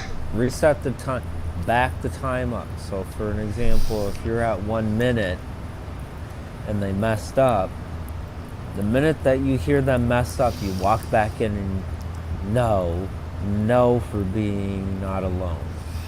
Right. Right. Now how dare you? And then you turn around, walk back out, you back the time back up to 50 seconds. Because you know they can do that. They just did it a little bit ago. Right. 50 seconds goes by, you walk in, good boy or good girl, do some mundane thing, walk back out, increase it to a minute again. If they do it, you walk in, and it's the hugest praise party in the world. And at that point, you do get in their crate and you start messing with them. Yeah, saying good boy, good job. Yeah. Because you want them to know you just did something that you were not able to do before. Right. Yeah, I think I'm gonna probably tomorrow I'm gonna fill it out because I'm ready to. I gave myself enough time to like get over Sarah. Like I love her, I miss her. I always love her and miss her, but but you're done. You're done and over. Yeah, and it's time to move on and create the new bond with the new dog and have the best moments ever. Yeah. Yep, it's like I've done beat the dead horse 5,000 times. I don't need to do it again. Yeah. Yep. Yep. And so. Yeah. They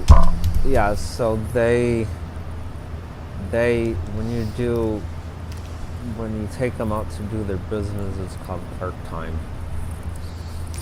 And just as a funny Park? issue. Like P-A-R-K, park time? Yep. It's called park time. Now. GSI, I'll be starting my descent in about 23 minutes. Go ahead. Now here's a funny thing for you. Okay. Gold Star International 9er Delta Whiskey descend via Ping 1 into Phoenix. What do you get when you say Descend via Ping 1 into Phoenix. Gold Star 9er Delta Whiskey. And think about it for a minute. What do you get when you say part-time backwards? Park and then time, T-I-M-E.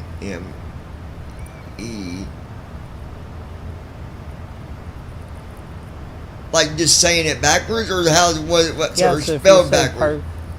No, just say part-time backwards. Like Ti- literally take the entire phrase and say it in reverse. Time park. No. Each character.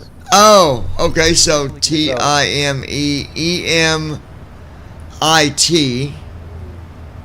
Emmett. Success. You're close. Take the E and make it a long E. Emit. Okay, keep going. Emit. Do the same thing with park.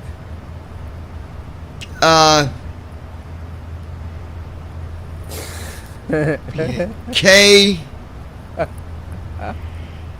K rep. Oh. No. crap. Emit crap. Yep.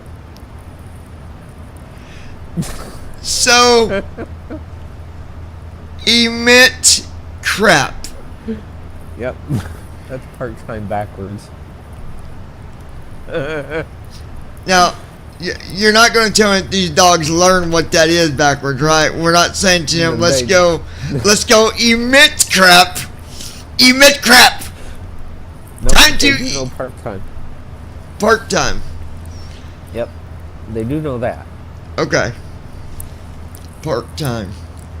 Yep, so when you do that, when you take them out, when you first start out, you're taking them out at 5:30, 10:30, 4:30, and 8.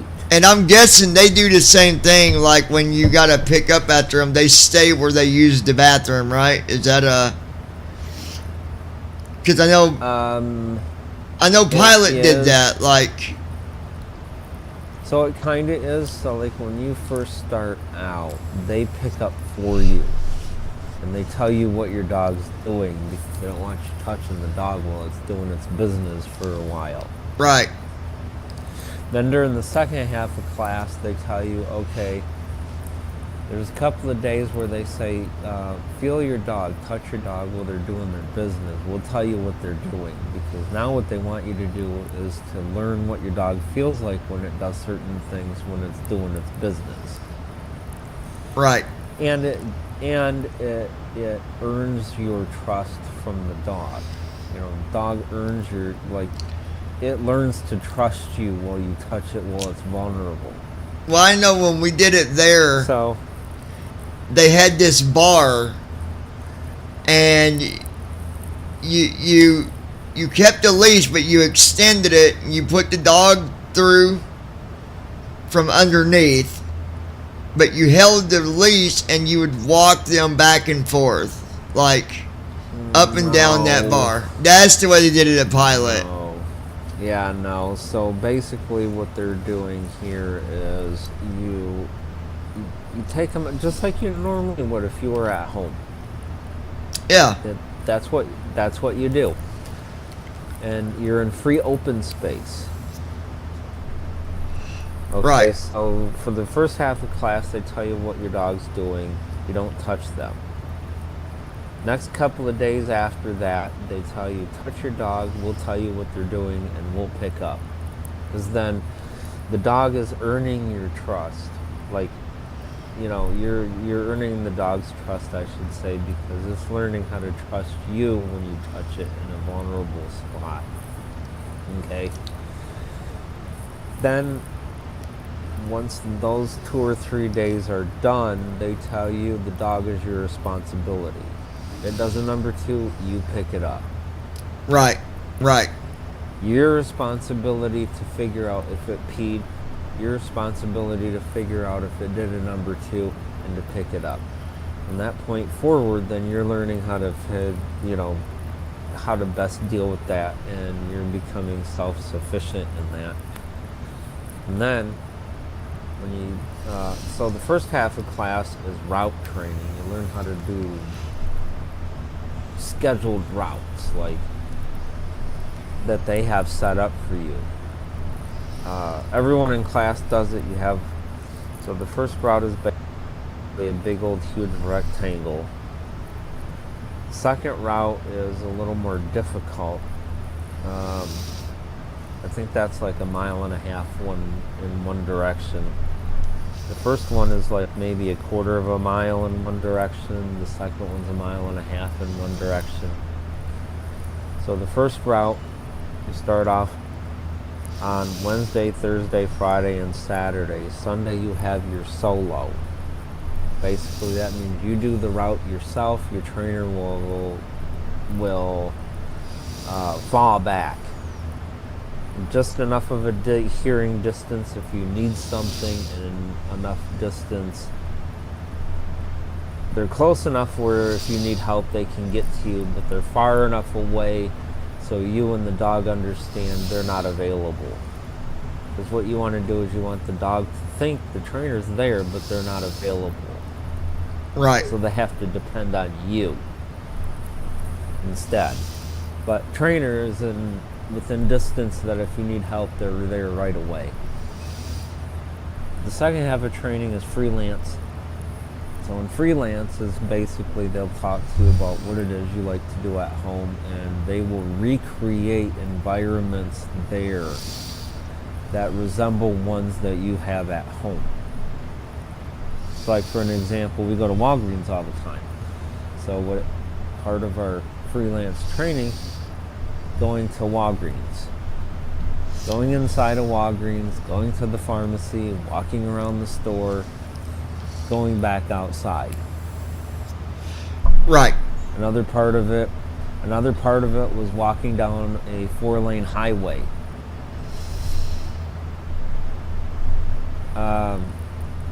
Going into stores, malls, whatever it is that you do at home that's the time to tell them, this is what I need to do at home. If you go to school at a university, then tell them they will take you to the nearest university and walk the halls, walk campus. If you take the bus and public transit, they already schedule something in for a bus ride, but if you need extra support and help with that, then they can create extra bus rides. Right. Yeah, because normally, problem. normally here I don't Rook Talon. I don't do a bus here. At least someone else is awake at 3 in the morning. And the bus pay and Seeing Eye pays for your bus. If you're in training, they pay for your bus. They take you on a local light rail train. Oh, a train. Okay. Yep. In case you're in that situation at home where you need to ride a train. Right. You'll at least know how. Right.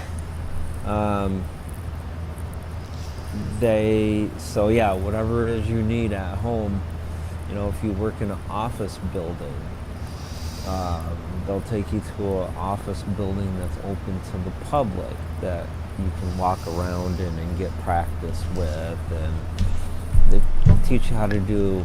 Hey, welcome to the stream, my friend. Yep, it is a little bit late. So 13 minutes till descent, guys. So they teach you how to do what they call targeting and clicker training. And I'm guessing which one? The click training? Clicker training and targeting. Yeah, the clicker is what you use to train them with, right? Like when they hear the clicker, Yeah. So basically they use it in combination with targeting. So they have these targets, they're bright red, and they have Rook a bell Talon. on them. If I didn't have So 8 what you a.m. do, class, let's say you need to I'd say I was a find a bus responsible stop. student. But I'm not. So you got to find a specific bus stop. Oh, okay. So you go to this bus stop. You put the target on the bus stop pole. And you do association. So that basically means they ring the bell, you give them a treat. Ring the bell, treat, ring the bell, treat, ring the bell, treat, ring the bell, treat. And you do this about 15, maybe 20 times. So they understand when you ring the bell, anytime you ring this bell, you're going to get a treat. So then you back up a step or two.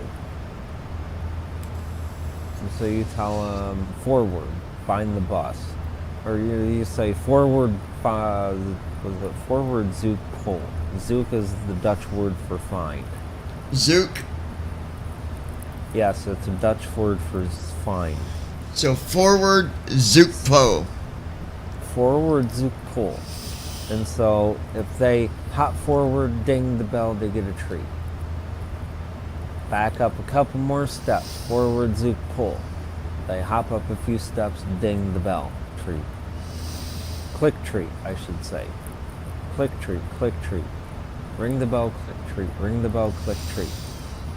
Treats aren't as important on the speed or the timing the clicker is. Don't they give you a clicker that they give you to? Yes. They will send you home with one. And you click it when they're doing something correct, right?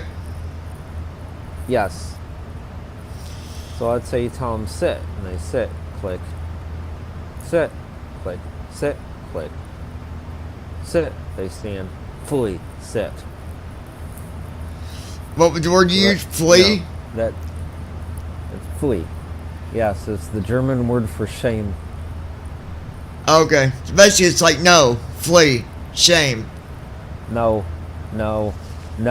is different. Oh, okay. If you say flee, it's saying in this tone, how dare you do that? Right. And that's the word called flee. It would be almost like you get it's okay, a good example would be if you were sitting at dinner and the dog stood up and grabbed a piece of bread from the table. That would be how dare you do that? I got you. It's like you're getting in their face and you're saying, how dare you do something like that? Right. No. Gold Star International But it's Niner fast, Delta Whiskey, yeah. speed 270 knots.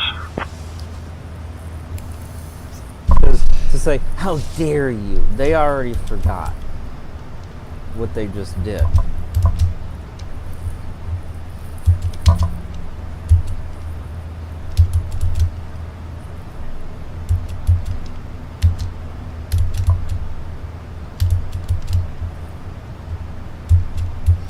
So, one word tells it all, but so they do the clicker targeting thing and all that good stuff, and then you come home and the minimum is 2 weeks on a leash or in a crate, because basically you're gonna back up and reset. You're gonna start over. So just like you did in class, on a leash or in a crate. No other options. The dog has to earn your trust. And as they slowly earn your trust, then you can slowly start increasing free time. Until they're to the point where you've reached your maximum amount of free time you wish to ever give them. GSI 270 knots.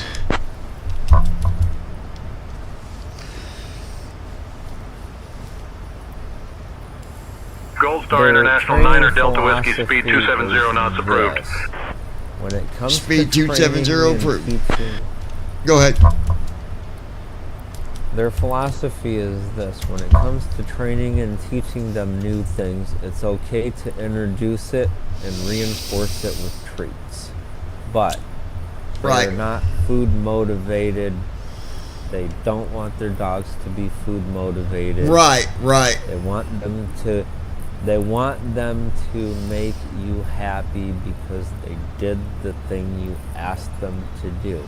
How do you do that? How do you teach a dog to do that? Verbal, physical, and visual praise. Right. Because you know, if every time your dog does something right and you give it a treat, you know the only reason why they do it the right way? For the treat? Is because of the treat. They could care less about you. They want their treat. Yeah. So of course they're going to do what you ask them. They know what's coming.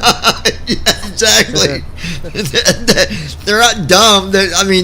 Right down to even where the treats are. Like, oh, he's going over there by that. I'm gonna do this. I'm gonna sit like a good girl or a good boy. Oh, I get a treat. Yeah. Okay, so I'll give you an example. Of this. All right. So when we come in from a walk, and we get inside. 8 minutes till descent, guys. So when we come in from a walk, she likes to throw herself on the floor and roll around. Ladies and gentlemen, we have begun our descent into That's Phoenix. good for a few Please return minutes, to your but then I need to stow do your other cables things and too. fasten your seatbelts. The use So of the I'll hang lavatories out is with now her for a few prohibited. minutes. Thank you for your and, cooperation you as know, we good prepare for girl landing. and rough her up a little bit. Okay, but now it's time to actually do other things. So we got to get up and do stuff. We have not started our descent yet. We will in about 7 minutes.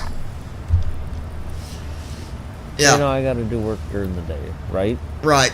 Thank you All for right, the so I update, put her- Captain John. I'll make sure the cabin is Put her in her prepared for our place, put her descent on when a the tie time down comes. so Let me know if she's there's not anything else nosy you in other need. places and gets into trouble. Right. Okay, no big deal. All right, so it's like, Ariel, sit. No, she wants to roll around and lay on the floor. I want her to go to her place. So this is where this whole thing comes in. I have treats that are in my desk drawer. She could care less about them because she can't see them. Right. But I'll tell you what, she's learned the minute I step one step towards that desk drawer, bam, up on her feet and ready to go. That's funny. Yep, just bam, up on her feet, ready to go. Yeah, I'm gonna do my app and get it all done, and maybe I'll get lucky and not take 2 years to get it. But either way, like, no matter where I go, there's gonna be a waiting list. So I'd rather do it somewhere that's got quality than, like, I don't agree with Pilot. The reason I don't like them now is because, listen, I've had 2 guide dogs from them. So as a CEO owner, Gold Star International 9er Delta Whiskey. Hold on. Contact Albuquerque Loudmouth Center in my on ear. 133.0. Loudmouth ATC. Contacting Albuquerque Center on 133.0. If you was Gold a Star- CEO and you owned the school, are you going to say to your own students, Albuquerque Center, Gold Star 9er Delta Whiskey. I want Good evening. you to Maintaining send flight me level 300. a Gold Star 9er Delta Whiskey, Albuquerque Center. Good evening. 10-minute video of you walking with your cane? It don't make sense to me. I've been walking okay, with a so- guide dog for 10 years. Yeah. Okay, so if you're a first-time dog student, seeing I will have a trainer come out and do a video of you walking across a couple of streets with your cane. If you have been a dog handler for the past 10 plus years, even though you would be a new student with them, likely they're going to bypass the video. Right. Right. I mean, keep in mind they still may do the video, but the trainer is the one who does the video. Right. And they're obviously going to be like, okay, this guy or girl, they've not had a cane in their hand for 10 years. They've had a harness in their hand for 10 years. And like, look, but it's like, look, if you don't know how to use a cane because you've used a guide dog for so long, then likely they're just going to bypass. Okay, you've been a student at other guide dog schools before. Your past dog you've had for 10 years. Right. Yeah, I had Sarah for, gosh, 13 years. And then... Yeah, so like, your past dog, you've worked them for 10 years, alright? Okay, no big deal. That obviously was a good partnership, regardless of the school that it came Oh, from. yeah, 100%, man. That... Obviously, you know how to take care of a dog, because if you didn't, then there would be complaints against you, or your dog would have not made been it... gone before. Yeah. then. Yeah. Yeah. So they, you know, I can't say one way or the other, but they may bypass the whole video cane. Right, thing. and I don't They may mind just come out walking wanna with the do a cane. Juno. Approaching top of descent. I don't have a problem doing that. It's just the fact that I can walk with a cane, but my God, I've been walking with the guide dog for so long, like, it's just awkward walking with the cane. It's Yeah. just, you know, Yeah. not so that like I, when- not, I mean, you don't never forget how to use a cane. You don't forget it, right? Like, you don't forget. But No. you're still going to be rustier Right. walking with the cane than you are the dog, vice versa. Oh yeah. And so like that's when we went to go get our second one. They bypassed a lot of the admissions stuff. When you're a retrain, getting back into a class is faster, a lot faster. And it probably don't, and it's probably not really about, well, where was he a retrain? Like, I'm sure, like, any of the guide dog schools, like, that's, you know, the idea is you're a retrain twice. So, Yeah, maybe you were with another dog school twice, so I mean, what's the point in telling you you have to travel with the cane when we do a video? Let's just jump into the Juno, see what your pace and pull and dog requirements are like, and go on. yeah. Like I said, I can't say for them for sure what I way mean, they do it and things preference, like that, and I'm not picky to the extent to where I'll be disappointed, but preference, I would like to have a German Shepherd, only because my mind wouldn't even like, my mind wouldn't land about Sarah at all, because it's a totally different breed, totally different dog. But even if it was a lab, it's fine. I'm not going to be like sad because I got a lab again. I've always had a lab, so not a big deal. But if I could get a Shepherd, that's what I'd prefer. But I'm not. I'm at the point now Yeah, where so you I'm can- just ready for a guide dog. Period. Like, Yeah, and so you can tell them I'd rather have a Shepherd, but they're gonna ask you, okay, what is your reason? It doesn't necessarily matter why, but they want the reason why. right. You know, they want some logical, reasonable explanation on why you would rather have a Shepherd, because Shepherds are hard to come by. There's people that waiting on retrains on the waiting list for 4 years Yeah, to get a good Shepherd. I'm probably not even going to make a fuss about it. I'm probably not even going to, like, I'm used to labs though, and that's the thing is, every breed is a little different. The way they act, the way they eat, the way they, everything. Yep. Like a lab, Yep. a lab is what you can also call the bottomless pit. They'll eat and eat and eat if you allow them.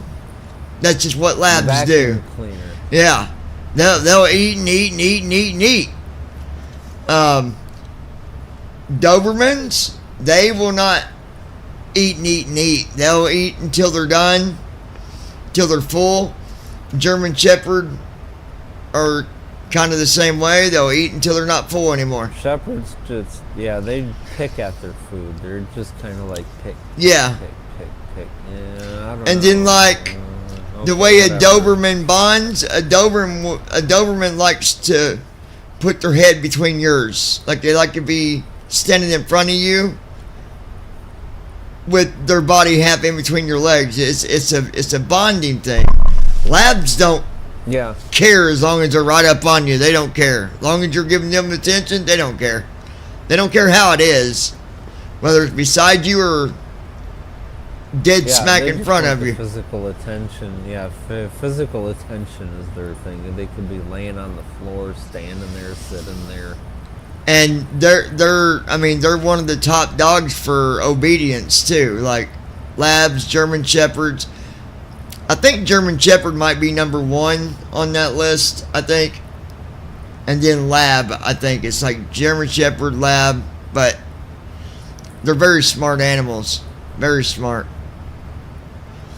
Sarah, I didn't even have to say anything. She knew by the way that my body would, like, just by the way I did things, she knew what I was doing. Before I even got up out of my chair, she knew if I was actually going to be getting up or not. Yep. You know. GSI, now we're at the Whiskey, crossing flight level 270, starting our descent into Phoenix. I hope it don't do heading Gold Star International 9 Delta changes. Whiskey, good evening. I hope. Because them always seem to mess up on me. Every single time. I'd rather be able to just follow my waypoints if I can get away with it. Yeah. But at the same time, the more I get used to it, the better I can do it without. It's just as soon as they tell you to turn, you gotta have that heading box up and turn. Mm-hmm.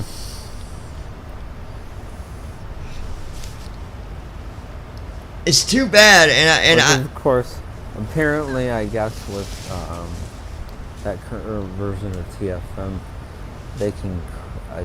I don't remember if it was that or the preview that came after it, but one of them, like every time you open the autopilot boxes, they would crash and you couldn't open them again. yeah, I think it was a different version because this one don't do that. The only thing that I'd rather be able to do is if there was a way to like just hit a hotkey and it would switch to heading mode instead of, because I thought you could do like Shift H or something and it would just go to heading mode or heading mode. But no, if you're in the heading box, I believe it's Alt H for heading select. yeah, and you got to hit your space bar on it. Yeah. No, I think you just have to hit Alt H. Oh, okay. Yeah, it is Alt plus H. I just looked.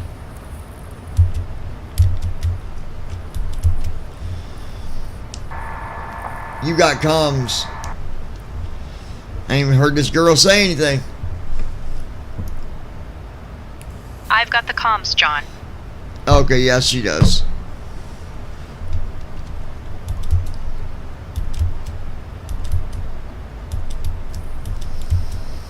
Probably what we'll do, guys, once we get landed, that'll be it for the live stream tonight. Obviously, not going to set up another flight. But, we've been sitting here for the last hour, I would say hour roughly, me and Andy talking about guide dogs and just all the stuff that goes along with it. And you know, I'll say this much to anybody that has a guide dog, or especially if you're thinking about getting one. If you're sitting there and you're going, I think I want to get a guide dog, and you're at this 50-50 attitude about it, you're not ready. You're not ready. Well, you have to be 100% sure. You got to be 100% sure, and you got to be ready to devote a lot of time and responsibility. Yeah, I've had people in the past say, "Oh, it's so cool, you got a guide dog, and you know, it makes everything so easier." It does make things a little easier, but at the same time, it doesn't, because there's a big responsibility. That dog is not just a dog. It's your best friend. It's your companion. It's your workhorse. You know. Yep. The way that seeing eye trainers explain it in their meetings towards the beginning before you get your dog, they tell you this is not a pet. It's different than a pet. This is an extension of you. Yep. Yep. It lives with you 24/7. It goes with you 24/7. Do they not have by your side? Do they not have the leash rule? Like when you first get it home, it stays on leash for so long? Yes, they do. Yeah, it's a minimum of 2 weeks, but they tell you evaluate beyond that whether the dog's ready. And then, of course, obedience, right? obedience every day. Yep. Every day for a while, yep. Yeah. But I'll tell you what, once you get past the bonding part, and it takes a while. You know, I had Sarah for over 10 years.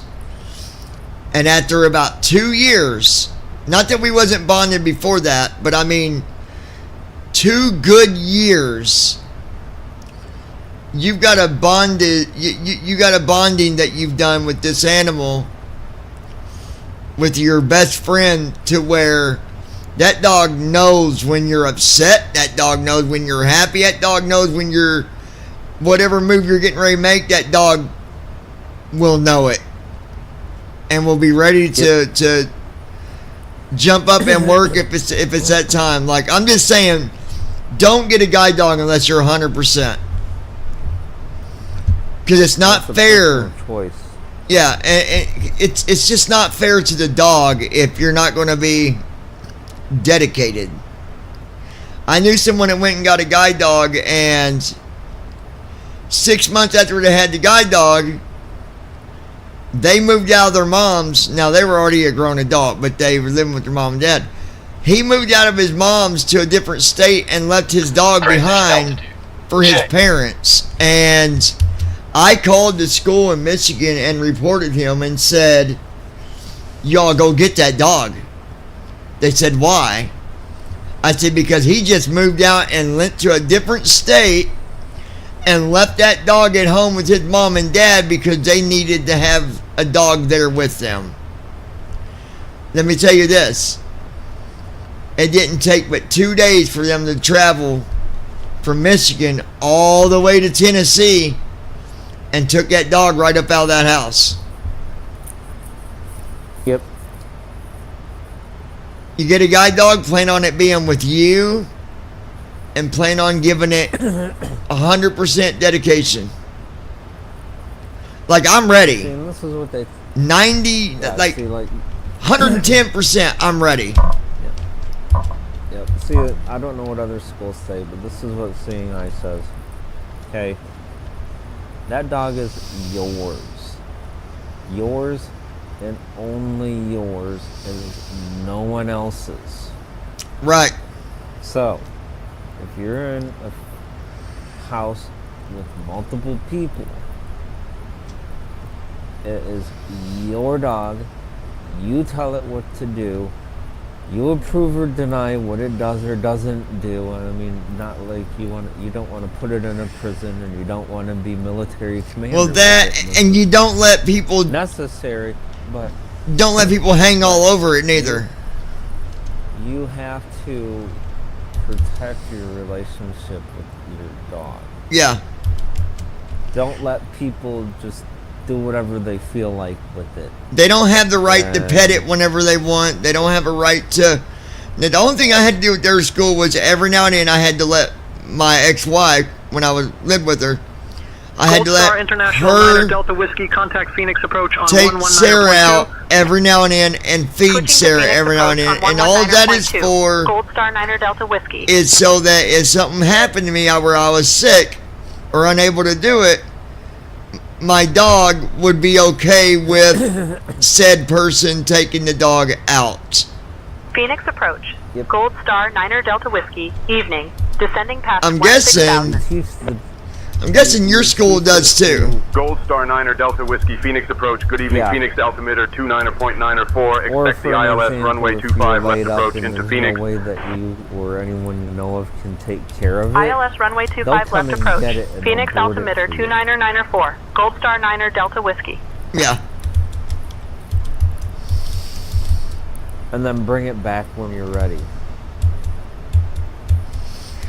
Because there are people out there that I've seen and they get dogged and it don't last.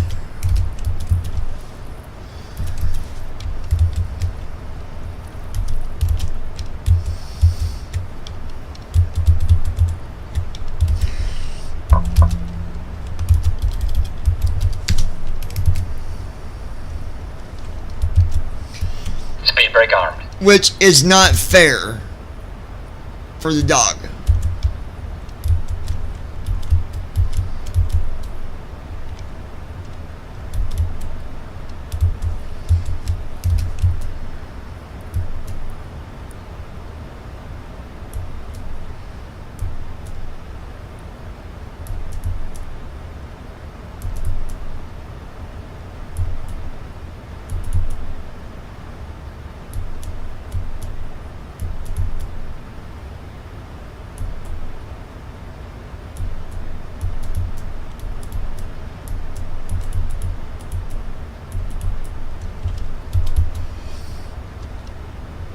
Alright, just slowing down, getting to the speed I need to be at. Me and Andy were just talking about this earlier, that if the next waypoint has a speed of say 230 and you're at a waypoint at the current moment that's 270, go ahead and slow down for that next speed. I mean, that's what I do. Yep. And just because your localizer says 240 doesn't mean that you should be going that speed. Yeah, exactly. Speed brake armed.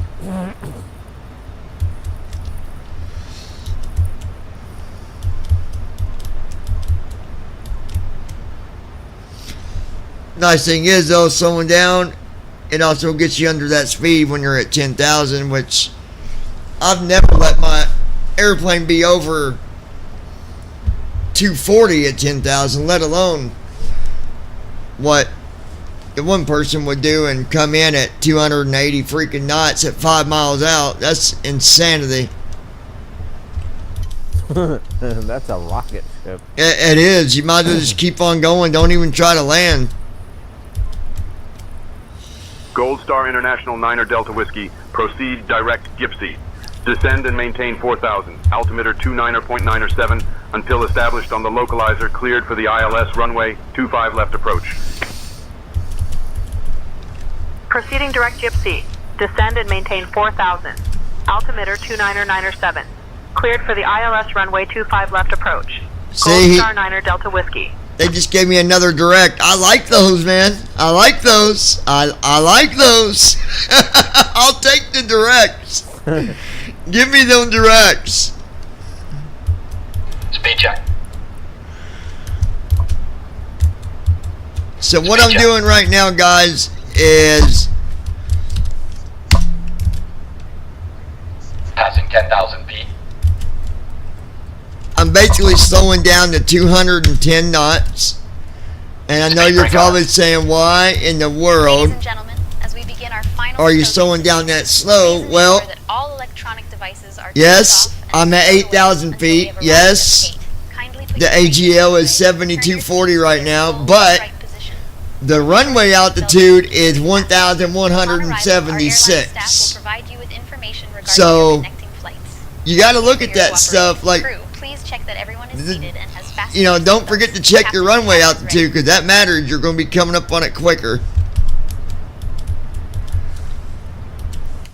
So I'm slowing down to, Speed check. what I want to be is around 200 knots when I get 190 knots rather when I get to my ILS altitude, because that way I know that I'm going slower and I'm going to catch that beam that's shooting straight up in the air for me to, you know, catch my approach.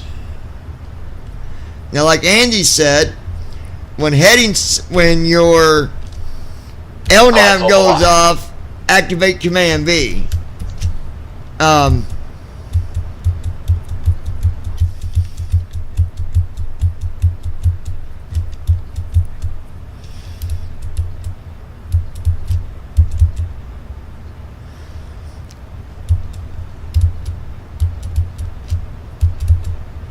Why does it say my Command V is already on?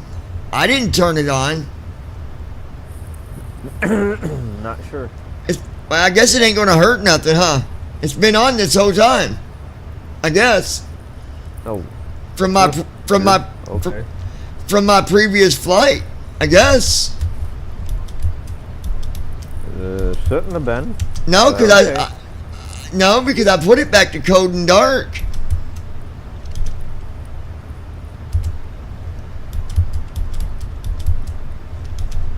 That's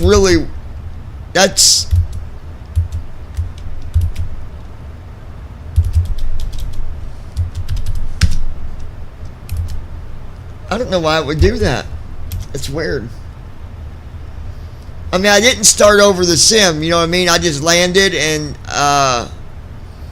went to code and dark, left it at the gate, got a new flight plan, loaded it in. But I would think code and dark would reset it. Wouldn't it? You would think.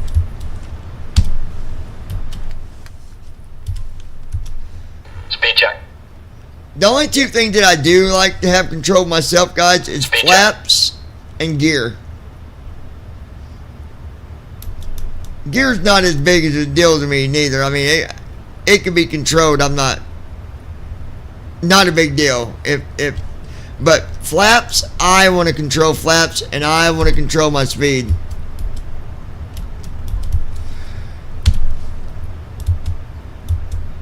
Now, I don't know about Andy's preference, but that's just mine. As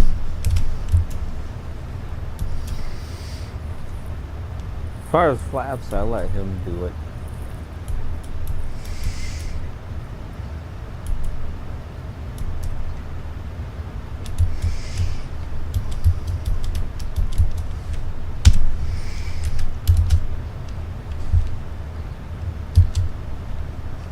Do you do your flaps yourself, Andy, or?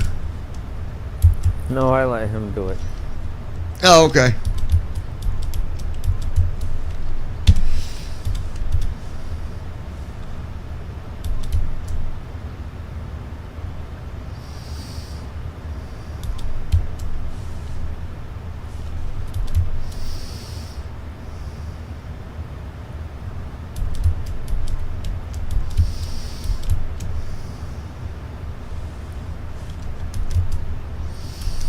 Gear down.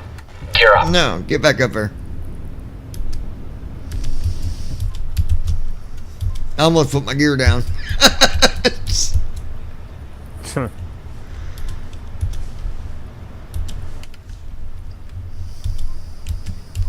Speed check.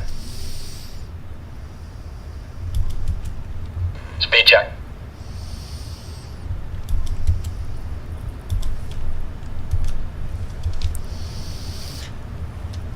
See, and it said speed check again on descent. It's got to be I've got something turned on somewhere.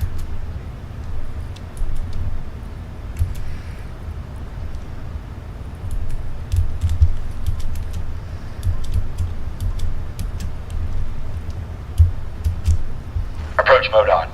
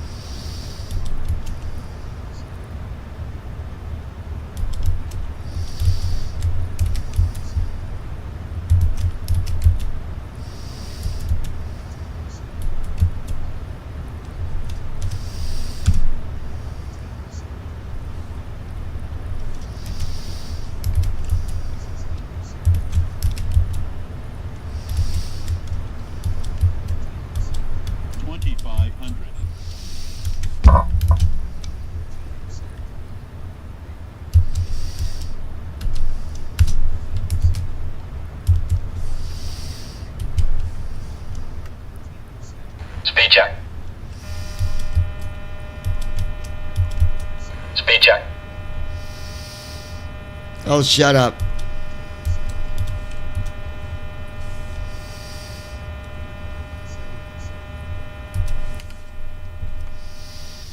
Speed check.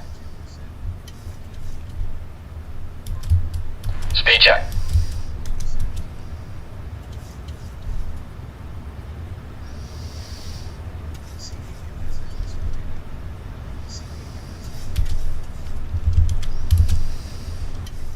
Cabin crew, prepare for landing.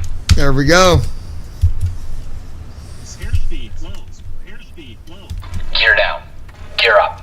Speed check. Speed check. Gear down. We caught the ILS. Every time, guys. Gold Star International 9er Delta Whiskey. Speed check. Contact Phoenix Tower on 118.7. Watch airspeed. Switching to Phoenix Tower Landing on checklist. 118.7. Engine start switches. Gold Star 9er Delta. Continuous. Speed brake. Armed. Landing gear. Down. Flaps. Well, I guess Gold it Star 9er didn't Delta Whiskey. hurt anything for Command B to be on. Runway 25 left Landing approach. checklist completed. Gold Star 9er Delta Whiskey. I thought it was Tower. going to mess me Wind up. 350 at 13. Runway 25 left, cleared to land. And I'll tell you a little Runway 25 left. something cleared to that I land. go by, you guys. Gold And Star, I don't know Delta about you, Whiskey. Andy, but so you got to you set your altitude for descent, and I always set mine sometimes 2,000, sometimes 3. But if I see that I've got that I've went below that altitude, and I'm still going below it, and everything is looking normal, then more likely everything, most of the time you're connected to the ILS. Approaching runway 2. And your auto brakes is good,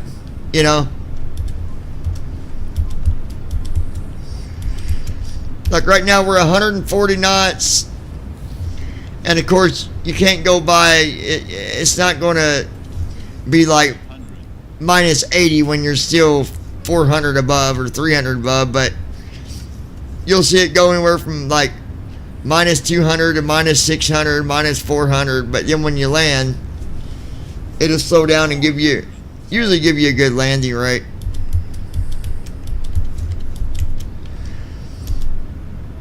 We're at 400.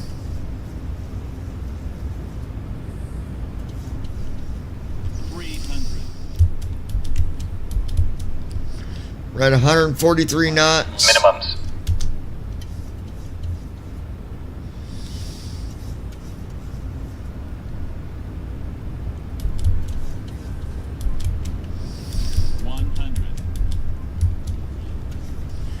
There we go.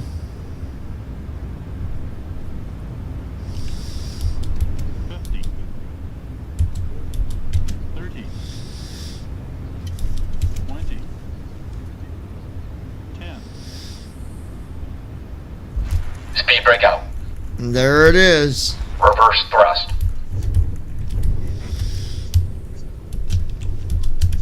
$70 knots. Manual braking.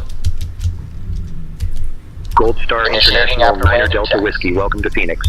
Contact ground on 119.75. And there we have it, folks. Switching to ground on 119.75. Gold Star 9er Delta Whiskey. All right, let's. Oops, wrong button. Hold on. That ain't what I Phoenix want. ground, Gold Star 9er Delta Whiskey, evening. We're clear of runway 25 left and ready to taxi to the gate. Flow completed. Gold Star 9er Delta Whiskey Phoenix ground. Taxi to F11 via hotel. There we go. Hotel 1, cross runway 7 Ladies right. and gentlemen, Then Golf welcome 1, to Phoenix. Foxtrot, Captain Foxtrot John 3, and First Officer cross JD, runway 7 along left. with our entire Then crew, Echo are 3 Let's thrilled Delta go 1 and- Delta We Yankee hope you 1. enjoyed Good the day. smooth landing, which was definitely a Jump. solid 8 out of 10. Taxi to Foxtrot 11 via Jump hotel. to our runway Hotel real 1, quick. cross 7 right. Golf 1, Foxtrot, Foxtrot 3, cross 7 left. Echo 3, Delta 1, Delta, Yankee 1, Gold Star 9er Delta Whiskey. And vibrant cultural scene. Did you know it's home to the largest municipal park in North America, South Mountain Park? The weather here is lovely, with clear skies and a comfortable temperature of 13 degrees There we Celsius. go. Thank you for flying with us today. We hope you have a fantastic stay in Phoenix, or wherever your travels may take you next. Goodbye and take care. Close that.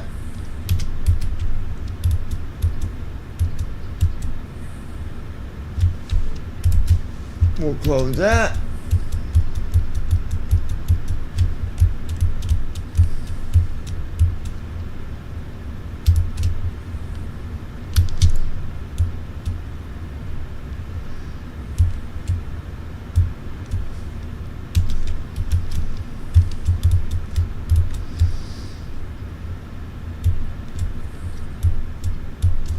All right. Next.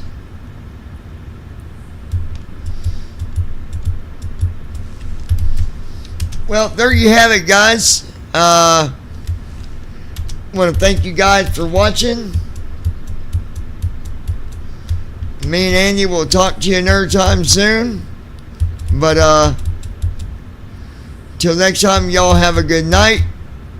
And I'm sure Andy will be back on here with me another time here soon. But we had a good landing, and we'll take off out of Phoenix tomorrow, and I don't know where we'll go.